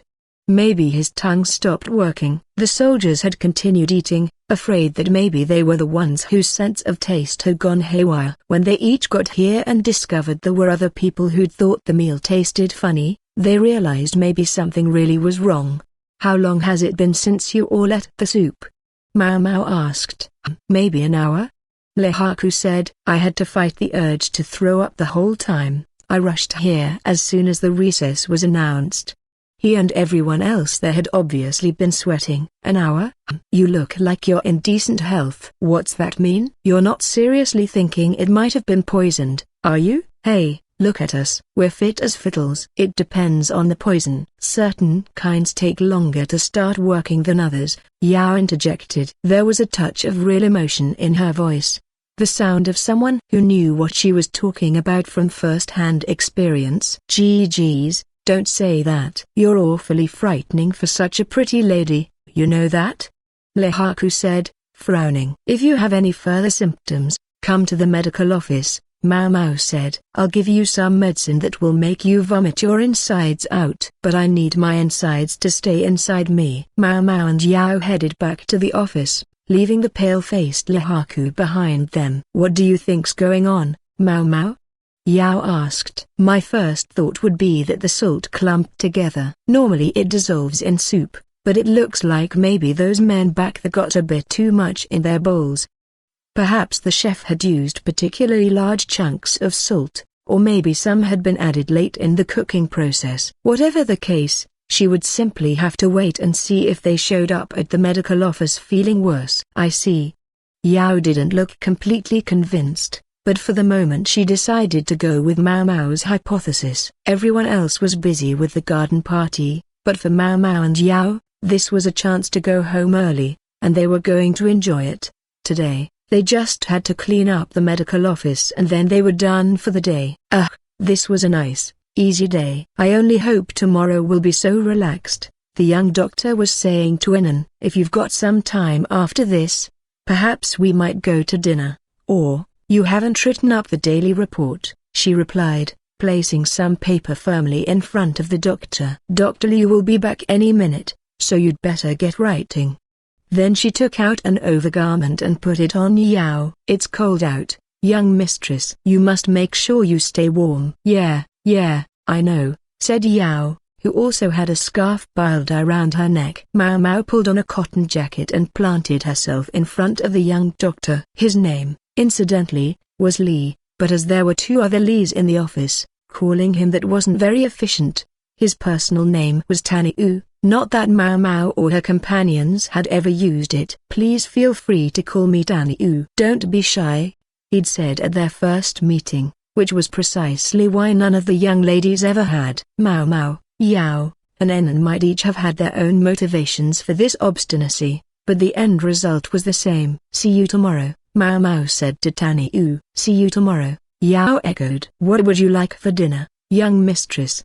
said Enan, completely ignoring him. He must have talked her ear off today. Tanny Yu was waving to them as they left, but Enan didn't so much as glance at him. Meanwhile, Mao Mao was thinking at Yao. "Say pork, pork, pork, pork." A good, fatty food would be perfect on a cold day like this. As soon as they left the office, a cold wind began to nip at their ears. "Let's see. I think chicken sounds nice." "Something crunchy on the outside," Yao said. Mao Mao's telepathy had failed to reach her, but chicken was a good consolation prize. "All right, then we'll need something clean and sharp to go with it," Mao Mao said, inserting herself into the conversation. "Good point. I wouldn't mind some raw fish and vegetables," Yao said. Enan looked at Mao Mao. With her lips she said, "Okay, then, Mao Mao. We don't have enough vegetables. Do you think you could buy some?" But her eyes communicated, "Those who don't work, don't eat." That was that, then. Mao Mao shrugged and nodded, but inside, she was trembling with fear. Chapter 13, The Hair Stick Thief. The chicken did indeed turn out crispy on the outside, tender and juicy on the inside. Just the memory of it was enough to make Mao Mao salivate. That was one delicious dinner, she thought, letting her mind wander over the previous day's meal as she did her work. She powdered some herbs in a mortar and swallowed her drool. Mao Mao thought of herself as a halfway decent cook, but she had to admit she couldn't hold a candle to Enan in the kitchen. Enan had mentioned something in passing once about her older brother being a professional chef, but she was no slouch herself when it came to preparing food. The chicken skin had been grilled to perfection, hiding light pink meat beneath. When Mao Mao had bitten into it, warm juices exploded in her mouth. It had been seasoned with salt and a crunchy black powder that seemed to be, of all things, pepper. Enan didn't hold back when it came to feeding Yao. Mao Mao had to think most of her wages went to food. And with Mao Mao getting in on so many of their meals recently, it couldn't be getting any cheaper. Mao Mao paused. When she thought of it that way, she realized that maybe she should at least be contributing some food money. This was sure better than eating at some crappy diner somewhere. Maybe she could at least cover ingredients.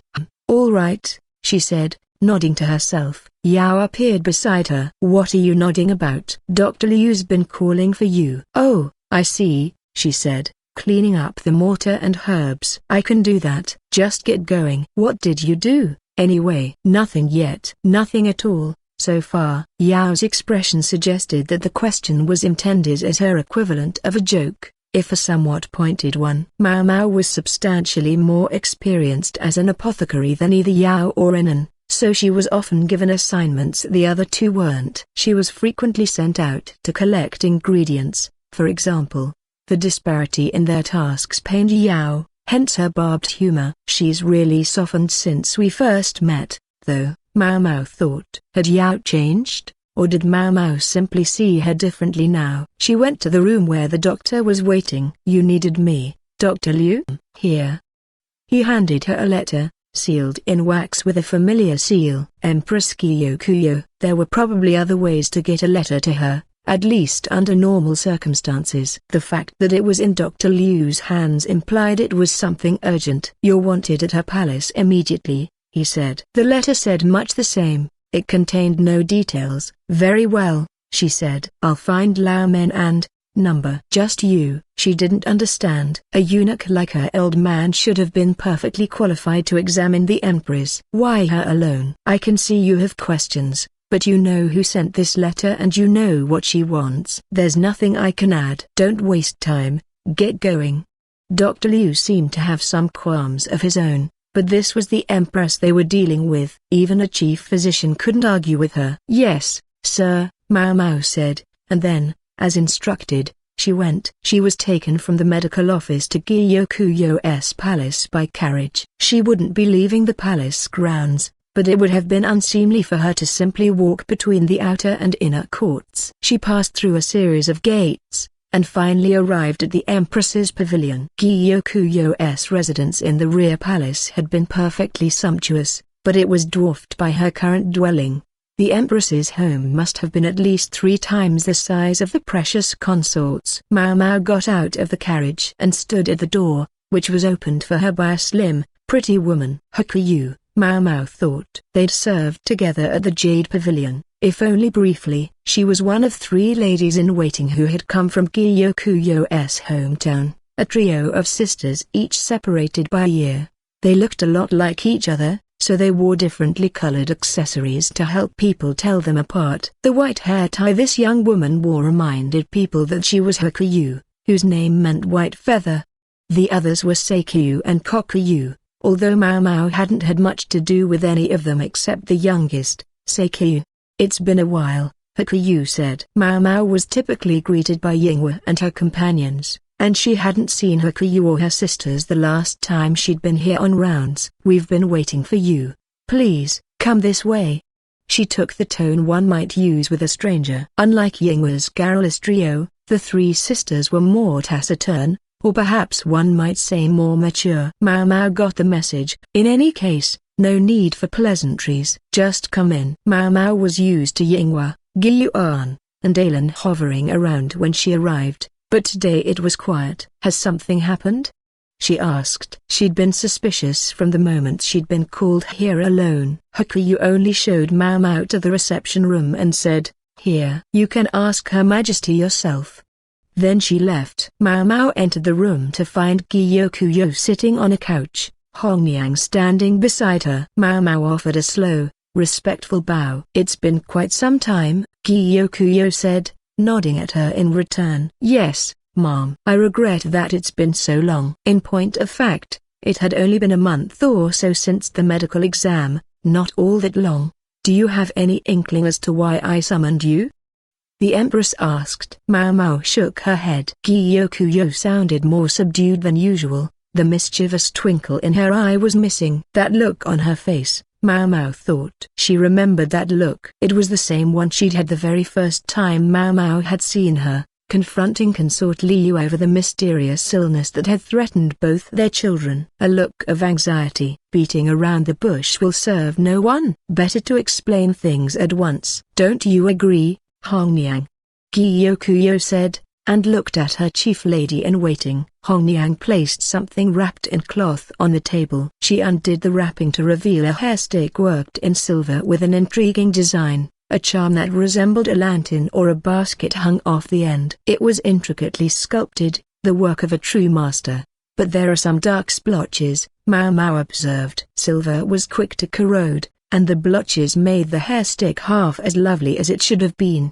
The sculpting itself was spectacular, yet when you looked at the thing as a whole, it somehow seemed lacking, mismatched or inconsistent. Like it was missing something, some crucial piece. "It's not really nice enough for an empress to wear." Mao Mao gave the hair stick a quizzical look. "What's this, my lady?" "This is what I was wearing at the garden party," Gyokyo replied. "You were, ma'am?" Mao Mao furrowed her brow. Gyokyo had been wearing this in public? That seemed unlikely, not least because Hongyang would never have allowed it. "I know what you're thinking." "No. The Empress would never have worn it to the party had it looked like this," Hongyang interjected. "Should have figured." If even Mao Mao could tell that the accessory lacked something, then the far more perceptive, and far less quiescent, Hongyang would never have stayed quiet about it. Mao Mao wondered what outfit Gyokyo had been wearing to complement this accessory. "We had the craftsman make this on rather short notice, but it was a fine piece of work. It has these dark patches now, but it was flawless when we got it. And there used to be a decoration in that charm. Something about half the size of the little basket." "A decoration?" Mao Mao asked. "Perhaps some sort of gemstone." "Certainly it would look striking there. Perhaps it would even make a tinkling sound like a bell when the Empress walked." "If I may say so, it doesn't appear to be there anymore." The mesh of the basket was fine enough that she doubted the stone had simply fallen out. "I wore this with my first outfit at the garden party," Gyokyo said. "I left my seat just before noon to change clothes, and that was when I discovered it was missing." Mao Mao didn't say anything immediately. There hadn't been a change of clothing during the garden party at the rear palace. Regardless, there weren't that many people who could have approached the high ladies. Perhaps only their attendants. "Might one of the ladies in waiting around you have had sticky fingers?" Mao Mao ventured. "Not one of Empress Gyokyo's own servants, of course, but perhaps one of the women who had come to serve the meal." Gyokyo shook her head, but it was Hongyang who spoke up. "Quite frankly, we would be less worried if it had simply been stolen. But this hair stick was among some gifts that were offered to Her Majesty today. If they were very lucky, that meant simply that the thief had had an attack of conscience and decided to return it. But then, the thief herself would need to be quite lucky to be able to tuck the item in among tribute intended for the Empress. Not likely, huh? Which meant it was a threat. "I can get close to you," it said. "I can even sneak things into your palace." As a consort in the rear palace, Gyokyo had been the target of more than one attempted poisoning by other women. Now she was the mother of the crown prince and lived in her own palace. That should have taken her further from danger. But then this happened. "You can come back anytime you feel like it." It was an offer Mao Mao had been given more than once, an invitation to come back and work for Gyokyo again. She realized now, belatedly, that it wasn't just personal familiarity that had moved the Empress to make the suggestion. "Mao Mao, do you think you might be able to find the culprit?"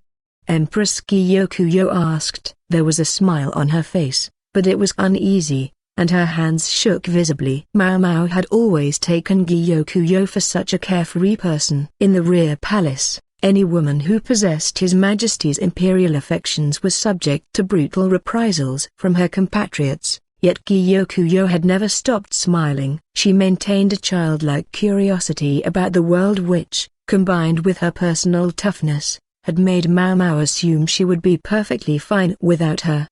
But maybe I was wrong. She might be the Empress, the mother of the nation, but she was still a human being. Mao Mao was in a room in the Empress's palace, looking at the hair stick. It was already late by the time they finished their conversation, so she'd been ordered to stay the night. She was told that her dormitory had been informed. Meanwhile, she was served dinner in her room. She was still a little surprised. Her dorm was less than 30 minutes away. Staying out all night was one thing, but an outsider staying the night at the Empress's palace, that had to be a real nightmare. "I guess she won't feel safe until she finds out what's behind this hair stick." Still, had there really been no one but Mao Mao to whom the Empress could entrust this matter? Or was it something else? Mao Mao sat down on the bed in the room that had been prepared for her and folded her arms. Splotched silver. Silver corroded easily. It was quick to cloud up if you didn't take proper care of it. It had to be polished constantly. Nonetheless, the nobility liked choosing silver tableware, or perhaps more accurately, they had to use it. For silver also fogged when exposed to arsenic. Arsenic had no flavor, no smell, not even any color, but thanks to this unique property of silver, it was easy to detect. One might say people in high places couldn't afford not to use it. Had Empress Gyokyo been exposed to arsenic in some way, then? No, not likely, her mood notwithstanding. She seemed in fine physical health. She showed no signs of having been poisoned. But then what had happened to the hair stick? Maybe it corroded after it was stolen? Suppose someone had tried to poison the Empress and failed, so they'd stolen the hair stick instead to blackmail her. No, Mao Mao decided. Too complicated. If there was some intention here, Mao Mao couldn't fathom what it was. What could the thief be after? There was something else that bothered her too. There's no sign that it was broken open. Hongyang had said there was supposed to be a large crystal inside, but it was now nowhere to be found. A crystal. Mao Mao gave the hair stick a gentle shake. It wasn't as if she expected the stone to fall out from some hidden crack, but to her surprise, a small, white granule landed on her skirt. What's this? She picked it up and squinted at it. She tried sniffing it. Silently, she got some water and a hand rag, then placed the particle on her tongue. Hey, this is. She'd just caught the taste of it when there was a knock at the door. Mao Mao, do you have a second? It was Yinghua, of all people. Yes. What's the matter? Normally, Yinghua might have shown up to chat or gossip, but today she didn't look in the mood. Mao Mao was glad to see her, though, there was something she wanted to ask. About the hair stick. Yinghua said. She looked uncomfortable, but for Mao Mao, her timing was perfect. The crystal that was mounted in this hair stick. Is there any chance?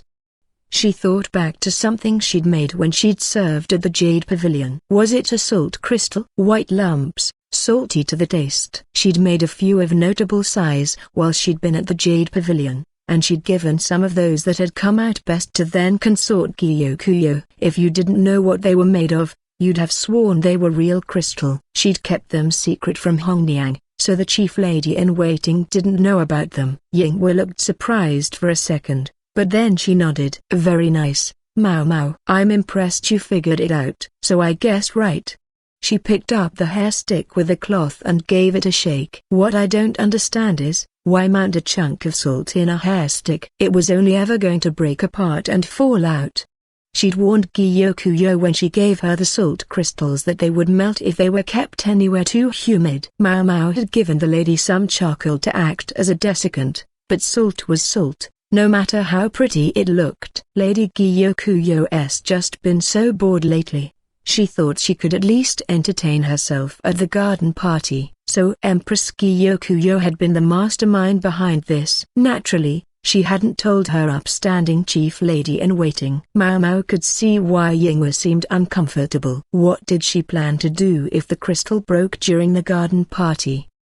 These were events where the women appraised each other from the hairs on their heads to the tips of their toes. Back when she had been at the rear palace, a great many middle and lower consorts had imitated whatever Gyokuro did in an effort to earn the emperor's interest. No doubt many still would. An empty ornament on her hair stick would be humiliating. That's why she planned to change clothes. She figured it would last the hour before she swapped outfits. The hair stick's lantern shape was striking and unique. It would draw everyone's attention. They would all be asking what that stone was in the ornament. Particularly the women helping out with the banquet. It wasn't only within the rear palace that ladies sought to gain His Majesty's affections. Perhaps Gyokuro had enjoyed baffling the people around her, knowing that they were pondering what kind of stone she had used and where she'd found it. Or perhaps she savored the thrill of not quite knowing what she would do if the stone broke while she was still in this distinguished and vicious company. It was very much,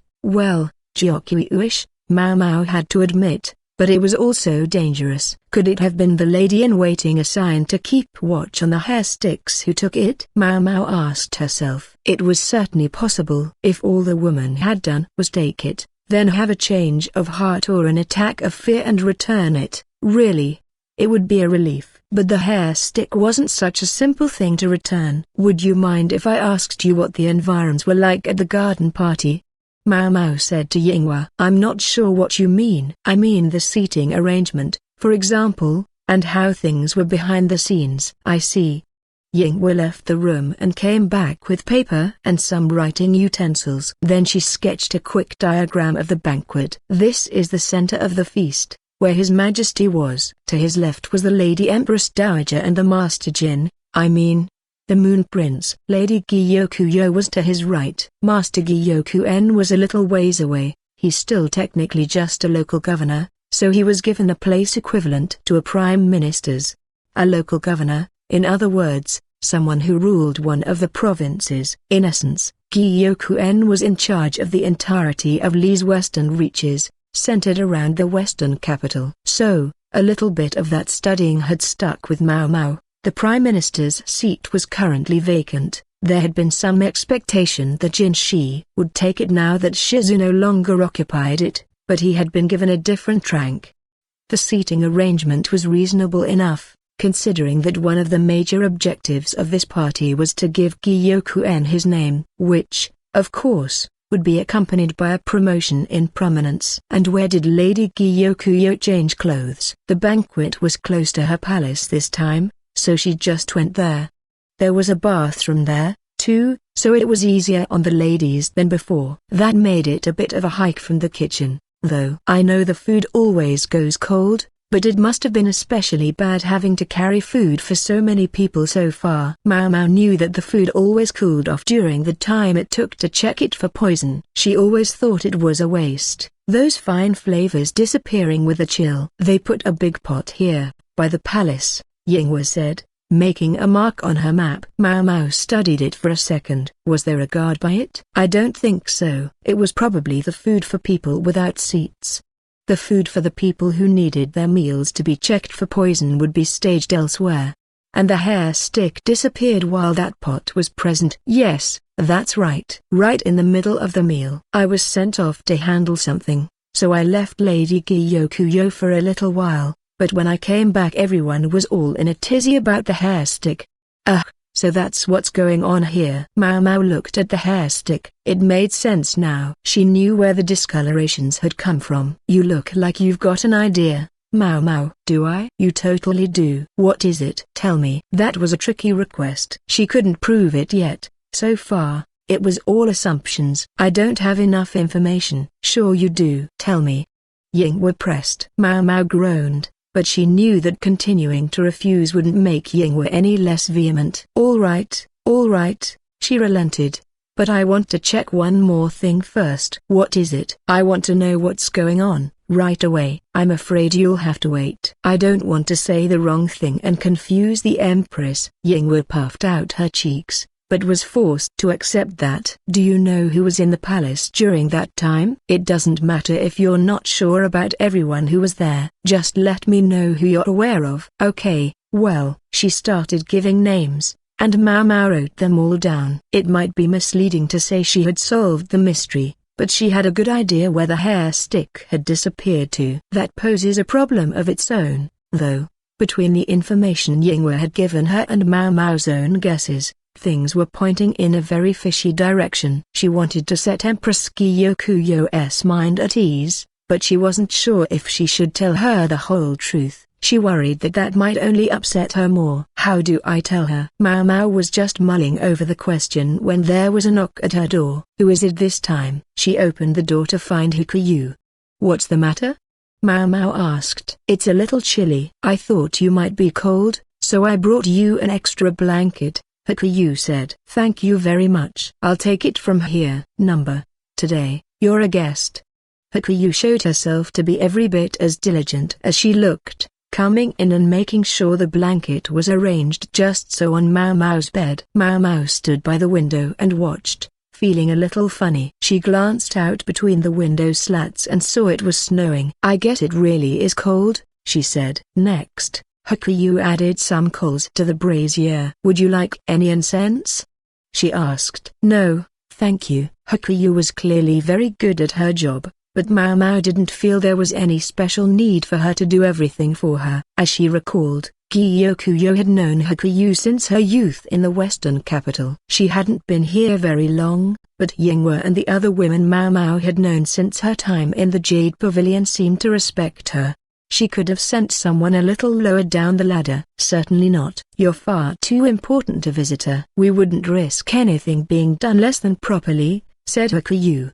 Oops. Had Mau Mau said that out loud? She squeezed her mouth shut to stop anything else getting out of it. These people don't quite make sense to me, Mau Mau thought. Other than Seikyu, the youngest, Mau Mau had no real sense of what the sisters were like as people. She'd seen them teasing their little sister, but only a bit. Mau Mau silently watched Hakuyu work for another moment, then took out the notes she'd made during her chat with Yinghui. She was glad she'd kept them close. She wouldn't have wanted Hakuyu asking any questions if she'd noticed them. Mau Mau resolved to go to sleep early tonight, but her heart was racing. Sleep isn't very restorative when you have something on your mind. Mau Mau rubbed her tired eyes and sat up. She was glad Hakuyu had brought the extra blanket. Her breath fogged in the morning air and her ears were red. When she opened the window, she found snow had accumulated on the ground outside. She shivered as she changed into her day clothes, and no sooner had she gotten dressed than she heard a voice from the hallway. Mau Mau, let's have breakfast. It was Yinghui, bright and early. Mau Mau decided to take her up on that. Gyuan and Dalan were at breakfast as well. Gyuan didn't seem to have changed much, except perhaps she was a little plumper than before. She was still gentle and easygoing. Alan appeared to have continued growing, for Mau Mau had to look up even higher than usual to meet her eyes. It was enough to inspire jealousy in the vertically challenged Mau Mau. Still, she couldn't help smiling a little to be back among such familiar faces. "Breakfast is extra special today," Yingwu announced. "There's dried abalone." "Wow!" the others chorused. Even Mau Mau was moved to applaud. Maybe she'd swiped it from the leftover ingredients for Empress Kyokuyo's dinner last night. The soup was simple, with good stock and only the faintest hint of salt. With the abalone in it, though, it proved highly edible. The rice was likewise the best stuff, demonstrating that when a woman became empress, her ladies' diets benefited accordingly. As the four of them chatted, Mau Mau looked around. Prompted by her restless demeanor, Gyuan asked, "What's wrong?" "Nothing really." "Don't the others have breakfast, though?" She didn't see the Yu siblings, or the other new ladies-in-waiting that Gyokugyo must have accumulated upon being made empress. "Oh, Miss Hakuyu and her sisters eat in another room, and the other ladies-in-waiting don't eat in the palace at all." "Yeah," Alan added. "It's too bad. This would be a good chance to get to know them. They're always so serious at work." "I think it's more that you three are a bit lax." Still, that made it easy to be around them. Yingwu and her cohort had served Gyokugyo a long time, since her days as a consort in the rear palace, but Hakuyu's acquaintance with the Empress went even further back, which must have been why Gyuan felt obliged to refer to her respectfully. Hakuyu might not rank as high as Hongniang, the chief lady-in-waiting, in their eyes, but Mau Mau got the sense that she still stood above Yingwu and the others. Maybe even more so than the last time I was here. Yingwu and her friends had been known to push back against other consorts' ladies-in-waiting, but really only if they spoke ill of Gyokugyo. Hakuyu and her sisters were companions and colleagues, and Mau Mau doubted Yingwu or the other girls felt any real hostility toward them. Speaking of Yingwu, she asked, "So, Mau Mau, do you know who the culprit is yet?" "It's a little tricky," Mau Mau said. A neat way to dodge the question. The other girls looked deflated. "If you haven't figured it out yet, Mau Mau, you could come back here," Yingwu suggested. "We probably can't convince them to let us have you just to make medicines and stuff. But if there was some sort of reason." "That's right," Gyuan added. "We've got lots more rooms than we did in the Jade Pavilion, and plenty of stoves. I'll bet you could get your hands on some imported medicines here," offered Alan. "Imported medicines?" Mau Mau very nearly jumped at that opportunity. "No, bad Mau Mau." She took a sip of her tea to calm herself. "I'm learning my craft from my father and the other doctors right now. I can't just switch jobs. Imagine what a burden it would put on the people I'm working with." She freely admitted that the idea of serving Empress Kyokuyo had its attractions, but joining the great lady's staff would bring problems of its own. Like that freak. What if the monocled strategist started lurking around the Empress's palace? In his own mind, he would just be trying to see Mau Mau, but that wasn't what scandalized onlookers would see. It was inconceivable that Empress Kyokuyo didn't know about the relationship between Mau Mau and the strategist by now. Wasn't it? Specifically, that it's all a delusion on his part, and we're complete strangers. To be quite blunt, Mau Mau wondered if there hadn't been some mistake, if she wasn't the offspring of some other patron of the Verdigris house. At least, so she liked to think. Although she knew the chances were slim. Things would have been so much easier if Gyokugyo had simply viewed Mau Mau as a pawn to be used, but she had genuine regard for Mau Mau's abilities. "I can't just ignore her." Not to mention that the gazes of Yingwu, Gyuan, and Alan were practically burning a hole in Mau Mau at that moment. She was just trying to decide how she could get out of this situation when a young woman with a red hairband came in. She looked a lot like Hakuyu, but her face revealed that she was somewhat younger, about Mau Mau's age. She was the youngest of the three sisters, and the only one Mau Mau had any real acquaintance with. She used to deliver Shiolan's letters to her. "What's up, Seikyu?" Yingwu asked. "Empress Kyokuyo is asking for Mau Mau," she answered without elaboration. Mau Mau finished her breakfast and picked up her bowl. "Don't worry, I'll get it." "Just leave it there," Gyuan said. So Mau Mau did. "Can't wait to hear when you'll be joining us," Yingwu called, all three of the young women waving encouragingly. Mao Mao offered a bow in return, then went to see the empress. In Gyokuyou's room, Mao Mao found not only Hongniang and Hakuyu, but the prince and princess as well. The princess was setting a panoply of toys around the crown prince, who was mostly ignoring them. Maybe she thought they were playing together. When Hakuyu saw that Mao Mao had come, she picked up the crown prince. Seikyu, the princess, she said. Yes, of course, Seikyu replied, taking Linglai by the hand. Play more, the princess said. She must have been about 3 years old now, and was obviously learning to talk. She didn't seem to remember Mao Mao, though, studying her face as if seeing her for the first time. Mao Mao was a little disappointed by that, but it was what it was. She gave the princess a friendly wave. Hakuyu was about to leave with the prince in her arms when Mao Mao impulsively grabbed her sleeve. What is it? Hakuyu said, her expression betraying her displeasure at this show of impropriety. Could you remain here? Mao Mao asked. To what end? I'd like you to hear this conversation. Hakuyu's expression didn't change, but Hongniang stepped into the hallway and waved down Alan, who happened to be passing by. Watch the child, please, she said, taking the prince from Hakuyu and giving him to Alan. The child burbled and pulled on Alan's hair. She carted him off with a strained smile on her face. Do you have something in mind, Mao Mao? Empress Gyokuyou asked. Neither she nor Hongniang said anything about Hakuyu's continued presence. They figured it would be quicker simply to forge ahead with the discussion. This, she said, and held out the Empress's hair stick. You've figured out who was behind its disappearance? Gyokuyou asked. I'm afraid not, Mom. But I believe I can explain why it became blemished and why the stone inside disappeared. You mean it? Yes, Mom. Mao Mao took out the diagram Yingwe had drawn the night before. You retired to your palace to change outfits, correct? And it was while you were doing so that you realized that the hair stick was missing. That's right. Unfortunately, there was no time to look for it. I had to get changed. I thought so. The commotion hadn't occurred at the time the hair stick disappeared. Did you think perhaps you had simply dropped it, rather than that it had been stolen? Yes. I was in such a hurry. A branch brushed my head as I went by. I thought maybe it fell out then. Would that have been around here? Mao Mao asked, pointing to a spot on the diagram. Yes, right there. There was a stand right in my way, and as I tried to go around it the branch caught me. A platform, in other words. The stewpot, Mao Mao suspected. She glanced over at Hakuyu, but the other woman's expression remained unchanged. Maybe I'm wrong about this, she thought, but either way, having Hakuyu there would make things quicker. To make a long story short, I believe the hair stick wasn't stolen. I think it simply fell, she said. What do you mean? Gyokuyou asked. Precisely that. My lady, the cause of your distress is that you believe the hair stick was stolen, then sent back to you as a threat.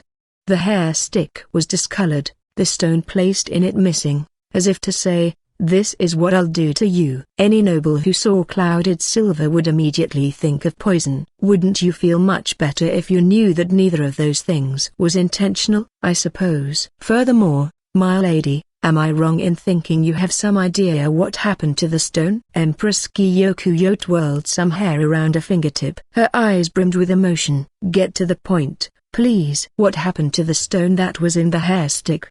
Hongniang demanded, finally unable to wait any longer. Empress, have you any more of those stones? Mao Mao said. I guess I have to come clean eventually, Gyokuyou said, resigned. She stood and fetched a small box from a corner of the room. She opened it to reveal a translucent, many-faceted crystal. May I use this? Mao Mao asked. You were the one who gave it to me. Mao Mao picked up the stone in one hand and a carafe of water in the other. Could somebody please get me a vessel?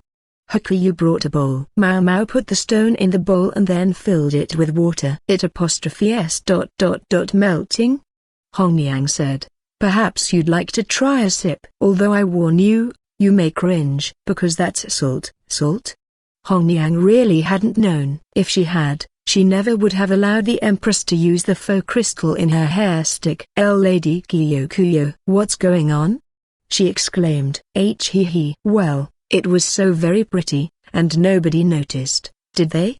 A mischievous smile came over the Empress's face. It suited her much better than grim anxiety. "I never knew salt could take on such a fine form," Hakuyu said, observing the dissolving crystal. "It often doesn't. I chose the ones that had crystallized in the most appealing shapes." "You put some salt in boiling water, not too much, so it can all dissolve. Then you let it cool. You have to put something small in it to form a core, and then you let everything evaporate. As you repeat the process, the crystal gradually gets bigger. I suppose the important thing to note is that silk is the ideal material for the thread from which you hang it." "Mao, you even made that while you were in the Jade Pavilion?"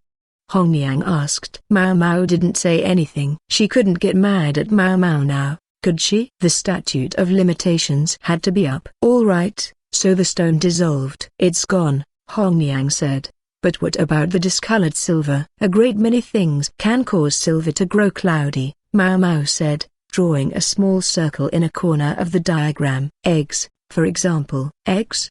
The other three women looked at her, puzzled. "That's right. You know the smell a rotten egg gives off?" All three of them shook their heads. It was the maids who took out the garbage. They had probably never smelled the odor of rot before. Mao decided to try a different analogy. "How about boiled eggs? You know how those smell?" "Yes, that I know," Gyokuro said. "It's a rather unique aroma, but there's another place you can smell the same thing, at certain hot springs." "Oh, I know what you mean," the Empress said. She must have bathed in a hot spring before. Maybe there were one or two of them on the journey from the western capital to this city. Certain substances in those springs contain sulfur. So do boiled eggs. If you eat them with silverware, the utensils can become discolored. "Yes, of course," Hongyang said, looking like she couldn't believe she hadn't thought of it before. She had a good guess now why the hair stick had darkened, for she knew what had been served at the garden party. "The hair stick dropped into a pot containing boiled eggs,"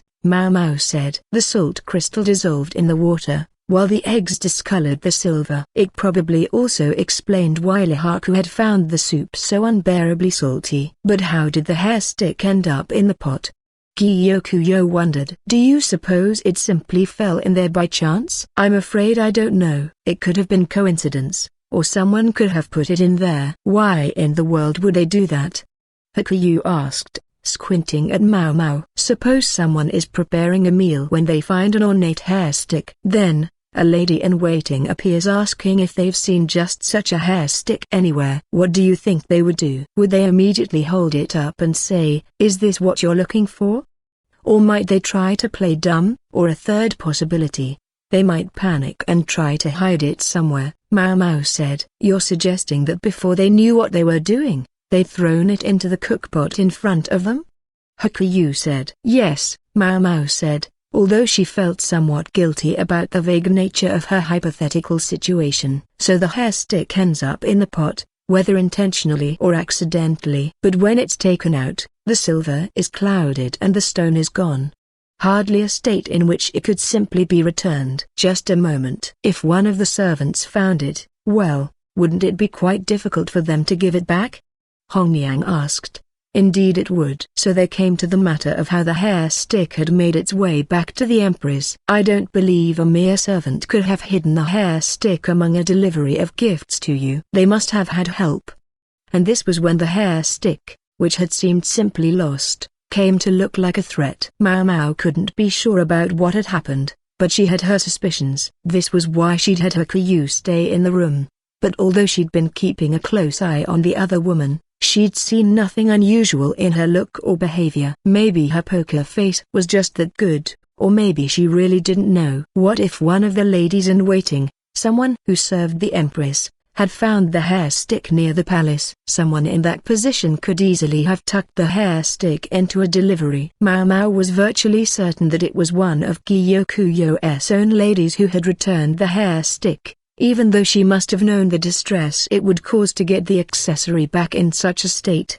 Hongyang would have reported the matter directly to Gyokuyo. She knew the Empress well enough to know that she wouldn't need to fear some arbitrary punishment. The same for Yinghua, Gyuan, and Alan. The three all knew about the salt crystal. They would have been able to explain what had happened, and would have had no reason to hide anything.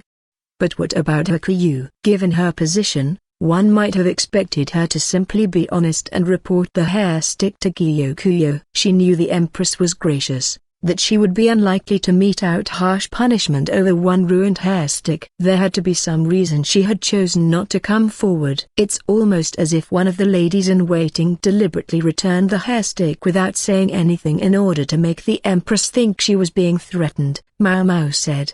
What do you mean? Hong Niang asked, disturbed. Exactly what I said. Empress Gyokuro is a kind and cheerful woman. Personally, I like her very much. But I could see someone thinking that she's too soft to survive in this den of iniquity. Mao Mao looked at Hakuyu.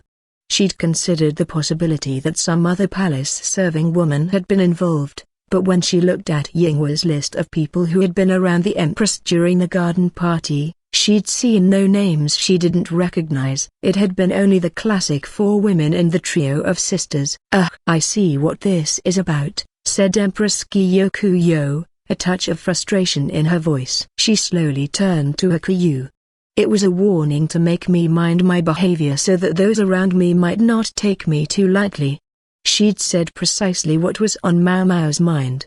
The Empress seemed to have her own idea of who the culprit was. You didn't do it, did you, Hakuyu? And I know Sekiyu wouldn't dare, Gyokuro said. Which leaves Kokuyu, Hakuyu said, no emotion in her voice as she spoke her sister's name. Kokuyu?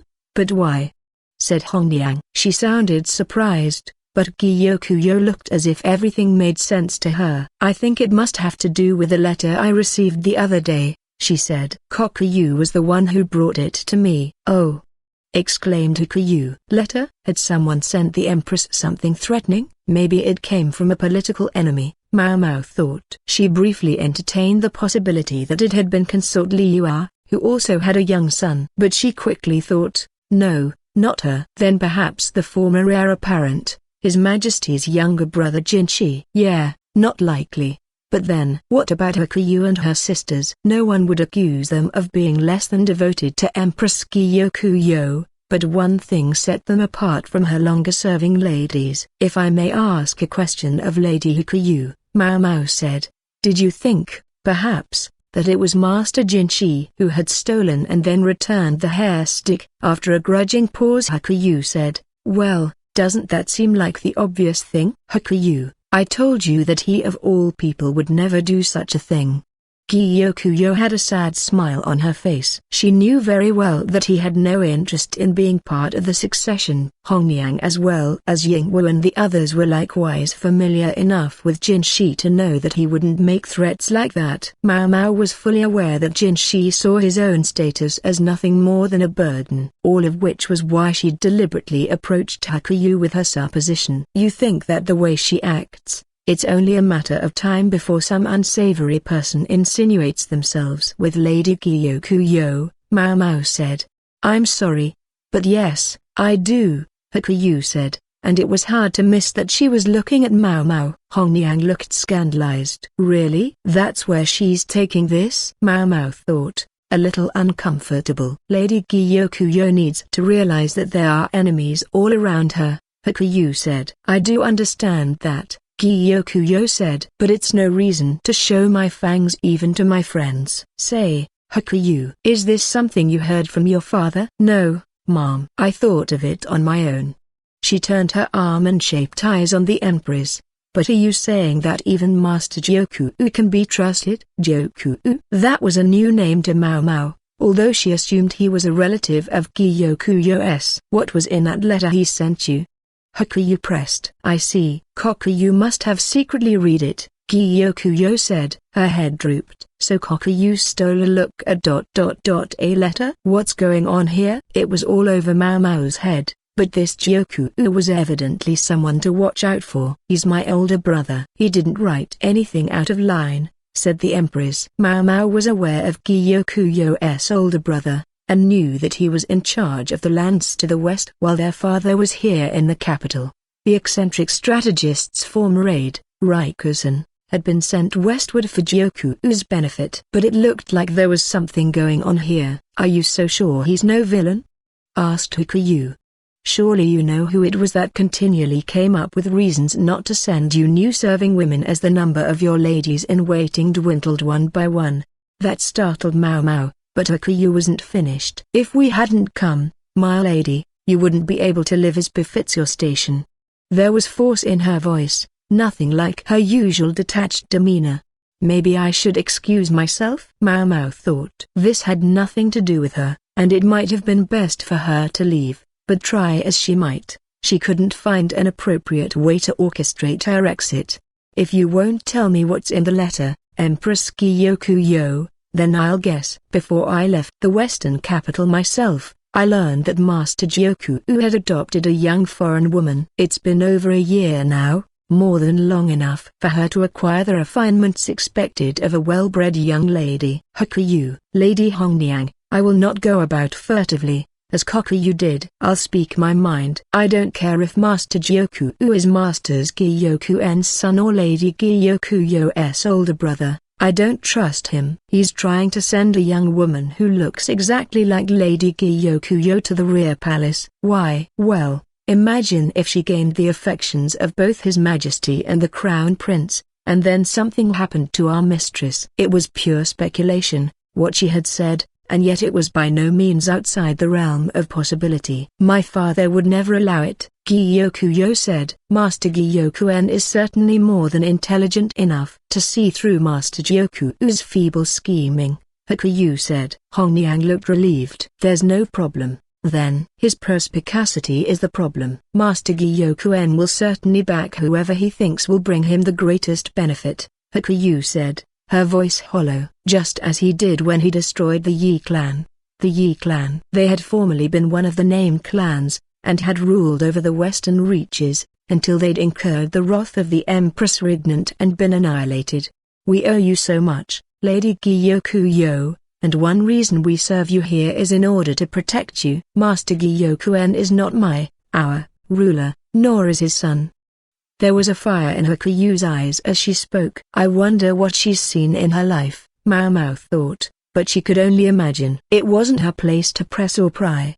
Please, be careful of Master Gyokuro. I'm begging you. I'm asking you with all my heart. Hakuyu's gaze went slowly to Mau Mau. Please, surround yourself with people you trust. You never know what may happen. Gyokuro and Hongniang likewise looked at Mau Mau, who said, "Why is everyone?" She had a bad feeling about this that wouldn't go away. Mau Mau, I do hope you'll consider it, Gyokuro said, her eyes like a puppy's. You wouldn't want to see Lady Gyokuro get poisoned, would you? Hongniang asked with a slight smile. The world is a rough place, but there are people who would never betray a trust, Hakuyu added. Was she in on this? Mau Mau pointedly avoided all three of their gazes, but she could feel they almost had her cornered. Chapter 14, The Go Contest, Part 1. Mau Mau gave the bandages a mighty thwack. The autumn breeze caught the drying white strips of cloth and they fluttered against the cloudless blue sky. The weather seemed the exact opposite of the clouds that darkened Mau Mau's heart. She'd felt she couldn't simply walk away from Empress Gyokuro-'s palace on a note like that. She'd been saved by a message from Dr. Liu. He could be hard on his subordinates, but he also looked out for them. Mau Mau hadn't realized the Empress was so cornered, and not by some obvious political enemy, but by a member of her own family. Her older brother. She'd heard that the Empress was the daughter of a concubine. Gyokuen was an old man, so Gyokuyo's half-brother Gyokuro must have been considerably older than she was. Complicated family relations were hardly unusual among the nobility, and it seemed Gyokuro was no exception. I wonder what happens after this. From what Hakuyu had said, Gyokuen had his own games he was playing. He would be Empress Gyokuro-'s ally only so long as there was something in it for him. So what would happen if she lost the Emperor's affections? Or for that matter, what if something should happen to the Crown Prince? Even if you're not interested in power, there are times when you need it to survive, Mau Mau thought. She sighed as she plunged her hands into the freezing water. It was so cold, it felt like her fingertips were going to fall off, and the weather would only get colder, so working with water would become more unpleasant still. Anan, with her intense devotion to her young mistress, had been plying Yao with balm to keep her skin from chapping. As she peered at the blue sky, Mao Mao had a thought. I wonder what that picture was about. The eerie image drawn by the little girl, Jazgul. That reminded her that the shrine maiden from the west was still living in Li. How was she doing? Well enough, no doubt, with the former consort Arduo to look after her. Yet though she had indeed once been one of the emperor's ladies, Arduo, Mao Mao reflected, seemed destined to take all the country's dark secrets upon herself. Her home was a haven for the surviving Shi clan children, as well as Sui Ri, who, though unrecognized, was the granddaughter of the former emperor and the niece of the current one. And now the shrine maiden of Sha, who was supposed to be dead, was there too. Arduo, the beauty in men's clothing, took all of this in her stride, but how must it appear to those round her? Well, in one sense, it didn't. All these things were done in complete secrecy, and wouldn't be discovered so easily. But there were plenty or people with sharp noses in the court. I hope none of them catch her scent. With that thought in her mind, Mao Mao poured the last of the water from the bucket into a canal. There isn't a full day's work to do here, Dr. Liu groaned. It was an hour when the medical office would normally have been crawling with injured soldiers, but today it was deserted. What can we do? Everyone's playing hooky, starting with the head honcho himself, said the young doctor, Danny Yu. He wore a sarcastic smile, but he looked disappointed. In his hand he held a go book. But even more of the civil officials are cutting work today. I hear there were some real brawls about who would get to take today off. At least the soldiers can pretend they're going over to keep an eye on things. Mao Mao knew Danny Yu himself had been desperate to get the day off, but he'd ended up here at work. A minimum staff was always needed in the medical offices, so physicians found it harder than most to take vacations. Seeing as there's pretty much nothing to do, I could probably just go home, couldn't I? Danny Yu asked, but that sort of wheedling wouldn't fly with Dr. Liu. Since we've finally got some time on our hands, we should use it to mix up some medicines, replenish our supply. The elderly doctor had a nasty grin on his face. He was enjoying turning the screws. Mao Mao's eyes lit up at the mention of making medicines. What should we make, sir? She said. Yes. I'm sorry to take the wind out of your sails when you've finally found some enthusiasm, but... He held out a cloth-wrapped package. I need you to deliver this for me. Mao Mao immediately scowled. I know that look. You're thinking, who does this geezer think he is? Perish the thought, sir, she said dutifully. Sir, perhaps I could make that delivery. Danny Yu ventured. No, you couldn't. Well, no room for argument. If this was something Mao Mao needed to handle personally, she feared to know what exactly it might entail. I want you to take it here, Dr. Liu said, taking out a map of the capital and pointing to a public square near the theater where the White Lady had performed her wonders. Here, sir? Not your favorite place, I take it. It's obvious from the look on your face. It certainly wasn't, because at that moment, that particular square was hosting a major event, namely, one related to Go. It was all too easy to guess who would be the. Mao Mao didn't know what strings he'd had to pull to get such a prime location. And for 2 days, no less, this must be quite a large tournament. I assume Dr. Kan will be there. He wasn't assigned to it, but he volunteered to take point. Mao Mao thought she could see what Dr. Liu was getting at. He tried to set up a bulwark for me. There was no telling what the freak strategist might try, but having Mao Mao's old man there would help diffuse the situation. Chances were, Mao Mao was being sent for much the same reason. There are a lot of people there, which means someone is going to feel unwell, whether from playing Go or whatever. This isn't the sort of thing the medical office would usually involve itself in, but don't you agree that moments like this are the time to offer a helping hand?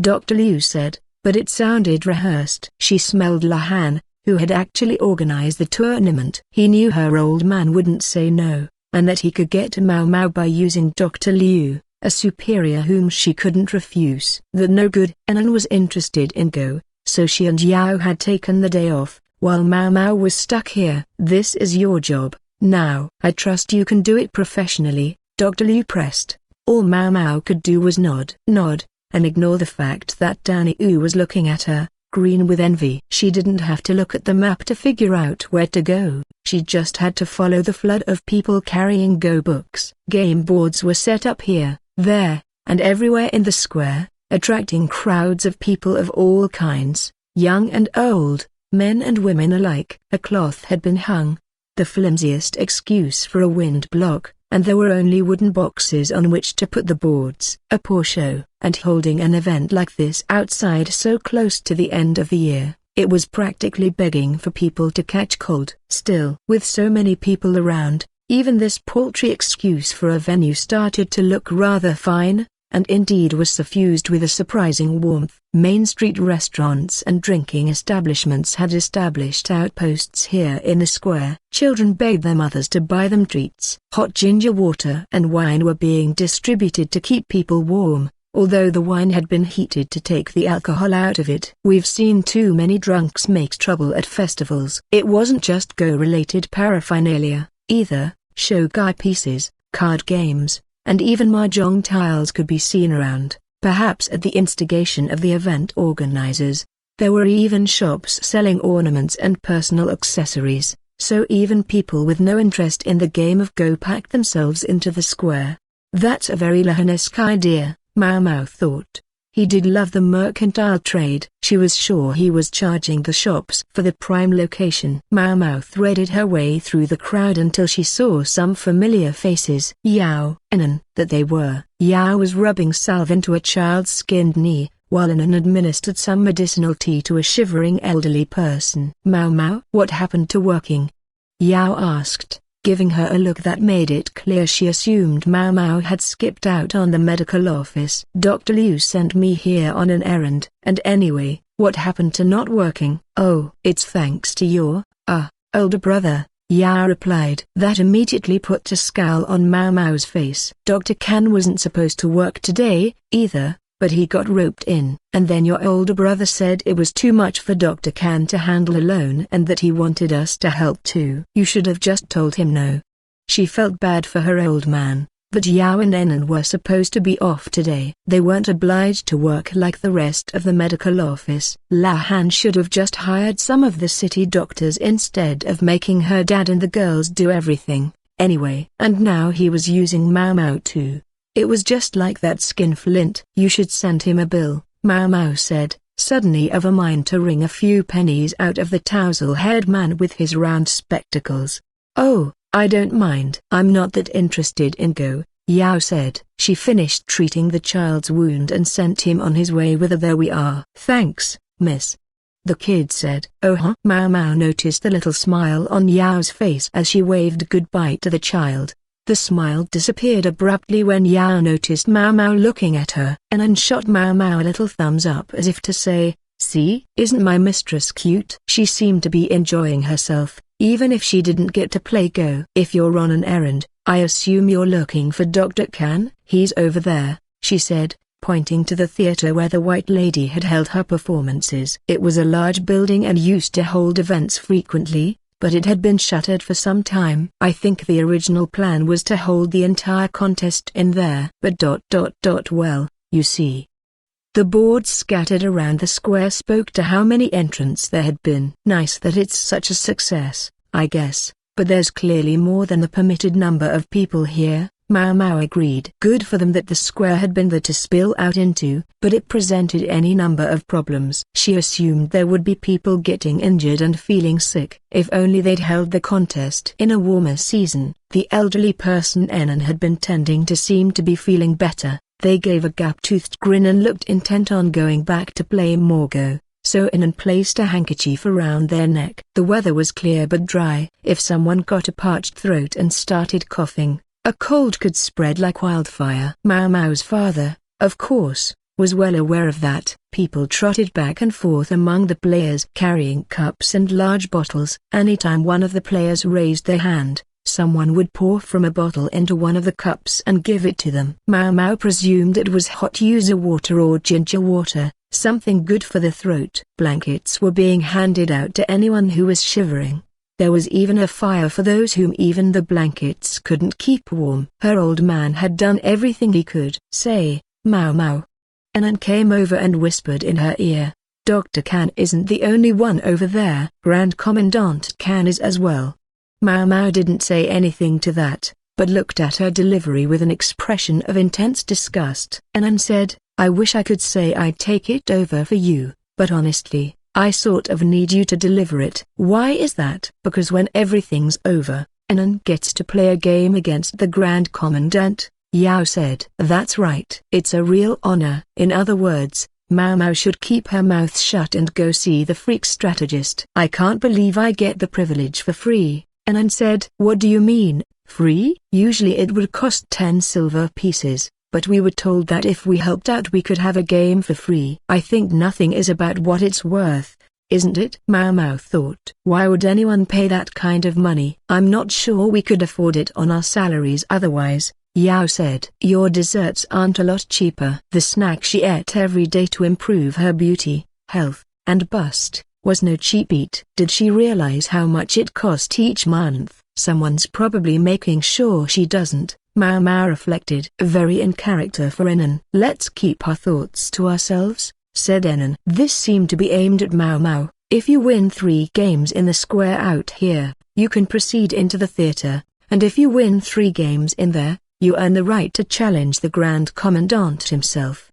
So it's not just pay to play. Even if you played as fast as possible, winning 6 games would take a while, Mao Mao said, giving Enan a puzzled look. That's right, you have to battle your way to the privilege. As far as time, the tournament goes through tomorrow. I'm not sure I could have managed to win 6 games, so if I can get a teaching game from him I'll consider myself very lucky. How condescending could he get? Mao Mao wondered. Not to mention that tomorrow, the second day of the tournament, she herself was supposed to be off duty. I can guarantee I'll be called in, though. With a distinct tuck, she made for the theater. Chapter 15, The Go Contest, Interlude. There, that should do it. Mai finished some work and stopped to stretch. The Moon Prince's office was far neater and more orderly than it had been before they'd redistributed the mountain of paperwork to the people whose actual jobs the assignments were. Only one other person was in the office with Mai, her younger brother, Barry, who occupied a sectioned-off corner of the room. You think you'll be able to wrap things up? She could take such an informal tone since it was just the two of them. Then again, she would have comported herself exactly the same even if the Moon Prince had been present. Yes, I should be able to finish the rest today, Barry said. His face, pale as an unripe gourd, peeked over the divider. He never spoke or even showed himself except in front of those he was closest to. Now he said, something in here is not like the others. He passed Mai a sheet of paper. I think perhaps it concerns our dear Kan. Kan? The surname alone wasn't enough for Mai to follow. The man of La, Grand Commandant Kan. Ah.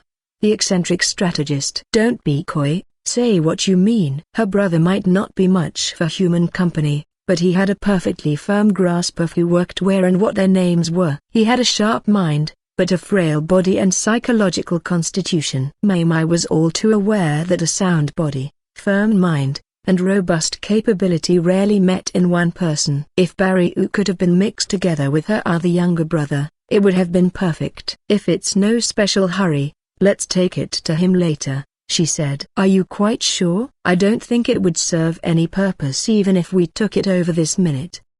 Mai plucked a piece of paper from the folds of her robe. On it was written Go Tournament and the details thereof. That was today? Barry said. He had some interest in Go, but lacked the courage to go somewhere there would be so many people. Even if he'd attended the tournament, he would probably have gotten dizzy in the crowd and simply collapsed. He's one of the prime movers. I doubt he's doing any other work. You're certain it will be all right?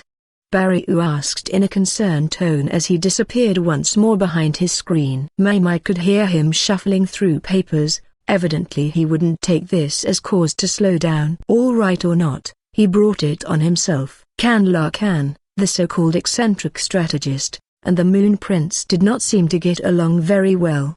Perhaps that was why Lakan had been the chief culprit among those foisting their work on this office. Pushing it right back on him had been Mai's main job recently. I must say, I'm surprised, she said. I never expected him to actually do the work we sent back his way. Yes, the bargain had been that the strategist could have his tournament venue in exchange for doing the work, but considering who they were dealing with, she'd assumed he might find some way to weasel out of it. And here I had another plan cooked up in case he didn't play along.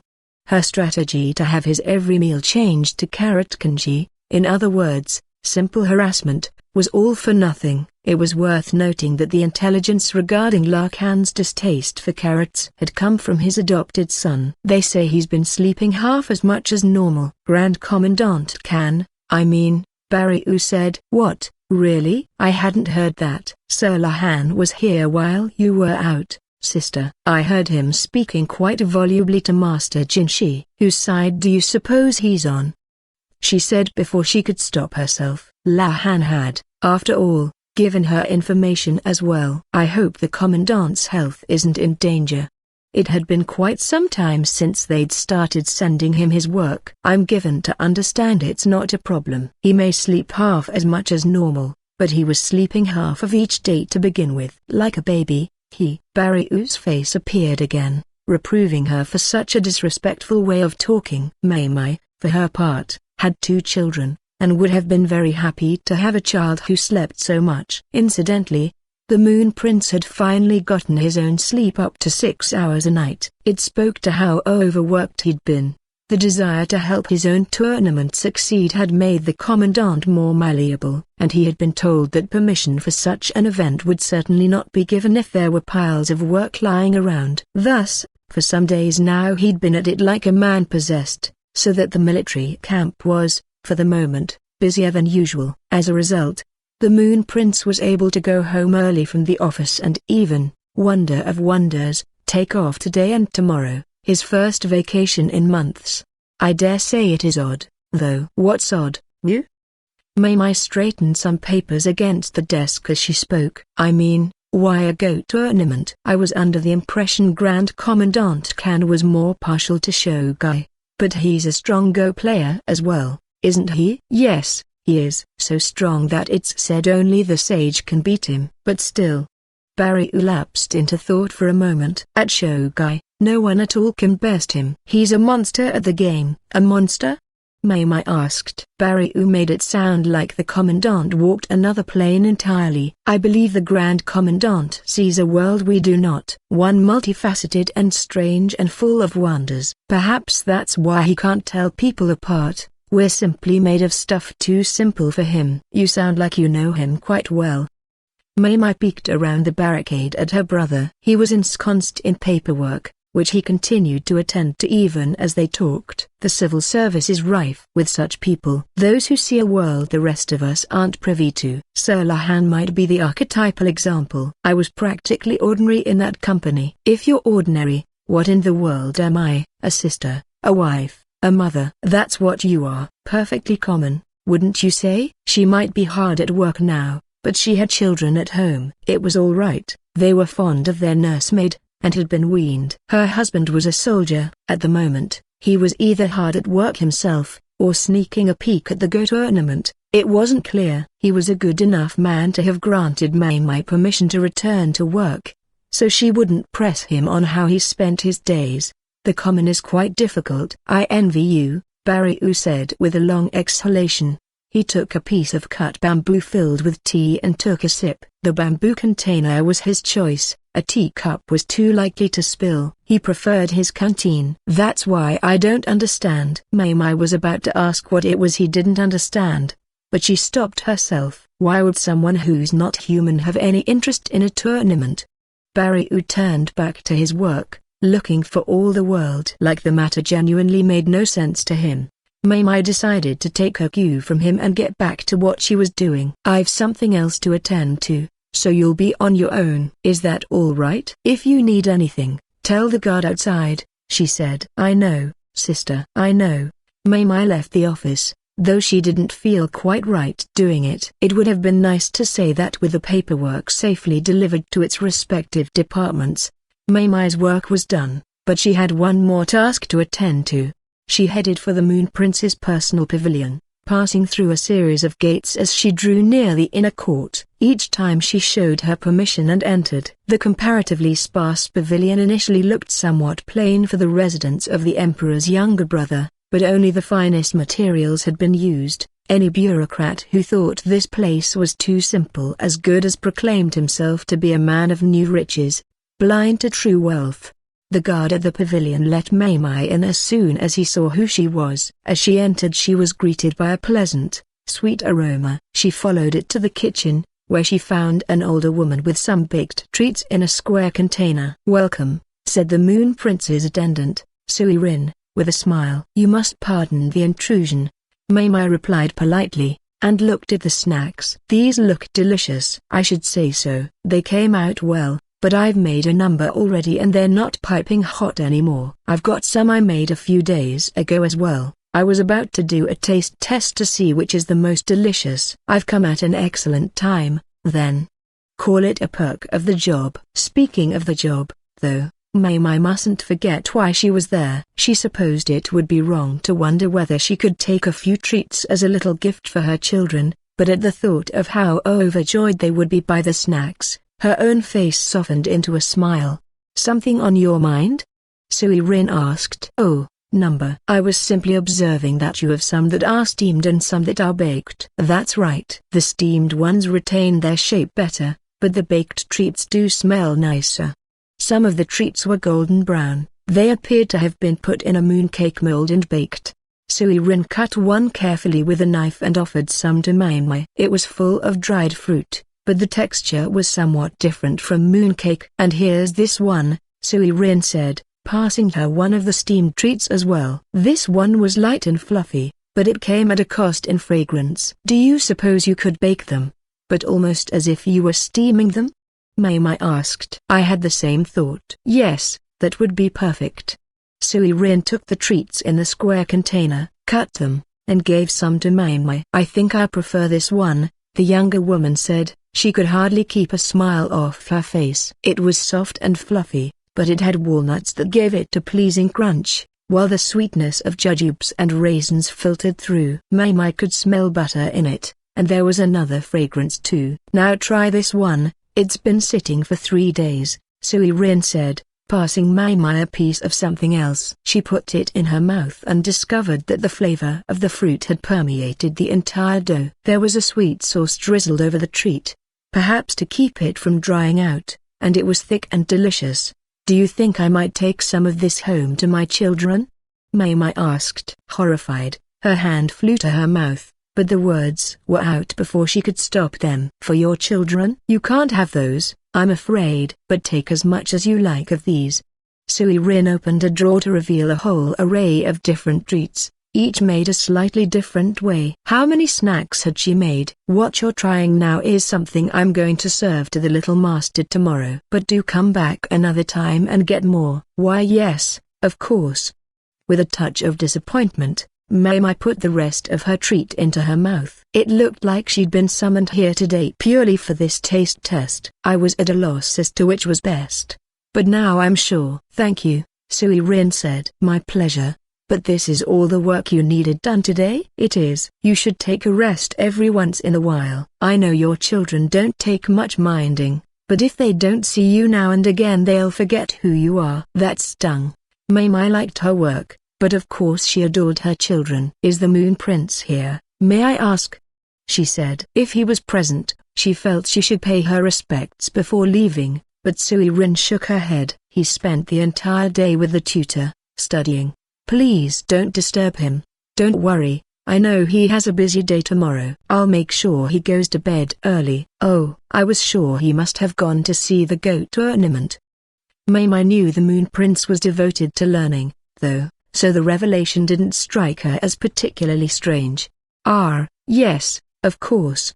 He hasn't been yet. But I've something more important to ask you about." "Mai Mai, would you consider becoming the little master's lady-in-waiting? I know what a diligent worker you must be, since he comes home early each day." "Lady-in-waiting?" "I'm sorry, but I'm not so sure. I do have children to care for." Becoming an attendant to the Moon Prince would mean spending all her time in Sui Rin's company, and her own mother, who had been one of the Moon Prince's nursemaids along with Sui Rin, had told her enough stories about the woman to make her think twice. As things stood, Sui Rin treated Mai Mai with professional politeness, but if Mai Mai started working for her directly, she could turn truly fearsome. "No, that's a shame. I'll just have to find someone else, then," Sui Rin said, although she didn't sound that disappointed about it. In fact, she already seemed to know who that someone else should be. Sui Rin wrapped up the treats for Mai Mai, and the younger woman showed herself out of the pavilion. An appetizing scent wafted from the package, but it seemed somehow lacking compared to what she'd tasted a few minutes before. She puzzled over it as she looked up at the sky. "Looks like another clear day tomorrow," she said, wondering if the Go tournament had been a success. Then she looked back at the treats, and when she pictured the joy on her children's faces, she couldn't help but smile. Chapter 16, The Go Contest, Part 2. "I want to go home," Mau Mau thought as she stirred a mixture of honey, ginger, and fresh squeezed tangerine juice. She was at the same place she'd been the day before, the Go tournament, in a corner of the theater, making drinks as fast as she could. She'd been on duty yesterday, she was supposed to be off today. What about her plans to hunker down in the dormitory and read the medical treatises Dr. Liu had lent her? And to be here, of all places. Yao and Enan were there too. Like Mau Mau the day before, they had been sent over by Dr. Liu. Although since Enan enjoyed Go, she seemed to be having a good time. Mau Mau wished she could be working with the two of them, but her father had told her, "I need you over here," and assigned her to the theater. Need we mention the reason? Mau Mau seethed as she remembered when she'd been dragged in here yesterday. When the old fart spotted her, he set up a ruckus, just like he always did. Let's say that it had fallen to Mau Mau's father to talk him down and leave it at that. There was a panoply of Go boards set up in the theater. In the spectator seating, people who had been victorious outside faced off with each other, and those who continued to win could ascend to the stage. Only a few people had made it up for the day before, so the freak strategists' matches had been separate. More people were reaching that coveted platform today, and at that moment the freak was taking on 3 people at once. One might expect that to be confusing, but it was very much in character for the strategist. He could hardly get by in day-to-day life, but he sent his opponents away from their boards one after another with their heads bowed. He would occasionally shoot little glances in Mau Mau's direction between moves, but she ignored him. "Everything ready, Mau Mau?" asked Yao, coming over with a kettle. "Yeah, here. I need more tangerines, though. I'm all out." She poured the honeyed drink into the kettle. "Sure thing. Also, yes, I'd like to sit somewhere else." She felt bad staying inside while Yao and Enan had to rush in and out constantly. "Oh, it's okay. It's no problem." Yao pounded her bountiful chest as if to say, "Just leave everything to us. I'm more worried about our snack supply." "Is it holding up?" As the girls went around to see if anyone was feeling unwell, they also handed out snacks to the participants. The entrance fee seemed to have been calculated to cover the cost. "I'm not sure, but I expect it'll run out in a hurry," Mau Mau said with a look in the direction of the freak strategist. He had a mountain of mooncakes and bin buns beside him. Playing board games took a lot of brain power, which made a person want sweets. That seemed to be one of the justifications for handing out snacks, but Mau Mau sensed Lahan's hand in this plan. The buns and mooncakes were both filled with sweet potato. Sweet potatoes weren't widely available in the public markets. This was presumably part of his plan to spread them around. They were sweet enough that by including them in a recipe, you could reduce the amount of sugar you needed, making the overall cost of ingredients cheaper. It wasn't just the tournament participants who could enjoy the treats either. Stalls had been set up to hawk them to other visitors, who could buy them if the flavor appealed to them. He had been very thorough. "How are things outside?" Mau Mau asked. "No real problems. A few fights broke out when people kept losing, and some kids have fallen down because of the crowds and hurt themselves." "Fights?" That was to be expected. You couldn't have this many people in one place without a bit of commotion. It didn't get worse than a few bruises. "The soldiers are all hanging around here, so they broke them up right away." "I guess that sort of counts as working." Yao didn't look very impressed. She took the full kettle and said, "Sweets and tangerines, then, right?" "Yes, please." Mau Mau watched her go. "Excuse me, miss, I won." Someone called from the entrance. Mau Mau went over to check them in, thinking to herself, they could at least hire one receptionist. As for Lakan, who had delegated all this work, he was nowhere to be seen. Mau Mau collected the name tags of the Newgie's defeated opponents. In this tournament, when you won, your opponent gave you a tag with their name on it. Collect 3 such tags, and you could enter the main tournament venue. Not all victories were equal, however. Some people simply kept working over weaker opponents. That wasn't technically against the rules. When Lakan had been asked about it, he'd said, if they paid the entry fee, I don't care. Doesn't really matter. If they aren't that good themselves, they'll find out in here. If you lost, you had to go back out to the square and start again. Mau Mau gave the newcomer a fresh tag, a drink, and a mooncake. "There's someone waiting for a game in the seats to the right. You can go ahead and start playing against them." You didn't get to pick your opponents. The guy in front of Mau Mau looked less than thrilled about it, but he sucked it up and went over to the seating area. If he'd breathed one word of complaint, Mau Mau would have had him out of that theater on the spot. Her father as well as several of the freaks people were stationed around, just to make sure the eccentric didn't get up to anything. "Excuse me," said a man hesitantly approaching Mau Mau. "Do you think I could ask for more mooncakes?" He wasn't a participant, he was the freak's minion, a man who had recently replaced Rikusen as the strategist's aide. He was of average height and build. He didn't look very soldierly. This was the same man who had been at his wits' end when the strategist has managed to poison himself with his own juice. Rikusen had been a pretty boy but could be firm when push came to shove. This guy looked far easier to push around. "All right," Mau Mau said, although her expression was one of exasperated disbelief. Had he already gone through his entire supply? She brought out some buns, making it obvious what a chore it was. "Here you go." No, I." The minion appeared to be trying to come out with something very hard to say. "Perhaps ... you could bring them to Master Lakan yourself?" Mau Mau was absolutely silent. One look at her inspired him to backpedal. Sorry. You're obviously very busy. I'll take them myself." At least he was quick on the uptake. "Mau Mau," someone behind her said sadly. She found her father standing there. "Don't make that face." "What face?"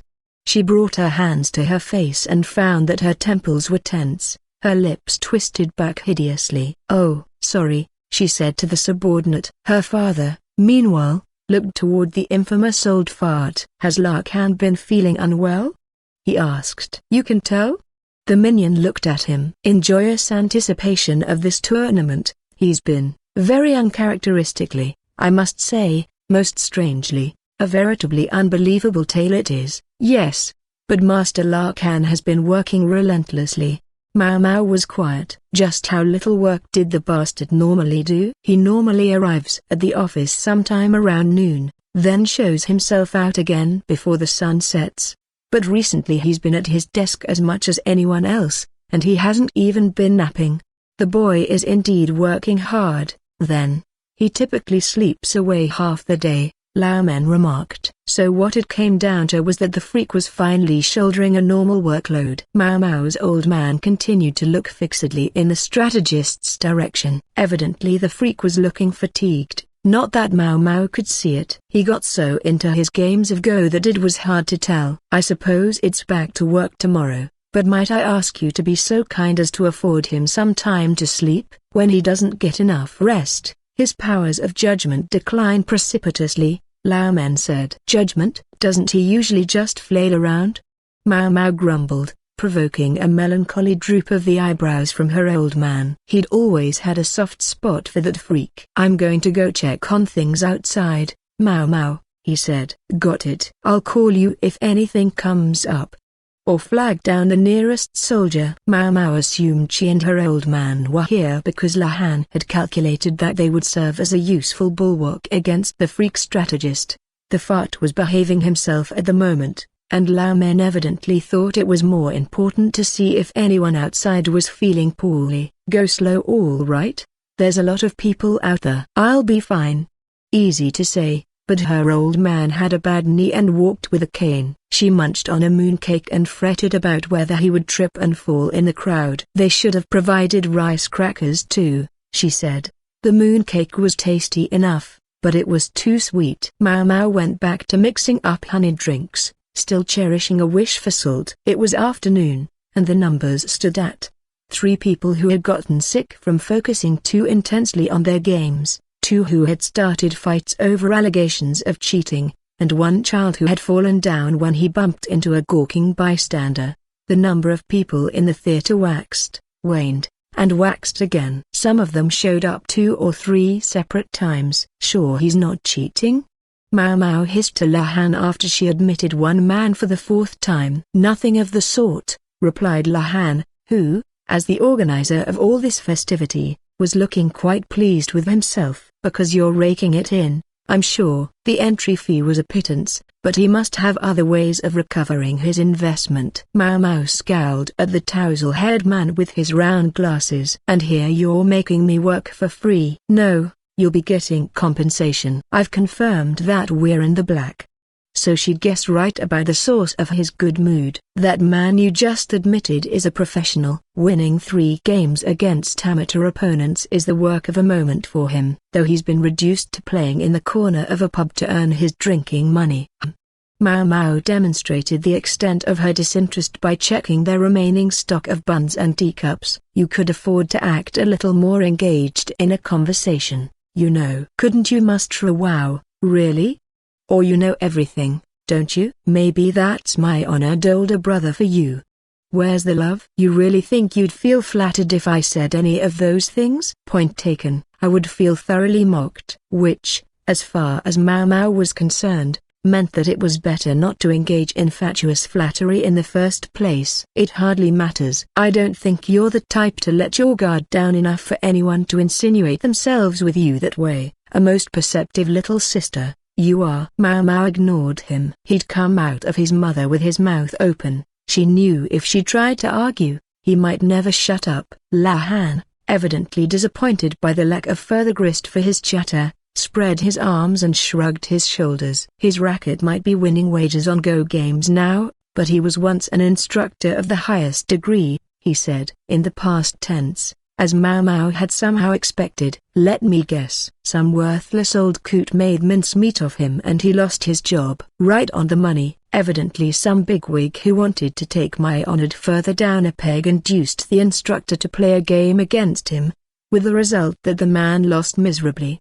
What a shame for him.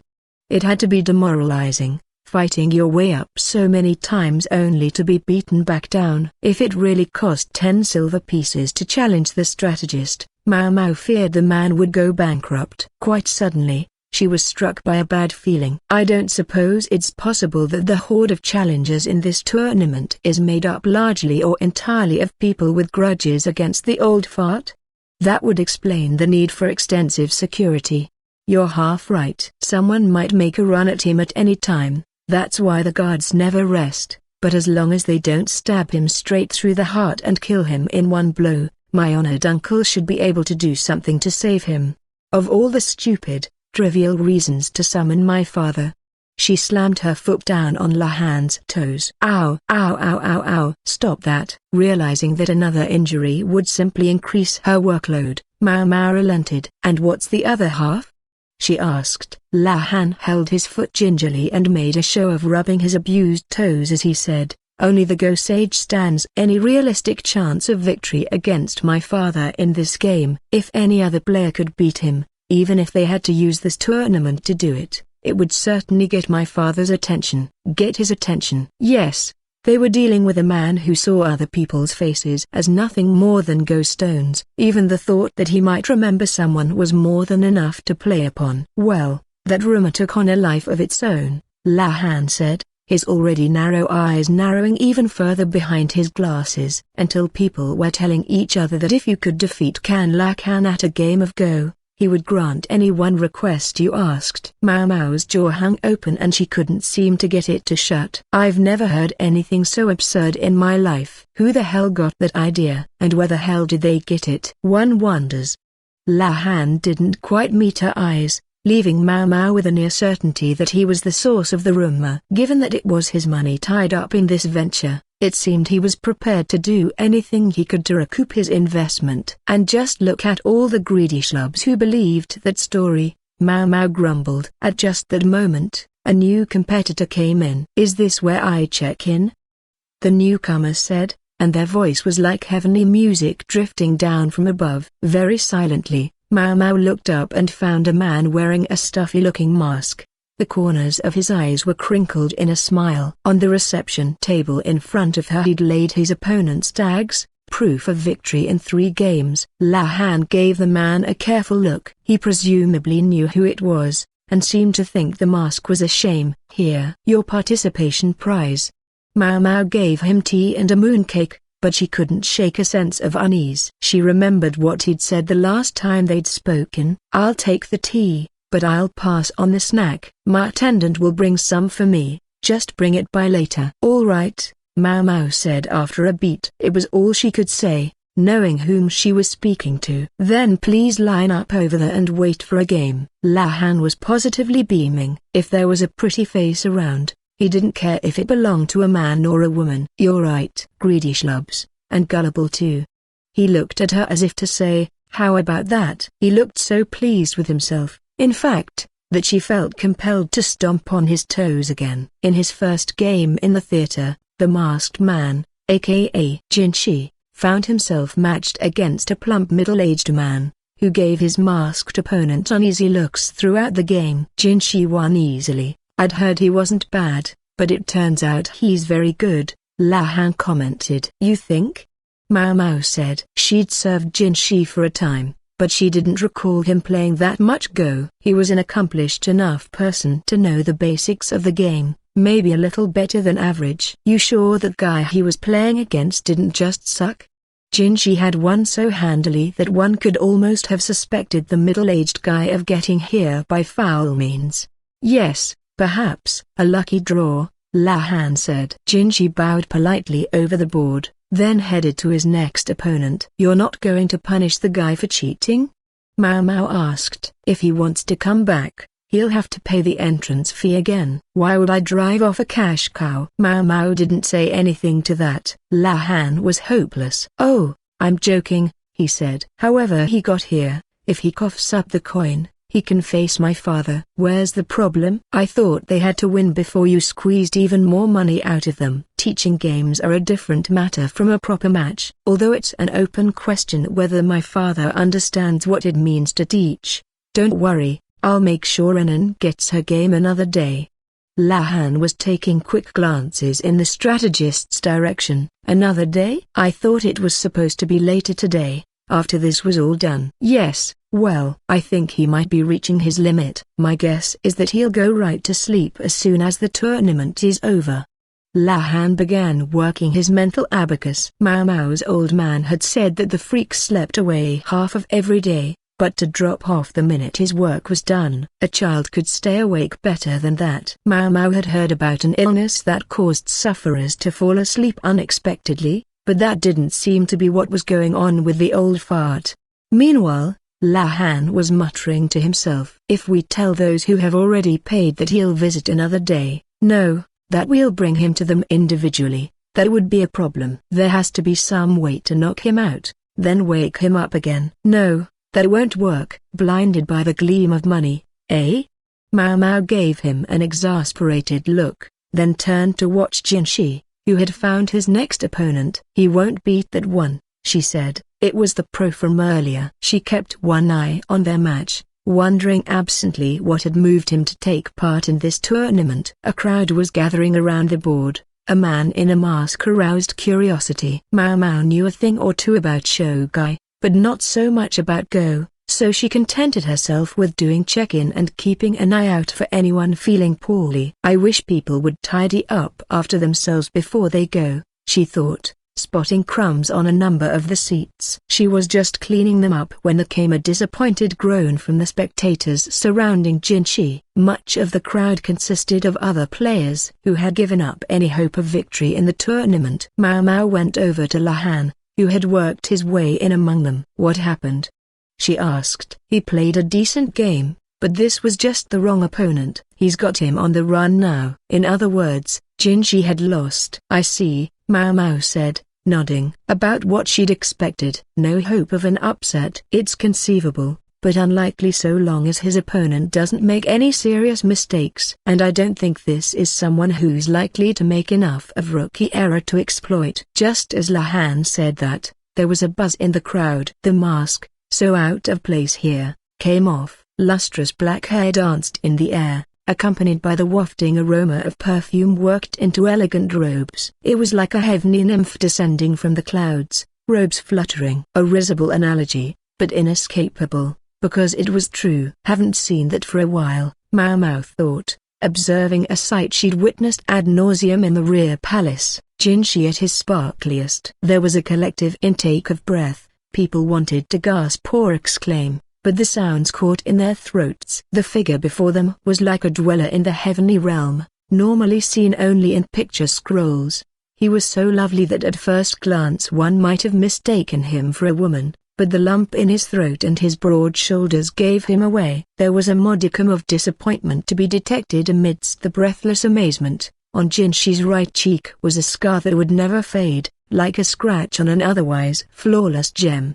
Jinshi's beauty had been exceptional even among the many and varied flowers of the rear palace. Here, it was more than enough to stun the onlookers into silence. I'd forgotten his looks were enough to be downright hazardous to the health. When Jinshi placed a stone on the board with a firm, clear click, he looked the quintessence of a man playing Go. The crowd reacted to each move with an appreciative ick. Mao Mao wasn't sure what had inspired Jinshi to take off his mask, but it clearly threw his opponent off his game. The other man had been well in control until that moment, but now his face was pale. Had Jinshi turned the game around? Mao Mao wondered. No, not as such, not yet. But if it was true that Jinshi's opponent had once taught Go to the nobility, then he would know something about the inhabitants of the royal palace. Perhaps he had met Jinshi, or perhaps he simply suspected, by reputation, who the man with the scar on his right cheek was. There's a chance for victory there. The crowd in general didn't seem to have realized who this gorgeous character was. Rumors about the emperor's younger brother receiving a scar on his right cheek had made the rounds of the populace. Yes, but they didn't suspect that he would be here, now, playing Go.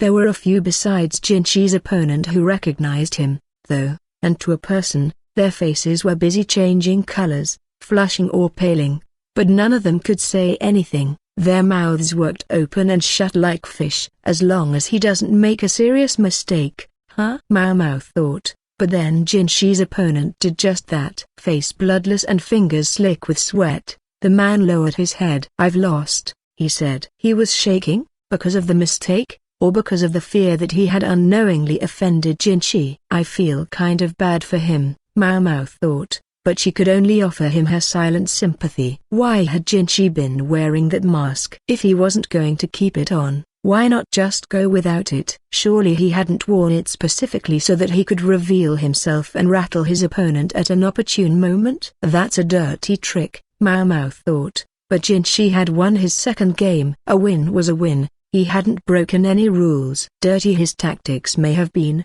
but Mao Mao was reminded that Jinshi had always been willing to stoop to such levels. He'd milked that face of his for all it was worth in the rear palace, convincing palace ladies and eunuchs to bend over backward for him. Why should he scoff at such methods just because he had a little worldly power now? He's really here to win, Mao Mao realized. Was he that desperate for a game with the freak strategist? Mao Mao gave him a look. He hadn't seriously bought into Lakan's rumor, had he? She suddenly felt a shiver down her spine. She turned to discover a best-doubled old fart looking in their direction from the stage. It was the strategist. Step away, Mao Mao, if you'd be so kind. My honored father can't concentrate on his game, Lakan said. Sure. But he has learned to distinguish the moon prints. You mean he couldn't before? I guess it's the scar that gives him away. It was some burden, not being able to tell people apart. Mao Mao went back to the waiting area, cleaning implements in hand. There was another young man at the reception desk, fresh from his victories outside,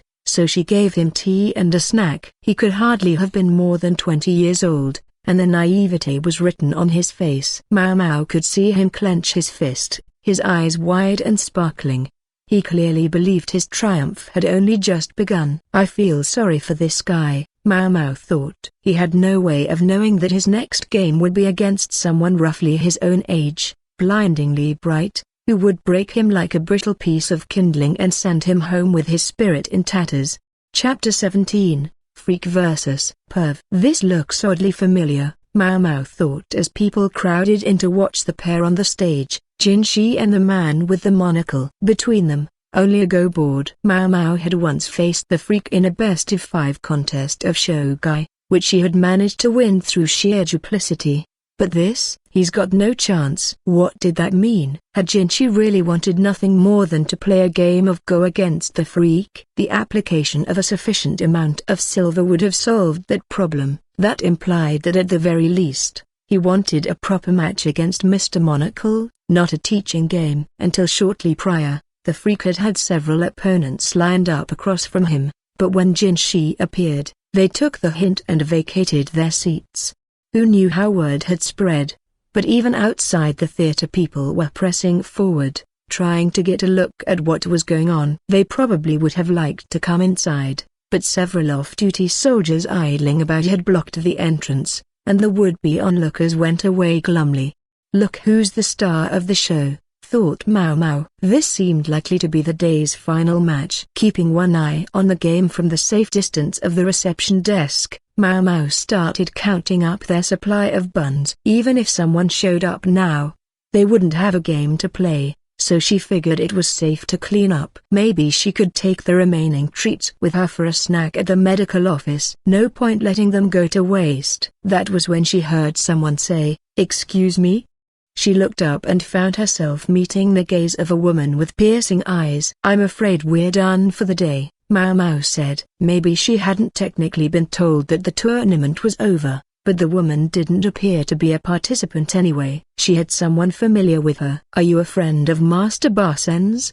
Mau Mau asked. "She's my older sister," Barsen said brusquely. The woman gave his head a shove. "Wow, no mercy." Barsen's forehead smacked the edge of the desk so loudly that Mau Mau expected to see a dent when he got up. "I thank you for all you've done for the Emperor's younger brother, foolish though he may be," the woman said. "My name is Mai Mai."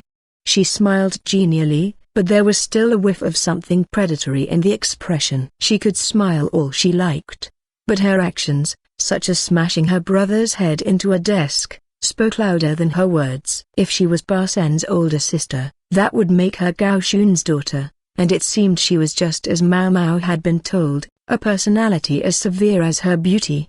So this is the woman who infamously dismissed her own father out of hand. She didn't remind Mau Mau much of either Barsen or Gao Shun. Perhaps she took after her mother. "I've come to deliver something the Moon Prince left in my keeping." Mai Mai handed Mau Mau a package from which wafted a sweet aroma. "Huh, what have we here?" The nose-tickling fragrance was almost too much to resist. Even Mau Mau, with her distinct preference for savory treats, wished she could try a bite of whatever was in there. Jinshi had said something about snacks coming by later, so this was what he'd meant. Mau Mau looked at Mai Mai. She was Barsen's sister, and Barsen himself was right there, so there was every likelihood the snacks were safe. Professionally, though, she wasn't sure she could simply let Jinshi eat them in good conscience. "May I check the contents, just to be safe?" she asked. "It's certainly not that I just want to try some." She had no choice. She began to reach for one of the snacks. "If you wish to check them for poison, be my guest. Lady Sui Rin made them specially herself, so I can vouch for the flavor." If they were really from Sui Rin, then all the more reason to trust them. The old lady, with all her wiles, was a chef to be reckoned with. "If I may, then." Mau Mau opened the package. She found palm-sized baked treats each individually wrapped in oil paper. She took one of them out. The smell only intensified as she removed the packaging. The aromas of fruit and butter were prominent. The dough was fluffy. It seemed like it could crumble in your hand. It wasn't packed full like a mooncake. This was a snack that would sit lightly in the stomach. Huh.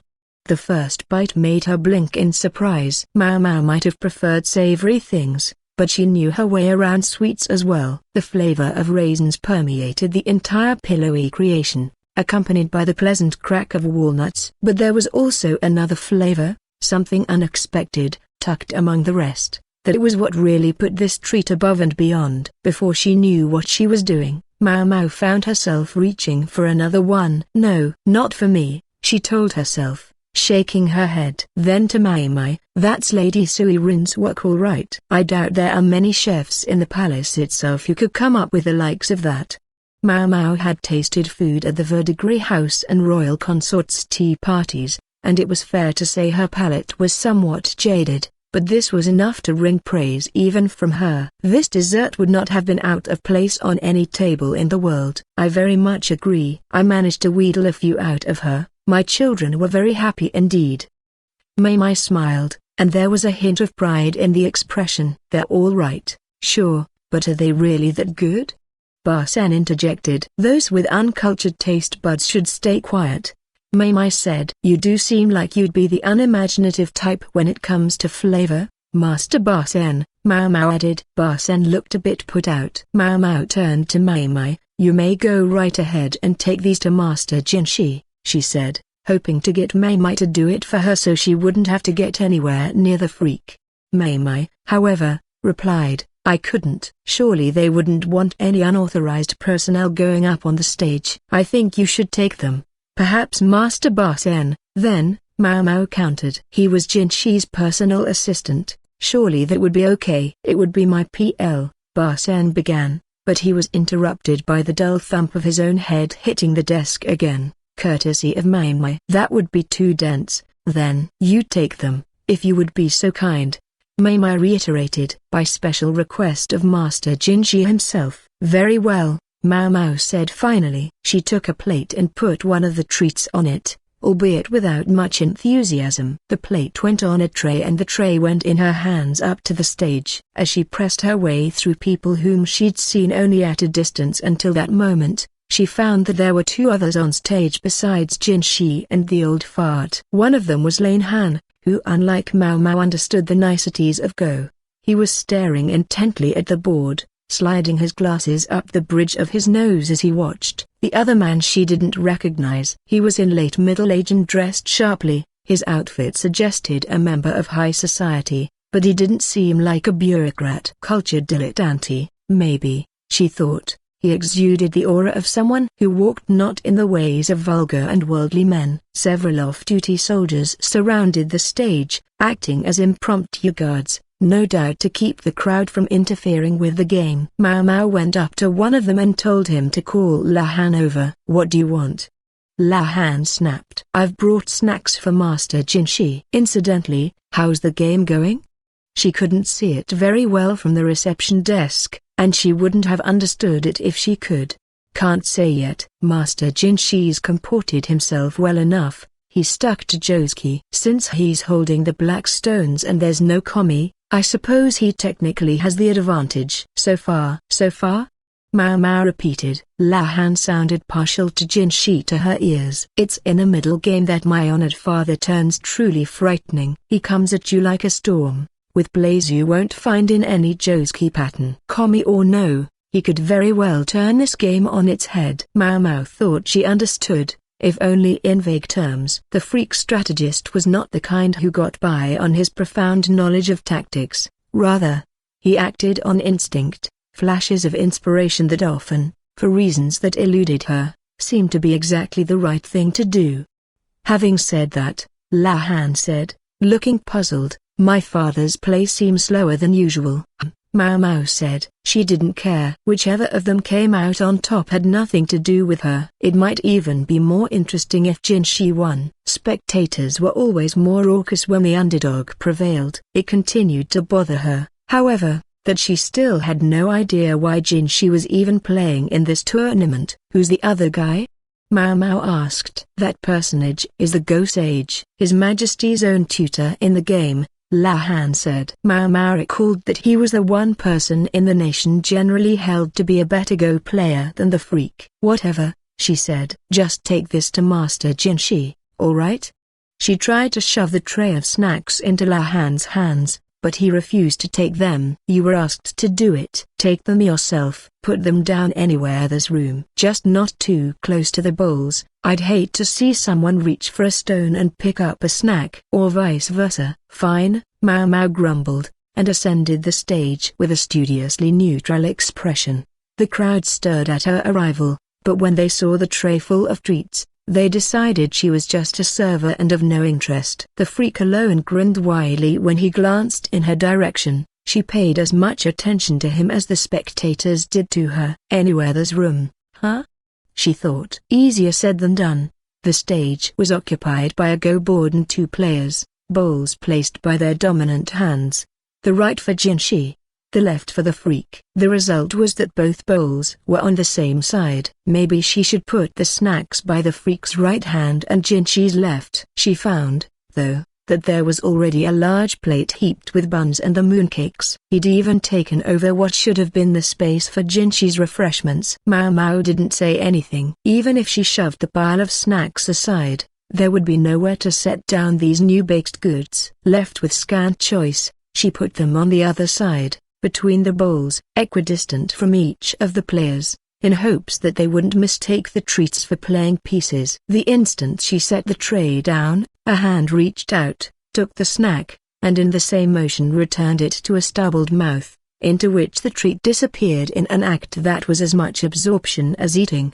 Mau Mau continued to say nothing, and to feel nothing but disbelief and maybe some disgust. The freak strategist had helped himself to Jinshi's food without so much as a second thought. He chewed, swallowed, and then licked the grease off his fingers. He followed this up with a look at Mau Mau like he wished he could have more, but there was nothing she could do for him. Mau Mau, Jinshi called. The strategist's face squinched into a scowl at that. Jinshi had lately, at long last, begun to call her by her name, but something felt odd about it this time. If you would bring more snacks, he said. Yes, sir, she said. Eventually she planned to put everything that was left on a plate, although she had a strong suspicion they would all end up in the strategist's mouth. She'd been hoping there might be at least one left over that she could appropriate, but it seemed it was not to be. Maybe Sui Rin would let her in on the recipe someday. She shuffled back off the stage, wishing the game would hurry up and be over. After the hubbub of the theater,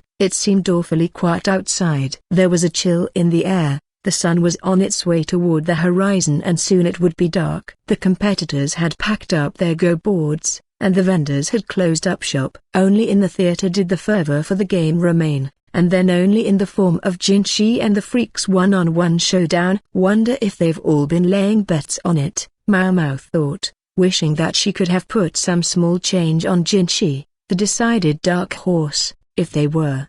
Both siblings, Basan and Mai, had been in the audience when she left, but when she got back she found only the younger brother. Mai had slipped out on the grounds that her children were waiting for her. Mau Mau also found Yao and Enan, who'd finished much of the cleanup and were watching the game. Enan's eyes were sparkling. Mau Mau had to admit that seeing so many people so involved in something that interested her so little did make her feel left out. The audience watched with bated breath, and then a cheer went up from the crowd. Is the game over? If it was, then she wanted to hurry up and go home. She turned toward the stage, but found the 2 combatants glued to the board just like before. She glanced around, then went over to Yao and Enan. Is the game done? She asked. Not yet, Yao said. It's not, but there might be a forfeit coming soon, Enan said. She pointed at the wall of the theater, where there was a big piece of paper with a go board drawn on it. Beside it, Lakan wielded a brush, drawing in the stones as they were played, a nice way of making the game easy to see from a distance. Funny he never seemed so considerate in other matters. Let me guess. The challenger? Mau Mau said. No, the Moon Prince looks like he might win, Enan said with a shake of her head. She sounded spiteful about it, maybe because Jinshi had dared to pry her away from Yao. It proved that there were people in this country who despised Jinshi for entirely non-political reasons. I think Master Lakan's last move was a critical mistake. She looked like she couldn't believe it. Mau Mau, for her part, would endure the utterance of the loathed name. How so?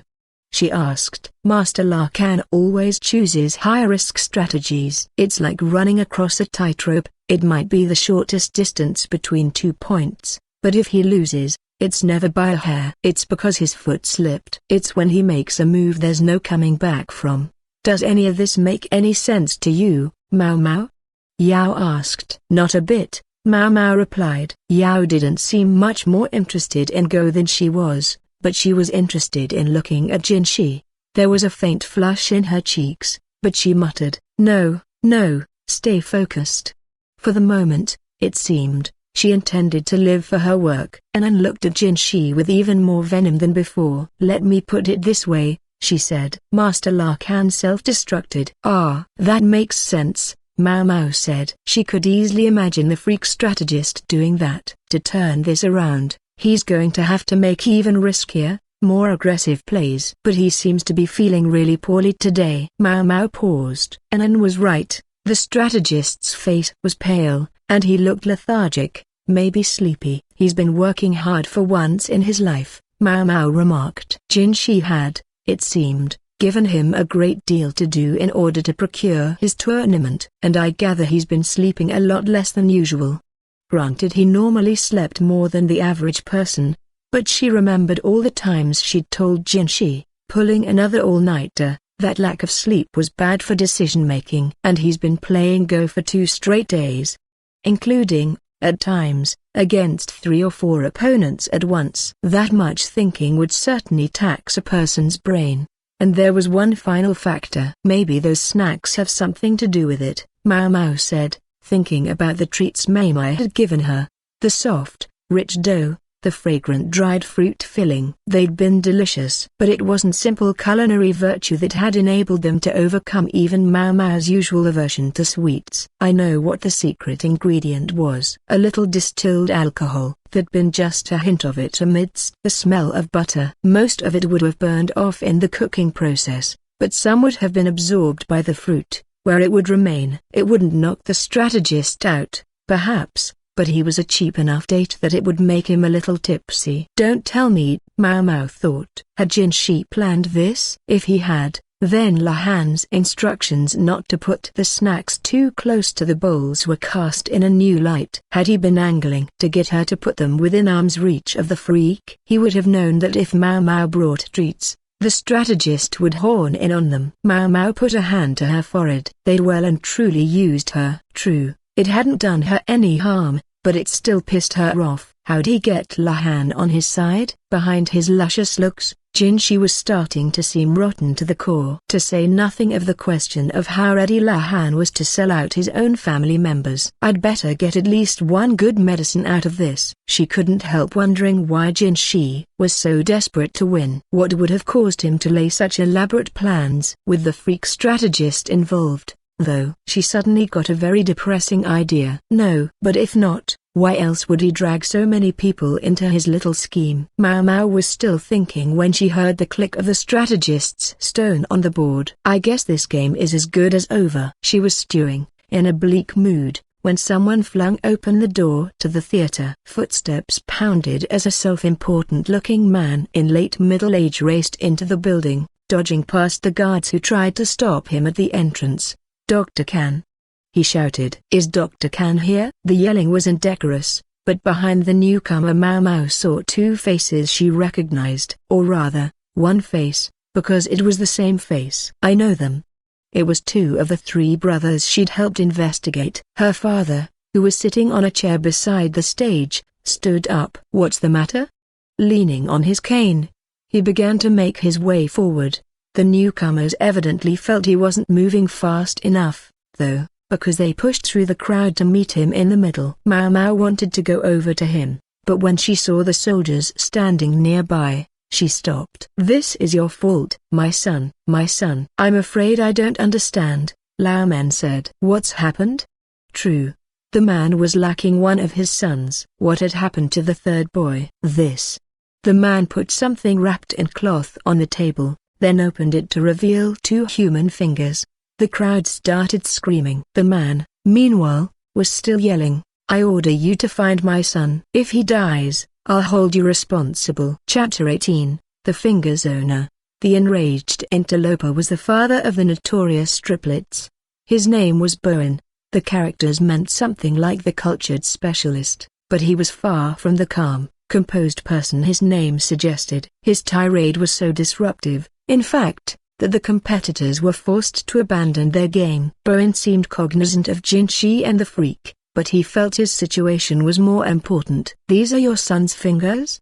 Lakan asked. The spectators had been sent home after all the commotion, and now only the event staff remained. Mao couldn't imagine the freak would normally have tolerated such an interruption to his game. Maybe he really was feeling unwell. Somewhere along the line, he'd fallen asleep with his face on the board. His aide was currently tending to him in a corner of the theater. He looked at Mao as if begging her to come and look after the strategist in her father's place, but she gave him a glare that kept him quiet. Instead, Anan and Yao took over the strategist's care. It was arguable whether they were involved in the event or not, but nonetheless, that they were. Unfortunately, that meant Mao couldn't very well slip away either. Yao looked like she might swoon at the sight of the fingers on the table. She was getting used to dealing with injuries, but severed bits were still hard for her. Between the interruption and the condition the freak was in, the conclusion of the game seemed likely to be postponed. "Don't worry, I recorded the state of the board," Lakan said to Jinshi. "We'll continue when things have calmed down somewhat."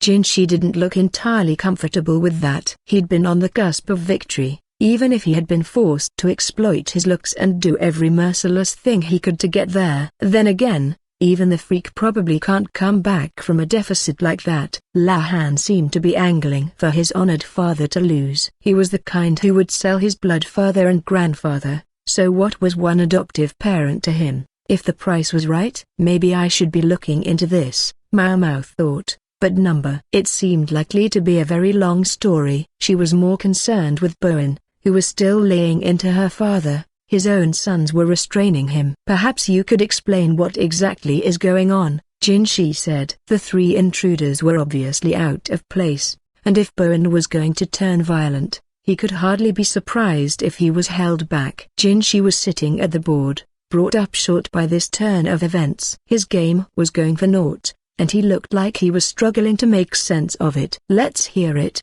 he said. "You may as well have thrown a bucket of cold water on me. I assume you have a good reason?"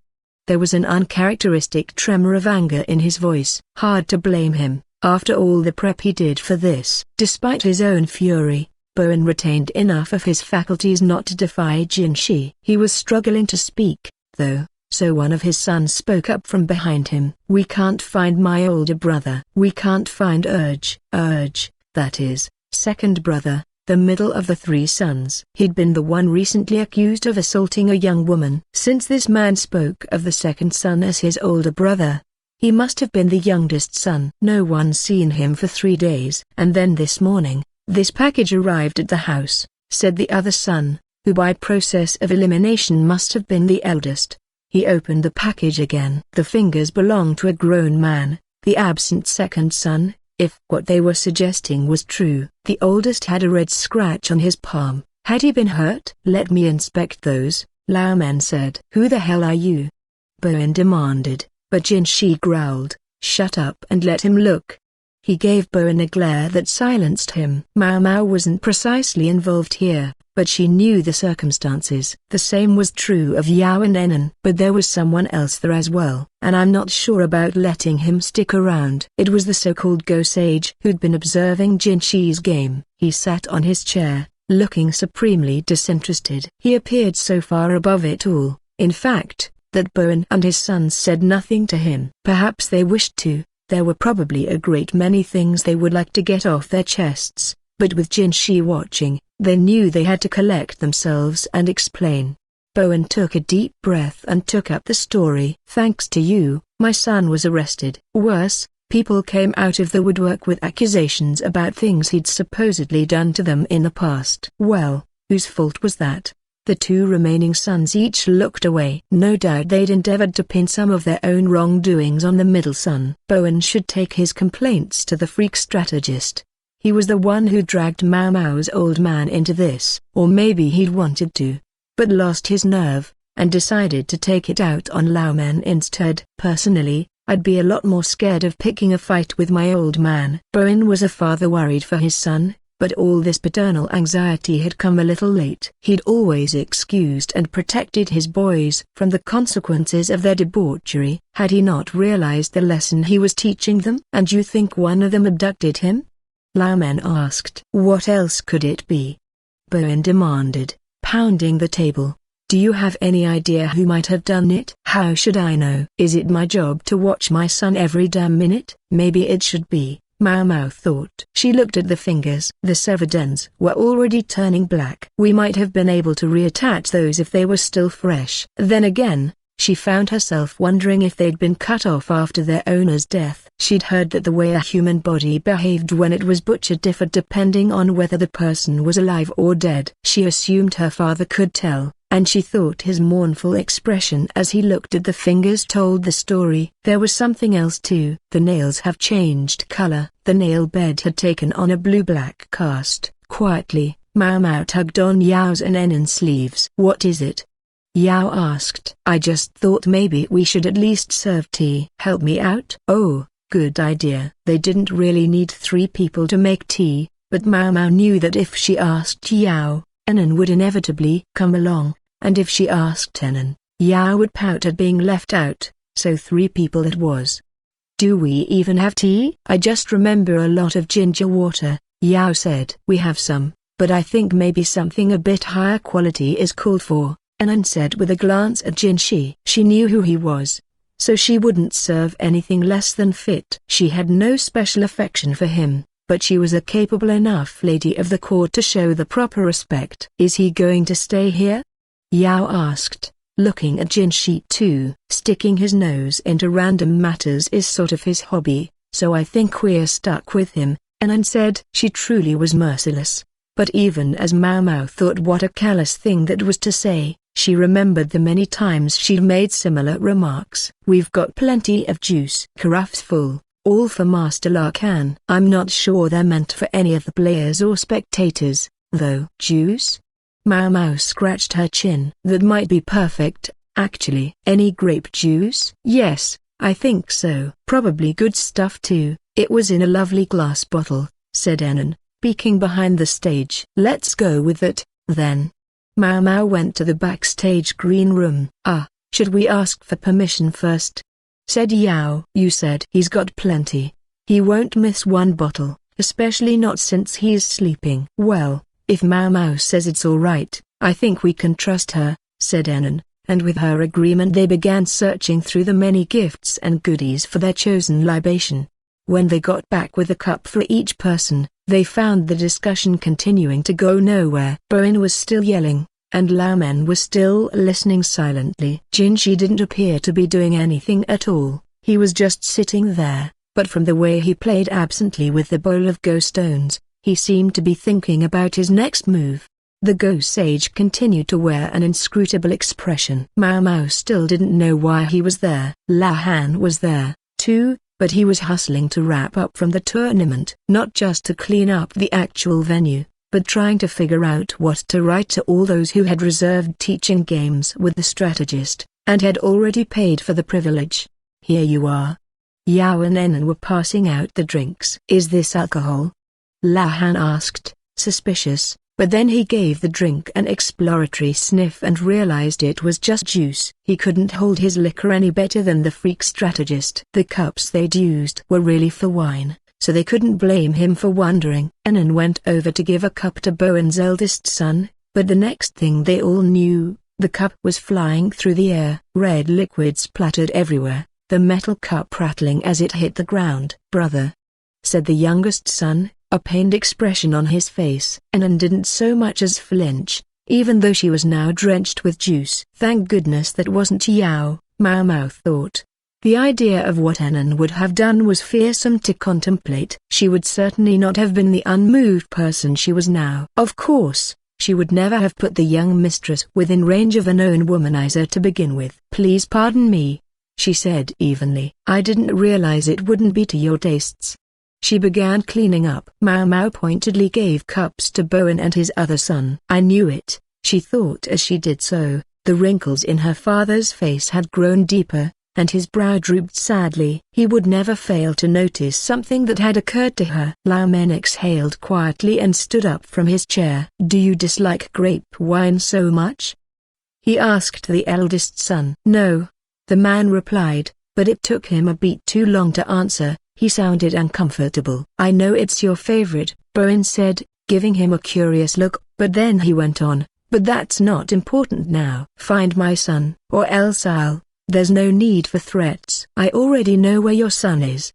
Lakan shook his head and looked up. Where? "Tell me." "The boy you've lost, it's your second son." "Yes, that's right." Even Mau began to feel her mood growing heavier. As much fuss as Bowen was making, he really did believe his child was missing. But he was failing to understand one crucial thing.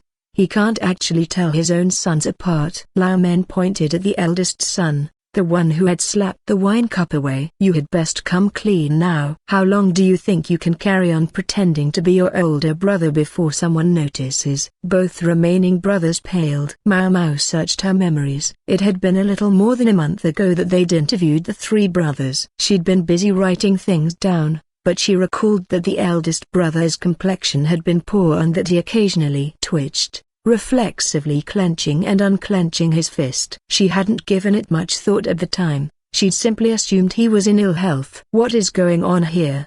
Bowen looked at his boys, genuinely uncomprehending. "It was your eldest son who disappeared." "I think you should ask these two for the details," Lakan said. "That's preposterous." "You think you can get out of this by talking nonsense?"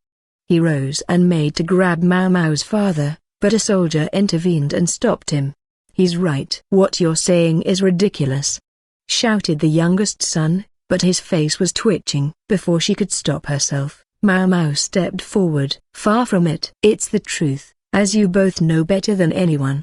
Then she thought, "Shit, now I've done it," and tried to take half a step back. "Perhaps you could explain what you're both talking about so that even one with my limited understanding can grasp it," said Jinshi, finally rejoining the conversation.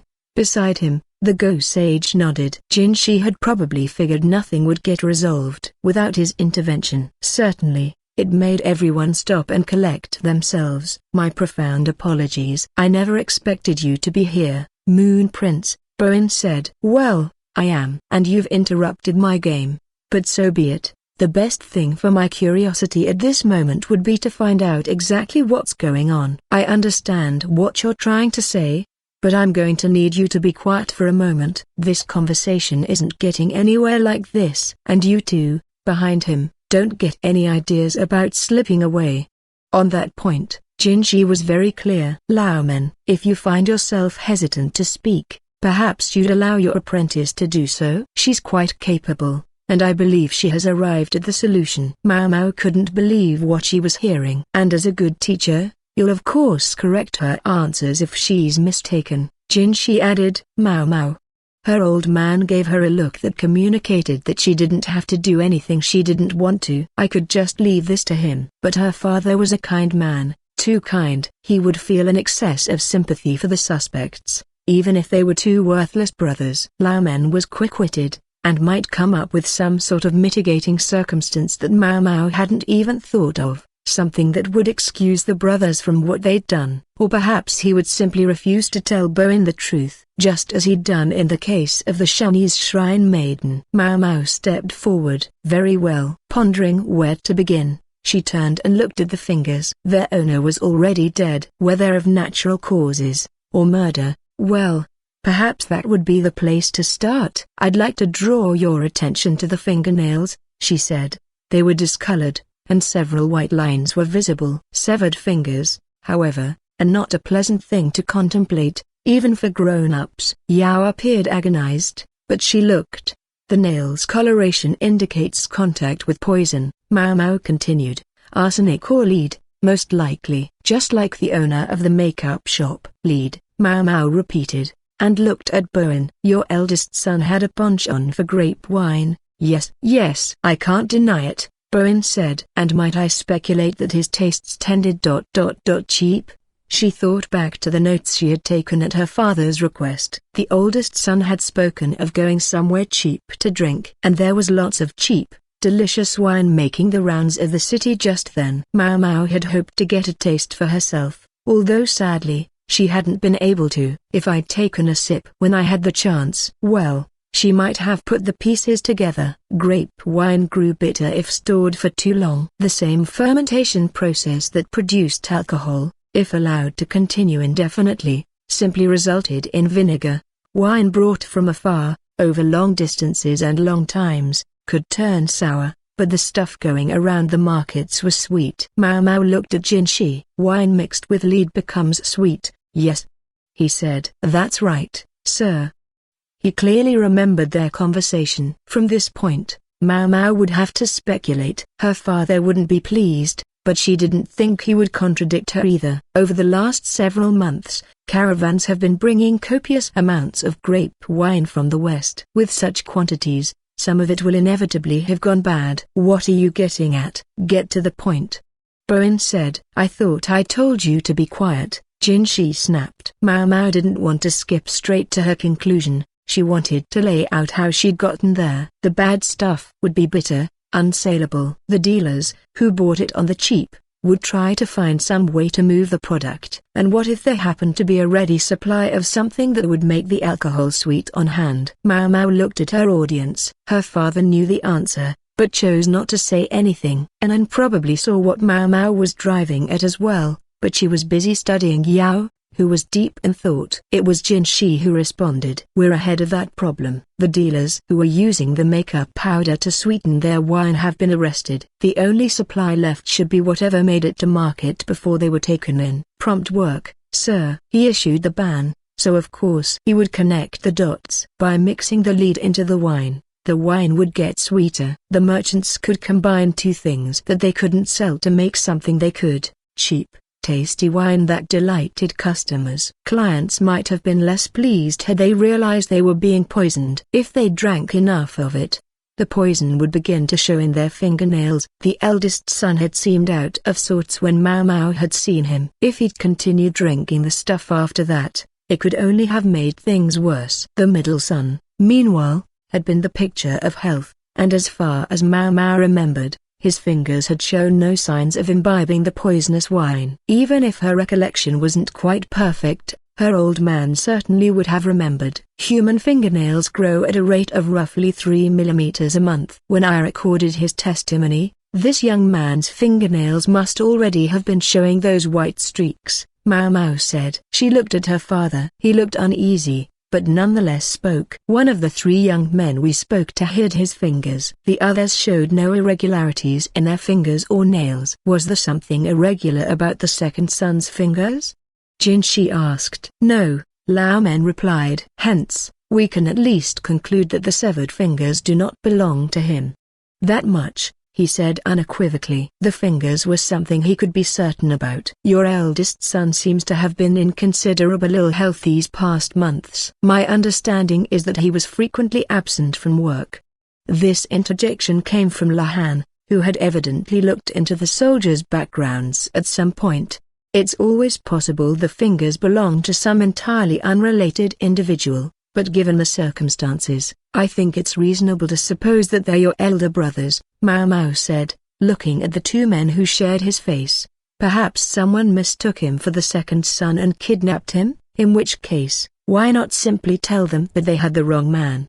She gave them an exaggerated expression of puzzlement. The 2 men said nothing, but looked at each other while avoiding Mao Mao's gaze. Are you ready to admit that you're behind this? She said at length. Them? You think they did this? Bowen exclaimed. At least he was easy to read. I do. Which raises the question, what did they stand to gain from staging such a spectacle? Perhaps it has something to do with their involvement in their own brother's death. At that, everyone started talking at once. Only Lao Men was quiet, looking gravely at the remaining 2 triplets. What are you talking about? You're not making any sense, said the alleged eldest son, probably in reality the middle boy. He was trying to feign ignorance, because he knew that if he admitted Mao Mao was right, it would all be over. Bowen continued to look at him with disbelief. I have a question, someone said. It was the ghost sage, raising his hand for attention. Yes. No one else said anything, so Mau Mau called on him like a teacher in a classroom. If one triplet started impersonating another, is it plausible that the third triplet wouldn't notice? Excellent question. No matter how alike the three of them may look, I don't think they could deceive each other as to who was who, even if they could confuse their own father. That was a swipe at Bowen. Of course, the truth would probably have come out eventually, sometime. No matter how much three people might look like each other, it didn't mean they were identical in every way. May I take it, then, that the youngest brother was aware that the middle brother had become the oldest brother? I'd say so. Mau Mau kept one eye on the brothers. They seemed to want to object, but couldn't find the words. Why? I think you know the answer to that, Mau Mau thought. One didn't get to be a go-master by being stupid. The answer to his question was easy enough to explain to the others. She suspected it had all been deliberate, because if the second son disappeared, all their sins could be expunged. Yes. She looked at the eldest brother. No, the middle brother. He glared at her, but there was nothing he could say. He just clenched his fists. Is this true? Bowen looked at the boys. Can you really not tell? Can you really not discern one of your sons from the others? Mau Mau said. Bowen stared at them fixedly, silently. Mau Mau. Lakan said. My apologies, she said and stepped back. In that case, the remaining two brothers must know where their eldest is, Jinshi said. At his remark, they found themselves compelled to speak, such was the power of his beauty. What happened to our brother? It was the third son who spoke. I didn't do it. It was Urge. Wow, traitor. The second son grabbed the third by the collar. This is all your fault, cried the youngest brother. It was your mistake, grabbing some girl. Why couldn't you have picked someone who couldn't make trouble for us? You're one to talk. You can't find a mark who doesn't become a problem for us. Talk about your sibling rivalries. I take this to mean the two of you killed your oldest brother, Mau Mau said. Not me. He killed him. No, he did it. It was impossible to tell who was accusing whom, anyway. Lakan, meanwhile, was staring at the fingers again. He had noticed another detail. In addition to the white lines, there was dirt under the nails. Mau Mau gave the fingers a questioning look. At first, they simply seemed dirty, but on closer inspection, she could see it was skin under the nails. I don't think there's any more talking your way out of this. Mau Mau took the hand of the second son. He had a red scratch running the length of his palm, all the way to his wrist, as if someone had scratched him with their nails. I didn't kill him. He fell on his own, the second brother said, his face contorted. He was staring at the spilled grape juice. The wine, it was the wine. There's been something wrong with DH. The third son hesitantly explained. Between the two of them, the story came out. The eldest brother had been unwell lately, and in poor humor to boot. He would suddenly fly into a rage or start shouting. But he wouldn't stop drinking. Sometimes toxicity could manifest as instability in the personality. The state of the fingernail suggested advanced lead poisoning. Let DH do what he wanted, I thought. It was nothing to do with me. But he set up such a racket that I grabbed my brother and we went to see our elder brother in his annex. Their elder brother was in his room, throwing a fit. When the other two came in, he sprang at them. I shoved him away before I knew what was happening, but he came at me again. That was when he'd gotten the scratch on his palm. I was trying to keep him off me. That's all I was doing. The man's brother had fallen backward and hit his head on a table. What in blazes? Bowen demanded, grabbing his second son. Do you realize what you've done? What I've done? This is because you left us to fend for ourselves. Neither man precisely sounded laudable. I was going to call someone. But Urge, he said. The third son looked at the second. Let's tell everyone I died. And I'll become our elder brother. They would need proof to make it happen. They buried the body, keeping only the fingers, which they cut off. All they had to do was write a threatening letter. Any number of suspects would suggest themselves to investigators. The entire matter would be cloaked in confusion, and so they did just that, cutting off their brother's fingers and sending the letter to their own household. But they had to pick the fingers to send. Maybe it didn't matter whether they'd sent his head or his feet. It would have been possible to spot the symptoms.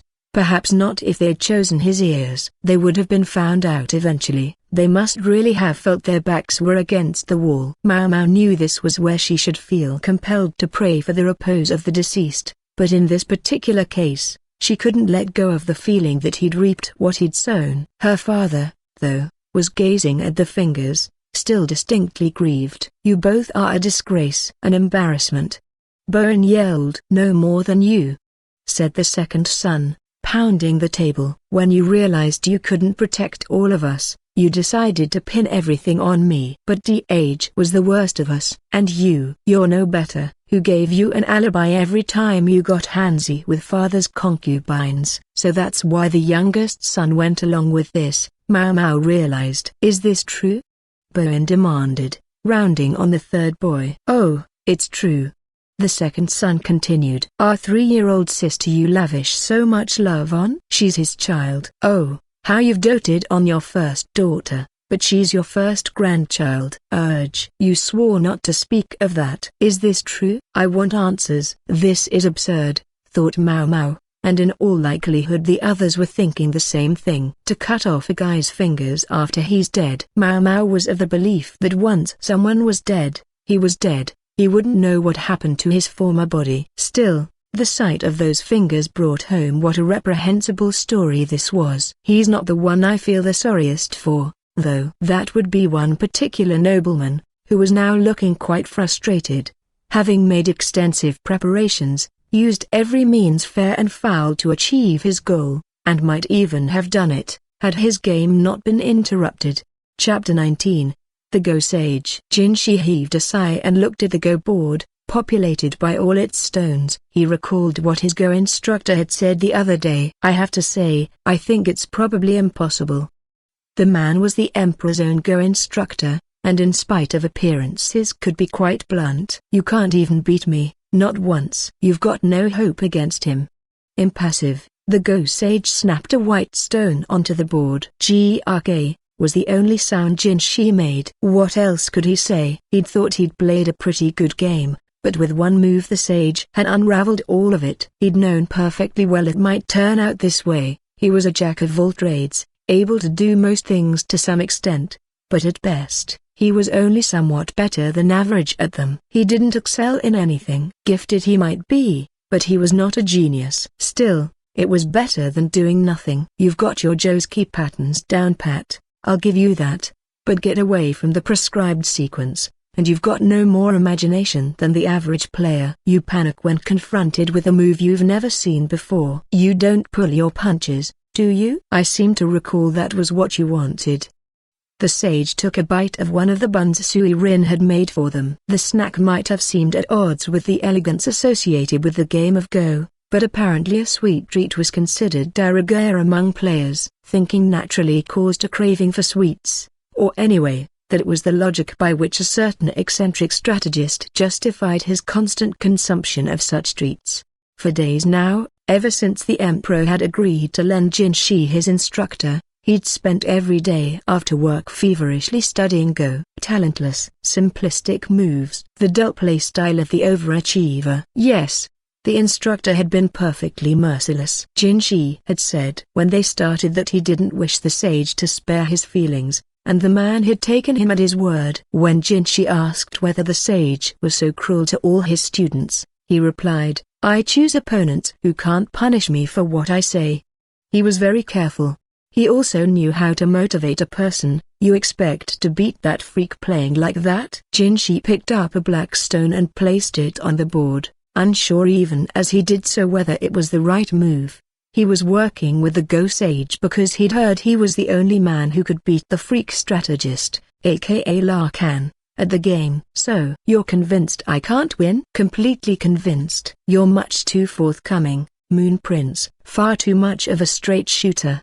Somehow, coming from the Go Sage, this didn't sound complimentary. "Be that as it may, I must find some way to best him. And I have come here to try to teach you how to do that. But it's absolutely hopeless." The Go Sage munched on another bun. "Give me any chance, any way to win, even one time out of 100. When Lakan is at his best, Even I'm lucky to beat him 1 out of 2 games. If I'm at my very best as well. I'm afraid I don't take your meaning. The ghost sage was better at the game than Lakan. That's why he was called the ghost sage. Oh, I think you do. Let me ask you this, Prince. Do you think you could defeat a bear bare-handed? Obviously not. How about a wolf? If circumstances favored me, perhaps. But it would be difficult. A dog, then. I think I could manage, more or less. It was a lesson that had been driven home for him while hunting. Humans were surprisingly weak for their size. It was the use of tools that enabled them to survive. Without equipment, even a stray dog might prove too much for an unarmed man. What would you need to be victorious? The ghost sage asked. He placed a stone, earning another groan from Jinshi. His instructor had seen clear through him yet again. To emerge unharmed? A gun might seem ideal. But I'm not sure I could hit the creature. I think I'd prefer a sword, something I'm used to. Or perhaps a dagger, and gauntlets to protect my arms. With a sword, he would be able to hold his own, at least in a confined space. On an open field, it would be much harder.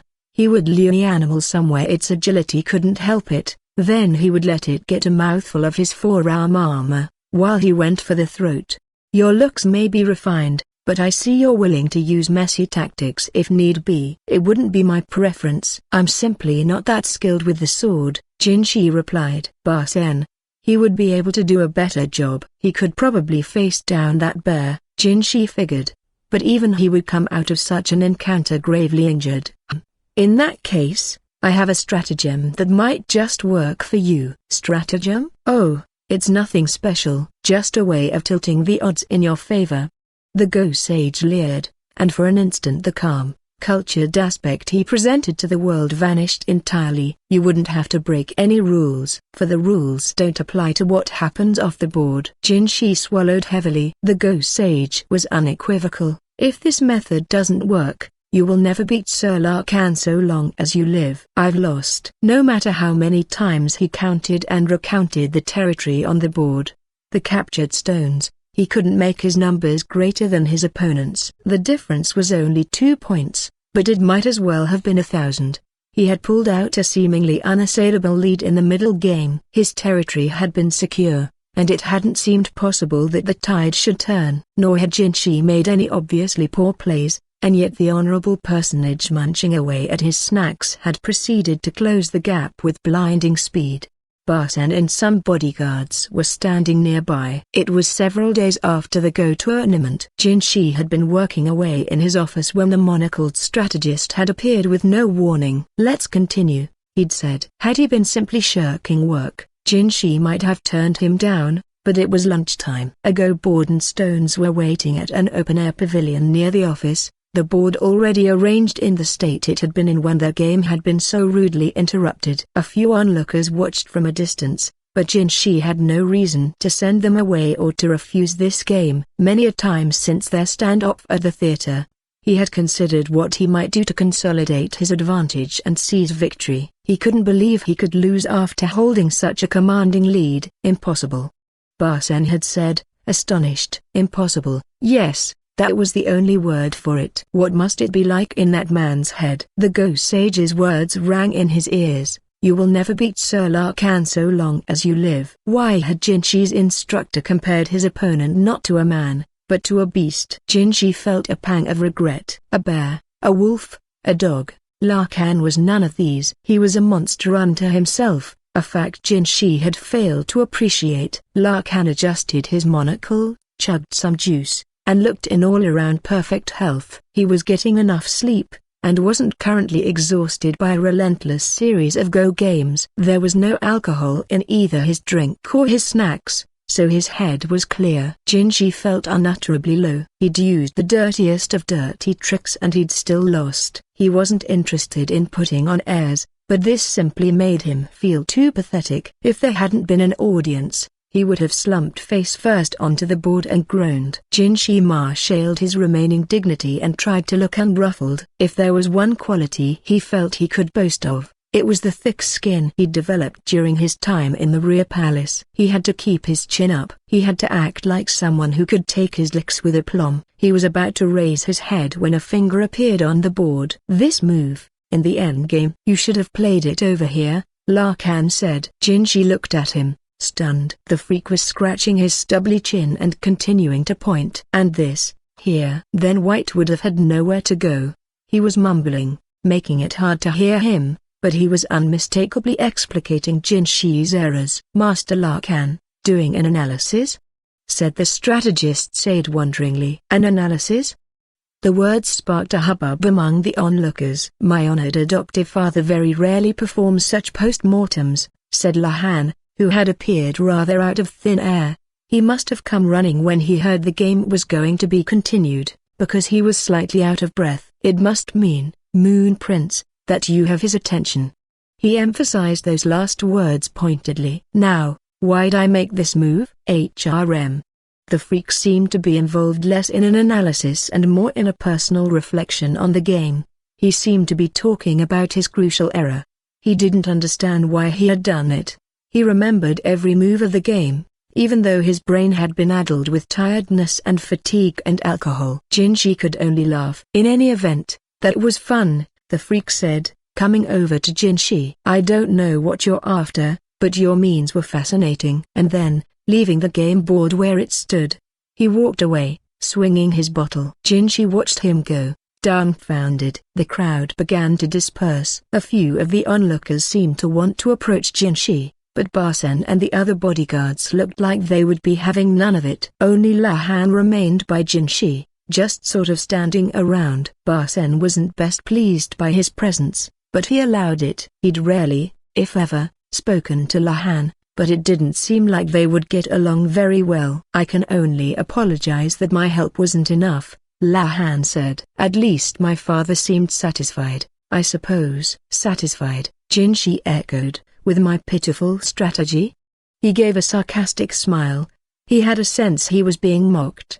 The specifics of your plan don't matter to him. If he says it was interesting to him, then it was. Jinshi didn't quite follow. Lakan sounded like him. Maybe it was his blood relation to the strategist, or maybe those with such unique talents inherently understood each other. Jinshi finally decided to voice a question that had been bothering him. Why did Sir Lakan want to hold a Go tournament at all? To be quite honest, I should think that he would play Go as and when he wanted, whether or not there was money involved. Yes, and so I suppose he would, left to his own devices.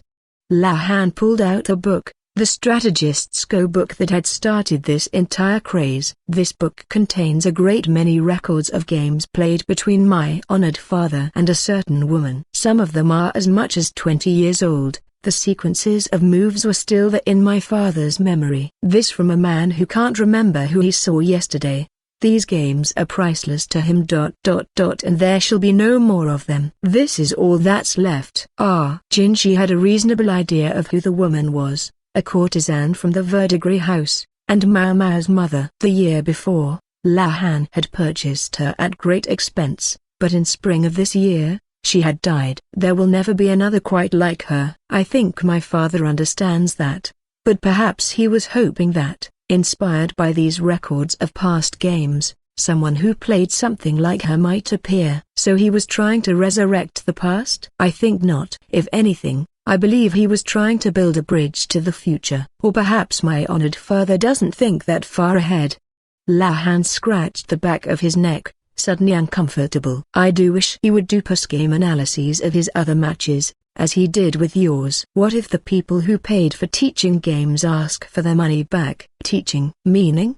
Jinshi said. He did recall hearing that one could pay for the privilege of playing a game against the strategist, although most of those games had been postponed on account of Lakan's indisposition. We've spent the last several days trying to mop up those teaching games. I don't mind telling you, accommodating everyone's schedules has been a nightmare. In fact, he was just playing a game against someone else, and when it was over he suddenly disappeared. Where should I find him but here? Hence the earlier shortness of breath. If I might venture a question? Lakan said. Yes. What? Was it the Go sage who put that little ploy in your head, Master Jinshi? It wasn't really a question. The sage had been at the tournament. Lakan probably knew perfectly well what had happened. I was borrowing time that was rightfully the Emperor's for my instruction, Jinshi said. Well, That makes sense, then, Lakan said and nodded. My father often complains that there are only ever savory snacks on hand during his games with the sage. Ah, said Jinshi. So the man really didn't want to go barehanded against a bear either. Now, then, I believe I'll be on my way. One more thing, Lakan said, and smirked a little. Those treats you brought the other day. My honored father seems to be quite taken with them. He'd like to know how to make them, without alcohol, ideally. Also, I know how he acts, but my father does hate to be in debt. He doesn't look it. It's true. Even if he may forget the debts he owes, Lakan said, quietly, pregnantly. Then he trotted off. That looked like quite a conversation. Is everything all right? Basen asked, coming over to Jinshi looking somewhat disturbed. All right? We were simply chatting about the weather. Ask Suirin to write up the recipe for those snacks, would you? Why yes, sir, without the alcohol. Understood? Yes, sir. Jinshi left the pavilion behind and Basen followed him, puzzled. They found something at Jinshi's office when they returned. What have we here? Jinshi asked. Basen took off the cloth covering the object to reveal a go board of the kind used in formulating military strategy. It was a simpler version of something in the strategist's office, but when he saw the arrangement on it, Jinshi raised an eyebrow. Doesn't like to owe favors, eh? He muttered. Jinshi had been a staunch advocate of the strengthening of the army because he foresaw trouble to Lee's north and west. Barry poked his head out from his corner of the room. A fine job he did of rearranging things. No? He's addressed everything you were worried about, Master Jinshi. I was hoping he might feel he owed me a little more than this. Maimai entered the room with a sheaf of papers and immediately lit into Jinshi. I'm sure I don't know what you mean, but we still have work to do, the work left over from your little break. I do hope you'll hurry up and finish it. There are a great many ceremonies to be held at the end of the year, so I suggest you operate on the assumption that you won't be able to take any more vacations. Yes, I know. Jinshi smiled bitterly and resolved to do his work. There was certainly plenty of it. Maimai, he said. Yes, sir. Jinshi recalled that there was one other matter he still had to attend to. I'd like to ask you to deliver 3 letters for me. He opened a drawer in his desk. Yes, sir. To whom? She gave him a questioning look, and the questions only multiplied when she saw the addresses on the letters. As soon as possible, if you would, but in as much secrecy as you can. And have a carriage readied. Yes, sir. She was deft enough to see that this was not a matter she should pursue too closely. Instead she simply took the letters and left the room. I suppose it may be too soon, but so be it, Jinshi said. He had no special talents, and if he dawdled, he would be too late. He needed to make his move before that. Still, he really would have liked to have him in my debt. Jinshi let out a long sigh and sat back at his desk. Chapter 20. Check. It was the middle of the night, and Mau Mau was rattling along in a carriage. A letter had arrived for her after she finished work for the day. It was from Jinshi, and had been brought very discreetly. I wonder what he wants. His summons had never yet been good news for her, and she didn't have high hopes for that changing. But she was in no position to turn him down. The last place they'd seen each other was the Go tournament. Much as she hated to admit it, having the freak strategist there had actually been comforting. She knew Jinshi couldn't pull anything in his presence. But now, wonder where I'm going. A ride in a carriage usually meant she was traveling to the residence or someone important. Arduo's villa, Empress Kyokuyo's palace, Jinshi's pavilion. But they were going the opposite direction from Jinshi's chambers now. The more lavish the buildings around her got, the more profusely and unpleasantly Mau Mau began to sweat. When the carriage reached its destination and she was invited to disembark, Suirin was waiting for her. It's been quite a while, she remarked. Yes, ma'am, said Mau Mau. You'll have to excuse the lack of ceremony, but I'd like you to come inside and undress. Mau Mau said nothing, just shuffled reluctantly into the building. One's body had to be searched upon entrance to the rear palace. Was this something similar? Master Jinshi summoned me, Mau Mau remarked at length. Yes, and if it were only the young master, we wouldn't have to go through this silliness, Suirin replied. In other words, There was someone else here. Sui Rin took Mao Mao's robe from her. From the folds she extracted a writing kit, a pad of paper, some medicine, and bandages, one after another, until she looked downright exasperated. "Do you always carry all this with you?" she asked. "I left my sewing kit at home," replied Mao Mao. Meanwhile, she took off even her undergarment, leaving her scrawny body exposed to the cold air. She got goosebumps. "What are you, a squirrel? Open your mouth, I'd better check your cheeks." As if it wasn't bad enough to have to strip naked, now Sui Rin was peering around inside her mouth. "Your teeth are very straight, Mao Mao," the old lady in waiting observed approvingly. "Hank Hu Harry Huk," said Mao Mao. "And your skin is so smooth. But perhaps you could remove this?" Sui Rin peeled back the bandage on Mao Mao's left arm. Since Yao had forbidden her from hurting herself, it was in comparatively good shape. "Why was I called here?" Mao Mao asked. "Oh? You can't tell me you have no idea. I wonder if you're prepared." She sounded teasing, but that actually set Mao Mao's mind at ease. "Is His Majesty present today?"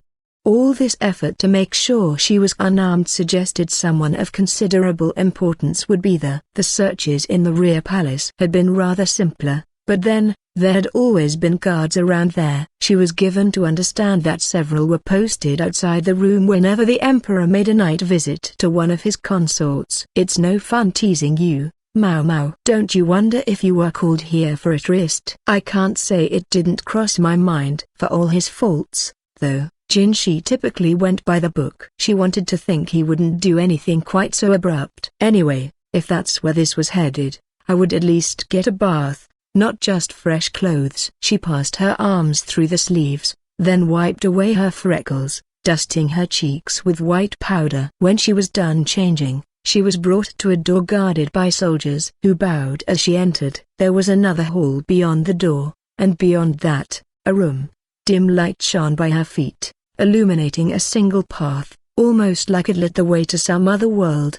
The room was warm inside. Mao Mao could hear the crackling of a brazier mingled with the chatting and laughter of three nobles. "I've brought her, sir," Sui Rin said, then she bowed and showed herself out. Mao Mao was speechless when she saw who was there. Jinshi and the emperor, she had expected, but not Empress Gyokuro. The space was actually two adjoining rooms, with the sliding door between them open. The second room appeared to be a bedchamber, while the one in which the three august personages sat was equipped with a couch and table as well as a desk. They were remarkable furnishings, and a striking aroma drifted through the room. "What is that smell?" Mao Mao wondered. It seemed familiar, but she couldn't place it. This being a room full of nobles, she hoped that she could assume it was nothing dangerous. "A most interesting company you've gathered, Moon Prince. Whatever do you have in mind?" Gyokuro said, hiding her mouth with her sleeve as she laughed. "I agree, and I wonder the same thing," the emperor said jovially. "With her here, I'm sure it's something very intriguing indeed. It feels downright domestic here." "What's going on?" No matter how you sliced it, Mao Mao was out of place in this room. Was she here simply to kick back and relax with the three of them? There were no ladies in waiting or guards that she could see, not even Gao Shu nor Hongniang. Keeping her head bowed, she puzzled over what she should do. Was she here to amuse the high folk? What ridiculous antics would she be put to? "Let me see if I can remember any good jokes from the pleasure quarter." No, Gyokuro might enjoy them very much, but they seemed likely to fall flat with Jinshi. Those jokes tended not to turn out well for the men involved.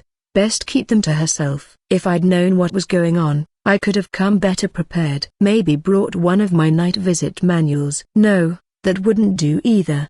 The emperor enjoyed those books, but she couldn't be displaying them in front of Gyokuro. And anyway, Sui Rin would have found and confiscated them during her search. She was still wondering what she should do, what she could do, if there might be some entertaining little act she could perform, when she saw something that made her doubt her own eyes. On a tray was a sprinkling of sand, upon which a branch and a stone had been placed almost carelessly. It seemed meant to evoke a garden, a little something to delight the visitors, but it was the materials of that garden that had Mao Mao's attention. Velvet antler, longu, and ... Is that bear gall? Velvet antler was the antler of a deer, longu, or dragon's bone, referred to large, fossilized bones, and bear gall was exactly what it said. The gallbladder of a bear. All were medical ingredients of the most expensive kind. The antler was arranged to look like a tree branch, while the longu were presented like rocks. Only the bear gall was just sort of there, smack in the middle of everything. Had it been placed there specifically so that Mau Mau would notice it? Are they mocking me? She thought. Surely they would have known that such a prize would never escape her notice, no matter how casually it was placed. She feared she might start to drool as she gazed at the medicines. Whatever do you have in mind here? Empress Kyokuyo asked. Is Mau Mau going to solve a fascinating mystery for us? Her eyes were sparkling. Mau Mau had wondered if everything would be all right between them considering what had happened earlier, but judging by Kyokuyo's current appearance, it looked like everything was fine. She suspected it might be different among the serving women. Hong Yang might cut her some slack, but Hakuyu and her sisters were most likely less than pleased. These were people who were skeptical even of Kyokuyo's half-brother. They couldn't have been happy that she was meeting personally with Jinshi, even if His Majesty was present. Mau Mau kept one eye on Kyokuyo, but she let her gaze wander the room, and she soon found more medicinal goodies. The inkstone on the desk was actually donkey hide gelatin, a dark lump of gelatinous glue. Among the tea leaves, she spotted mint and cinnamon. The unique odor wafting around the room must have been a combination of all these various medicaments. No, Mau Mau's role is yet to come. First, might I ask you to listen to what I have to say? Jinshi smiled broadly and stirred the large brazier that stood by the far wall. I can do that, Mau Mau said, her eyes sparkling. She was wondering if there might be something in the brazier as well. No, not today. I'm the one who summoned you here. And now I order you to have a seat, Jinshi said.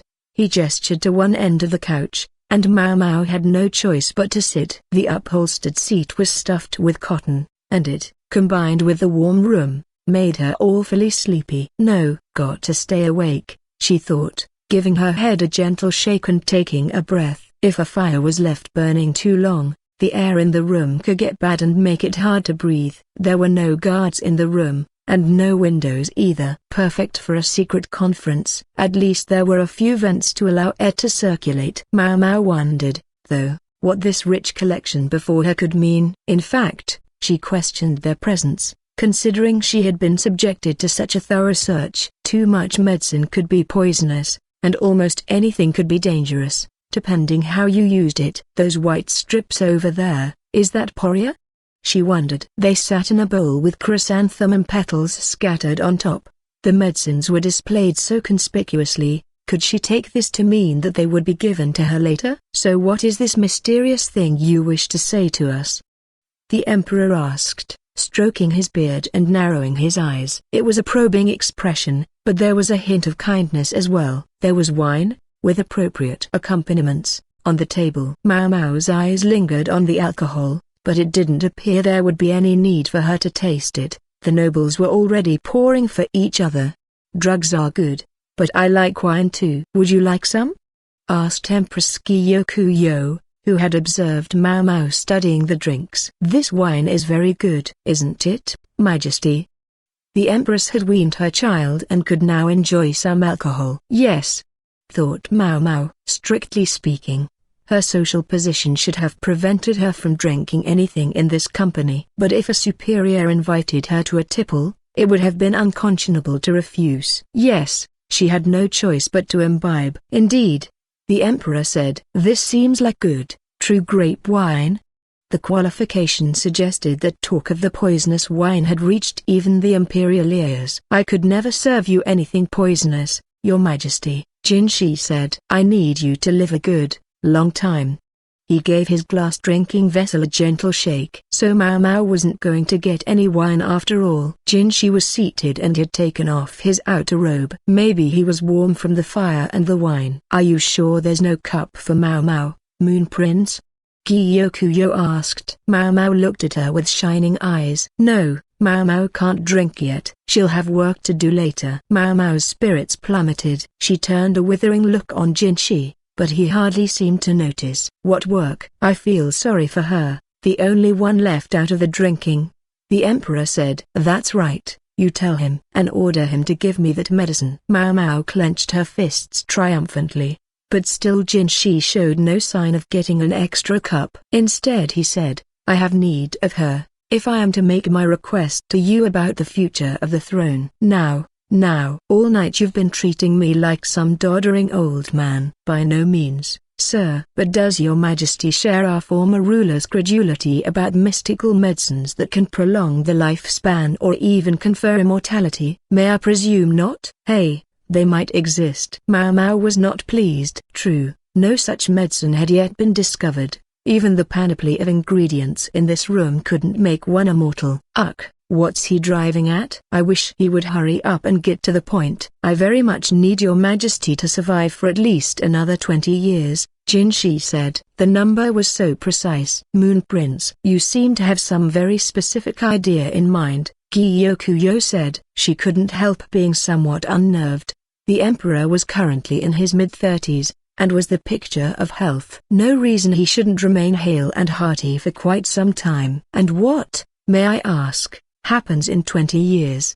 The slightest edge had entered His Majesty's voice. Mao Mao tensed in spite of herself. One couldn't allow oneself to forget that this lushly facial-haired man stood at the very top of the nation's hierarchy. That is when the crown prince will assume his royal title, and I can finally relax, Jinshi said. It was Gyokuro who spoke. The crown prince? She asked. Yes, my lady. At 10 years old, he will still be a child. At 15, he will formally enter adulthood, but it would be hard to have full confidence in him at that time. By 20, well, he'll still be rather young, it's true, but if we ensure that he's surrounded by good people before then, there would be no problem. What was Jinshi talking about? Mao Mao felt herself break out in goosebumps despite the pleasantly warm room. She might even have gone pale, had she not spotted some caterpillar fungus and Mudian pie. The emperor set down his drink and narrowed his eyes. He no longer looked in such a good mood. Perhaps you'd care to tell us what you base this scenario on. It wasn't really a suggestion, and that was what made it so scary. If you just called me here to listen to unsettling conversations, please let me go home. With souvenirs. Mao Mao wished she could plug her ears and hide in a corner of the room. Empress Gyokuro was not looking much at ease, either. She probably hadn't expected such an unpleasant topic in this company. My basis is this: if anything were to happen to your majesty at this moment, the court would expect and urge me to take the throne.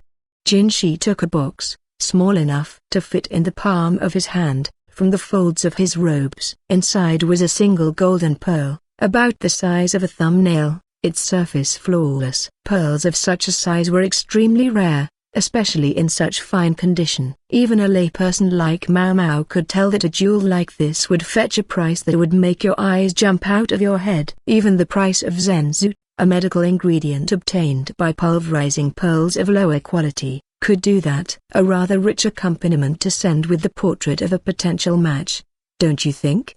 Jinshi asked. I won't ask who sent it. I know you're too much of a gentleman to tell anyway, the emperor said. Perhaps, but I imagine you can guess, your majesty. You could probably count on one hand the number of people who could and would send the emperor's younger brother a massive pearl in hopes that he would marry their daughter.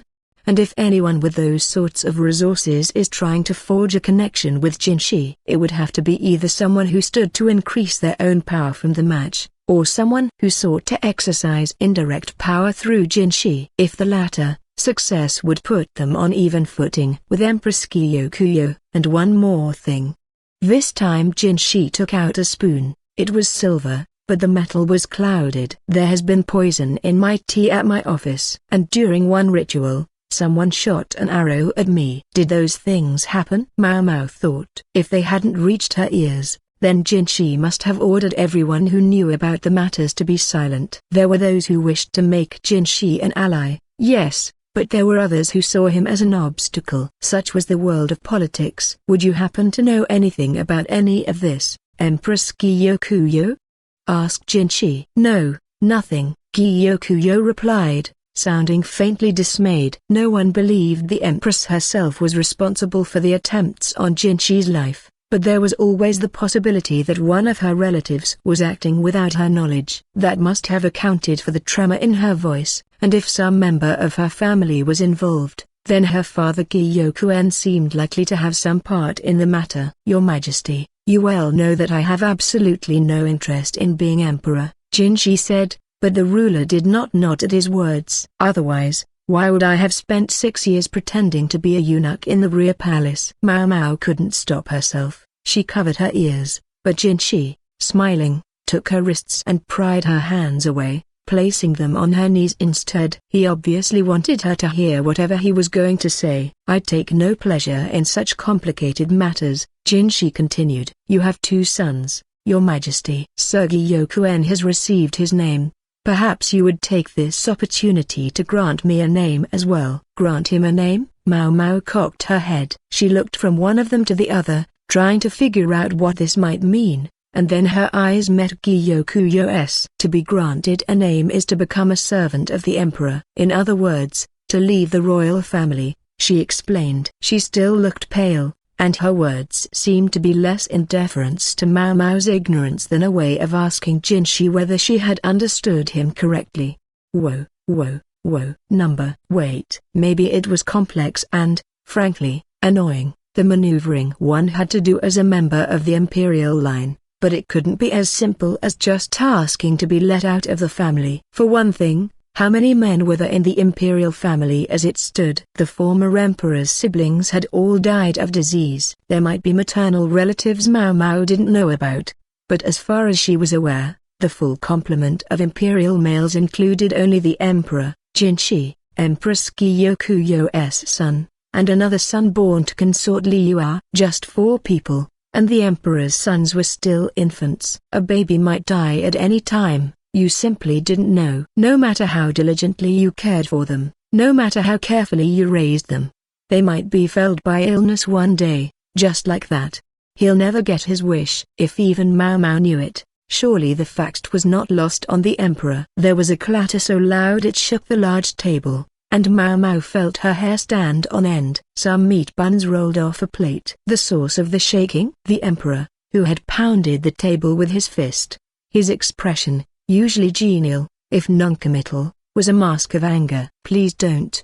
Defying the emperor could mean forfeiting one's life. But he was normally in such jovial spirits when Mao Mao met him that she had begun to lose her awe of him, just a tiny bit. Now she felt her heart race. She looked around the room, hoping that one of the herbs might be something that could calm an angry disposition. Gyokuyos' face had gone white. Perhaps this was the first time she, too, was seeing the emperor in a fit of true anger. Only Jinshi appeared unmoved. You promised, did you not? Or do you intend to renege, Your Majesty? Think carefully. Is this the time or the place to say such things? It is. If I don't settle this matter swiftly, I'll lose my chance to escape. Don't pour oil on the fire, Mao Mao thought, as she felt herself start to sweat. She looked from Jinshi to the emperor and back again, her eyes only occasionally wandering to the boudoir in the corner of the room. I wish I could look at that boudoir all day. Sadly, her modest dream was crushed. Will you not make me an ordinary person? Jinshi asked. A thwack filled the room. Jinshi sat down, face toward the ground. The emperor's fist was trembling. In spite of herself, Mao Mao went over to Jinshi and forced his mouth open. No broken teeth, just a split lip. Still, he'd taken a fully committed punch to the face. There would be swelling soon. Mao Mao wanted to check His Majesty's hand as well, but she dared not get near him. Is this why you insisted the apothecary not drink? The emperor asked, somehow managing not to shout. Gyokuyos gripped his wrist. The room was intended for private conferences. The guards wouldn't come running just because somebody slammed a table. Gyokuyos couldn't shout, not even had she wanted to. If she cried for help, the emperor himself might have stopped her. You needn't worry, Empress, Jinshi said. The hell she needn't, Mao Mao thought as she wiped the blood from Jinshi's lip with a handkerchief. Had they called her here just so she could watch 2 brothers fight? If so, she wished they would have left her and Empress Gyokuyos out of it. I knew what I was walking into here. I'm prepared for much more than a bloody lip. Jinshi stood, removing another layer of clothing and walking step by step over to the brazier. "Rest assured, Empress Gyokuro, your enemy I shall never be." Jinshi smiled and loosened his belt, revealing his midriff, his belly button. No sooner had the belt come loose than he was picking up a poker from the fire. And then he did something none of them had expected, something none of them had even imagined. There was a collective gasp and the stench of burning flesh. Even the stout-hearted Gyokuro swooned, and Mao Mao rushed over to catch her. The emperor looked on aghast. He didn't even try to cover his open mouth. Jinshi fought the pain, forcing himself to smile. He returned the poker to the fire. Mao Mao rested Empress Gyokuro on a couch, then stared at Jinshi's abdomen. He'd avoided his stomach, but on his flank, just above his pelvis, there was a burn. She recognized the shape. It was the crest Empress Gyokuro had been given. He won't have damaged his internal organs. But such a deep burn would leave a scar that would never heal. I can't believe he had that ready to go. Now, Empress Gyokuro, I can never defy you. Even if His Majesty should depart this world, I cannot and will not threaten the Crown Prince. Mao Mao recalled a case she'd been faced with in the western capital, a bride who had faked her own suicide for fear of terrible abuse by her husband. The women of her family had long endured being branded like livestock. To mark someone like a possession was as good as to make them your slave. The emperor didn't say anything. His face, which had been contorted with rage moments earlier, was now blank, stupefied. He couldn't have dreamed that Jinshi, the imperial younger brother, would brand himself a slave. There was only one thing for Mao Mao to do. The extremely high temperature of the burn prevented much bleeding, but it was still red and swollen. She doused her handkerchief in cold water and pressed it against Jinshi's side. She looked around the room, searching desperately for oil and beeswax, and anything that could treat a burn. Angry that she had no tools to work with, she took an expensive-looking bowl off the shelf and started crushing the oil and beeswax together. She didn't care if the bowl broke or the spoon shattered. She didn't have time to care. It might have been quicker to leave the room and ask somebody to get burn medicine, but that would expose Jinshi's injury. Even though they had a room full of witnesses who knew that the brand was self-inflicted, it could only be dangerous for anyone in the wider world to be aware of the mark. "You damned masochist," Mao Mao grumbled as she prepared the oil and beeswax concoction. Nobody rebuked her. She was probably just saying what they were all thinking, perhaps including Jinshi. Mao Mao heard a distinct thump, and discovered that it was the emperor sitting down on the couch. "Did you really hate it that much? The idea of becoming emperor?" he mumbled. "I always said I did. Didn't I?" Jinshi replied, grimacing. "If you still insist on my remaining in the line of succession, I'll just have to make a nice, big wound in my left cheek too." Mao Mao immediately clapped her hands onto the sides of Jinshi's face, but he smiled. That was a joke. She let go of his cheeks, but she couldn't let down her guard. There was no telling what he might do. Empress Gyokuro was woozy, but still conscious. Jinshi looked at her. "Empress, I know you were hoping Mao Mao could be your serving woman forever, but perhaps I could ask you to relinquish that dream. Now that I have this mark, I can't let just anyone see my body." "Well, whose fault is that?" The salve was ready. Mao Mao rubbed some on Jinshi's skin. "I can't even ask my lady-in-waiting to help me change my clothes now, let alone allow a doctor to see me. And above all..." He got to his feet, wrapping one arm around Mao Mao's torso and pulling her with him. The cloth that had been cooling his midriff slid off. "Wait, Master Jinshi."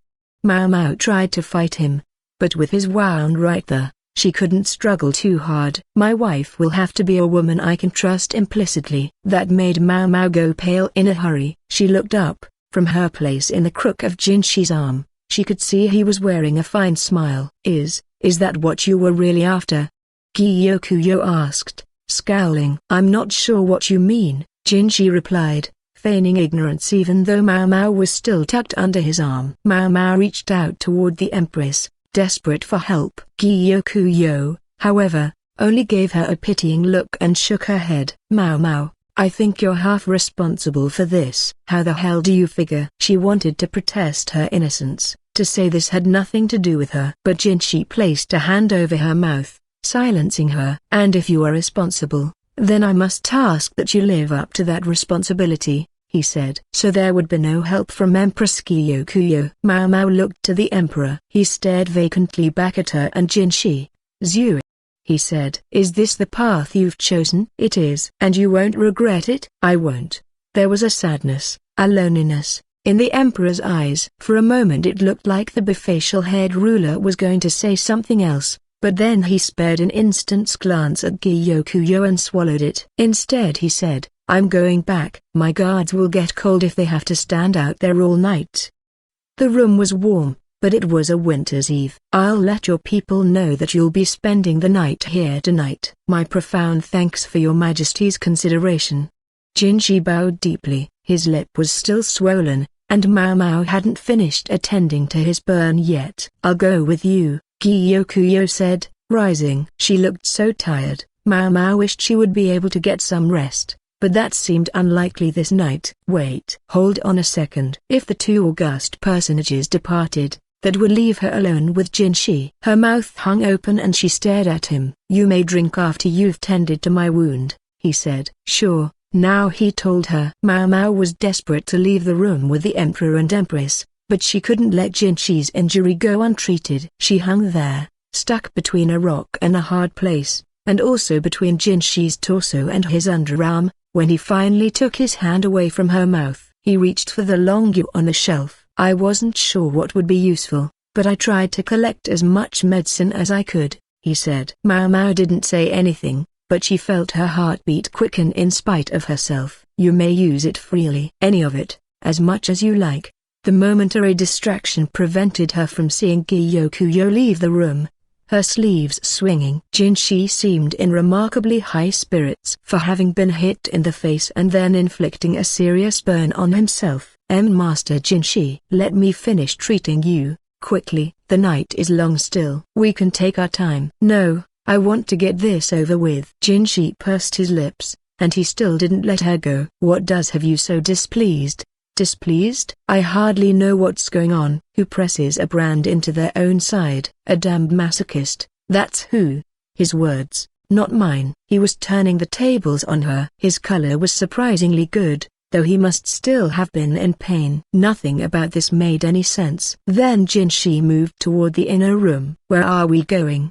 Mao Mao asked. I'd like to get some sleep after I have been treated. Then let me finish treating you. Here. No, you can do it while I'm lying down. Mao Mao wanted to turn violent but knew she still couldn't. Meanwhile, this monster of bodily endurance loped into the inner chamber. Or don't you wish to accompany me into the bedroom? Now she really had nothing to say. She heard the teasing in his tone and glanced away from him. Then she heard a long exhalation, and Jinshi said, you don't have to worry. I understand. Then he stroked her bangs. Anyhow, I'm told I'm only decently sized. Mao Mao almost choked. Jinshi's smile had never looked more wicked. Mao Mao, completely forgetting about Jinshi's injury, struggled mightily now, and who could blame her? Even if it did cause her to miss what Jinshi said next, a quiet murmur, I never did earn that favor I wanted. Epilogue. Back at her residence, Gyokuro didn't even take a bath. She collapsed straight into bed. Oh, but I'm tired. She wished she could ask someone what in the world had happened today. Some of it might have been downright funny under other circumstances, but any humor was far outweighed by shock. Part of her certainly sympathized with Mao Mao, and at the same time, part of her was jealous. She wished she could just bury herself under the covers and go to sleep, but she was the mother of 2 children. She had to talk to Hongniang, find out how the young ones were doing. And she couldn't go to bed without removing her makeup either. Better get to it, then. She sat up, trying to convince herself to feel better. But her efforts were undercut by something right in front of her eyes. A pillar, emblazoned with her assigned crest. Was it true that Jinshi would never defy her from this day forth? It was not a pronouncement to be made lightly, and in front of the emperor, no less. Gyokuro regarded Jinshi like a younger brother, but then, her only memories of her blood siblings were of them tormenting her. As Gyokuen's daughter, she'd been sent to the rear palace, seemingly nothing but a political tool, yet she discovered that she had far more agency than she might have expected. There were too many interesting things in the palace to spend her life acting like a doll. Of course, There were things there that made her angry or upset. But that was no different from the Western capital. No human alive could say their life consisted entirely of pleasures. There would always occasionally be things you didn't like. You just had to roll with them. There was, however, a limit to what could be endured. Humans are creatures of profound appetites. If you were constantly negotiating and negotiating again with someone who refused to curb their demands, well, what happened? You only lose out, in the end. Gyokuro said to herself, if you were lucky, you can only be destroyed, and the other person might not even mean you ill. They might simply believe they're doing the right thing. Gyokuro's half-brother Gyokuro was such a person. A man who believed he was doing the right thing. He was convinced that everything that he believed was indeed so, and he was merciless toward those he saw as mistaken, which, from his perspective, included Gyokuro. If he thought she was wrong, or even evil, then why was he suddenly trying to bring her into his fold? Gyokuro opened a drawer and took out Gyokuro's letter. She blew on it once, her breath quick and sharp, then dropped it on the floor. Let her be evil, then. She could live with that. But what of her children? The boy, Gyokuro might try to bring onto his side as well. But the girl. Everyone said Gyokuro had the same girlish heart she'd possessed all her life. But it wasn't true. Gyokuro was no longer the headstrong child she'd been in the Western capital. And I won't let you get away with this. Slowly, deliberately, she ground her brother's letter under her shoe. Which of them would be crushed underfoot in the days to come? They would see. He would see. She was no longer the girl who could do nothing but smile,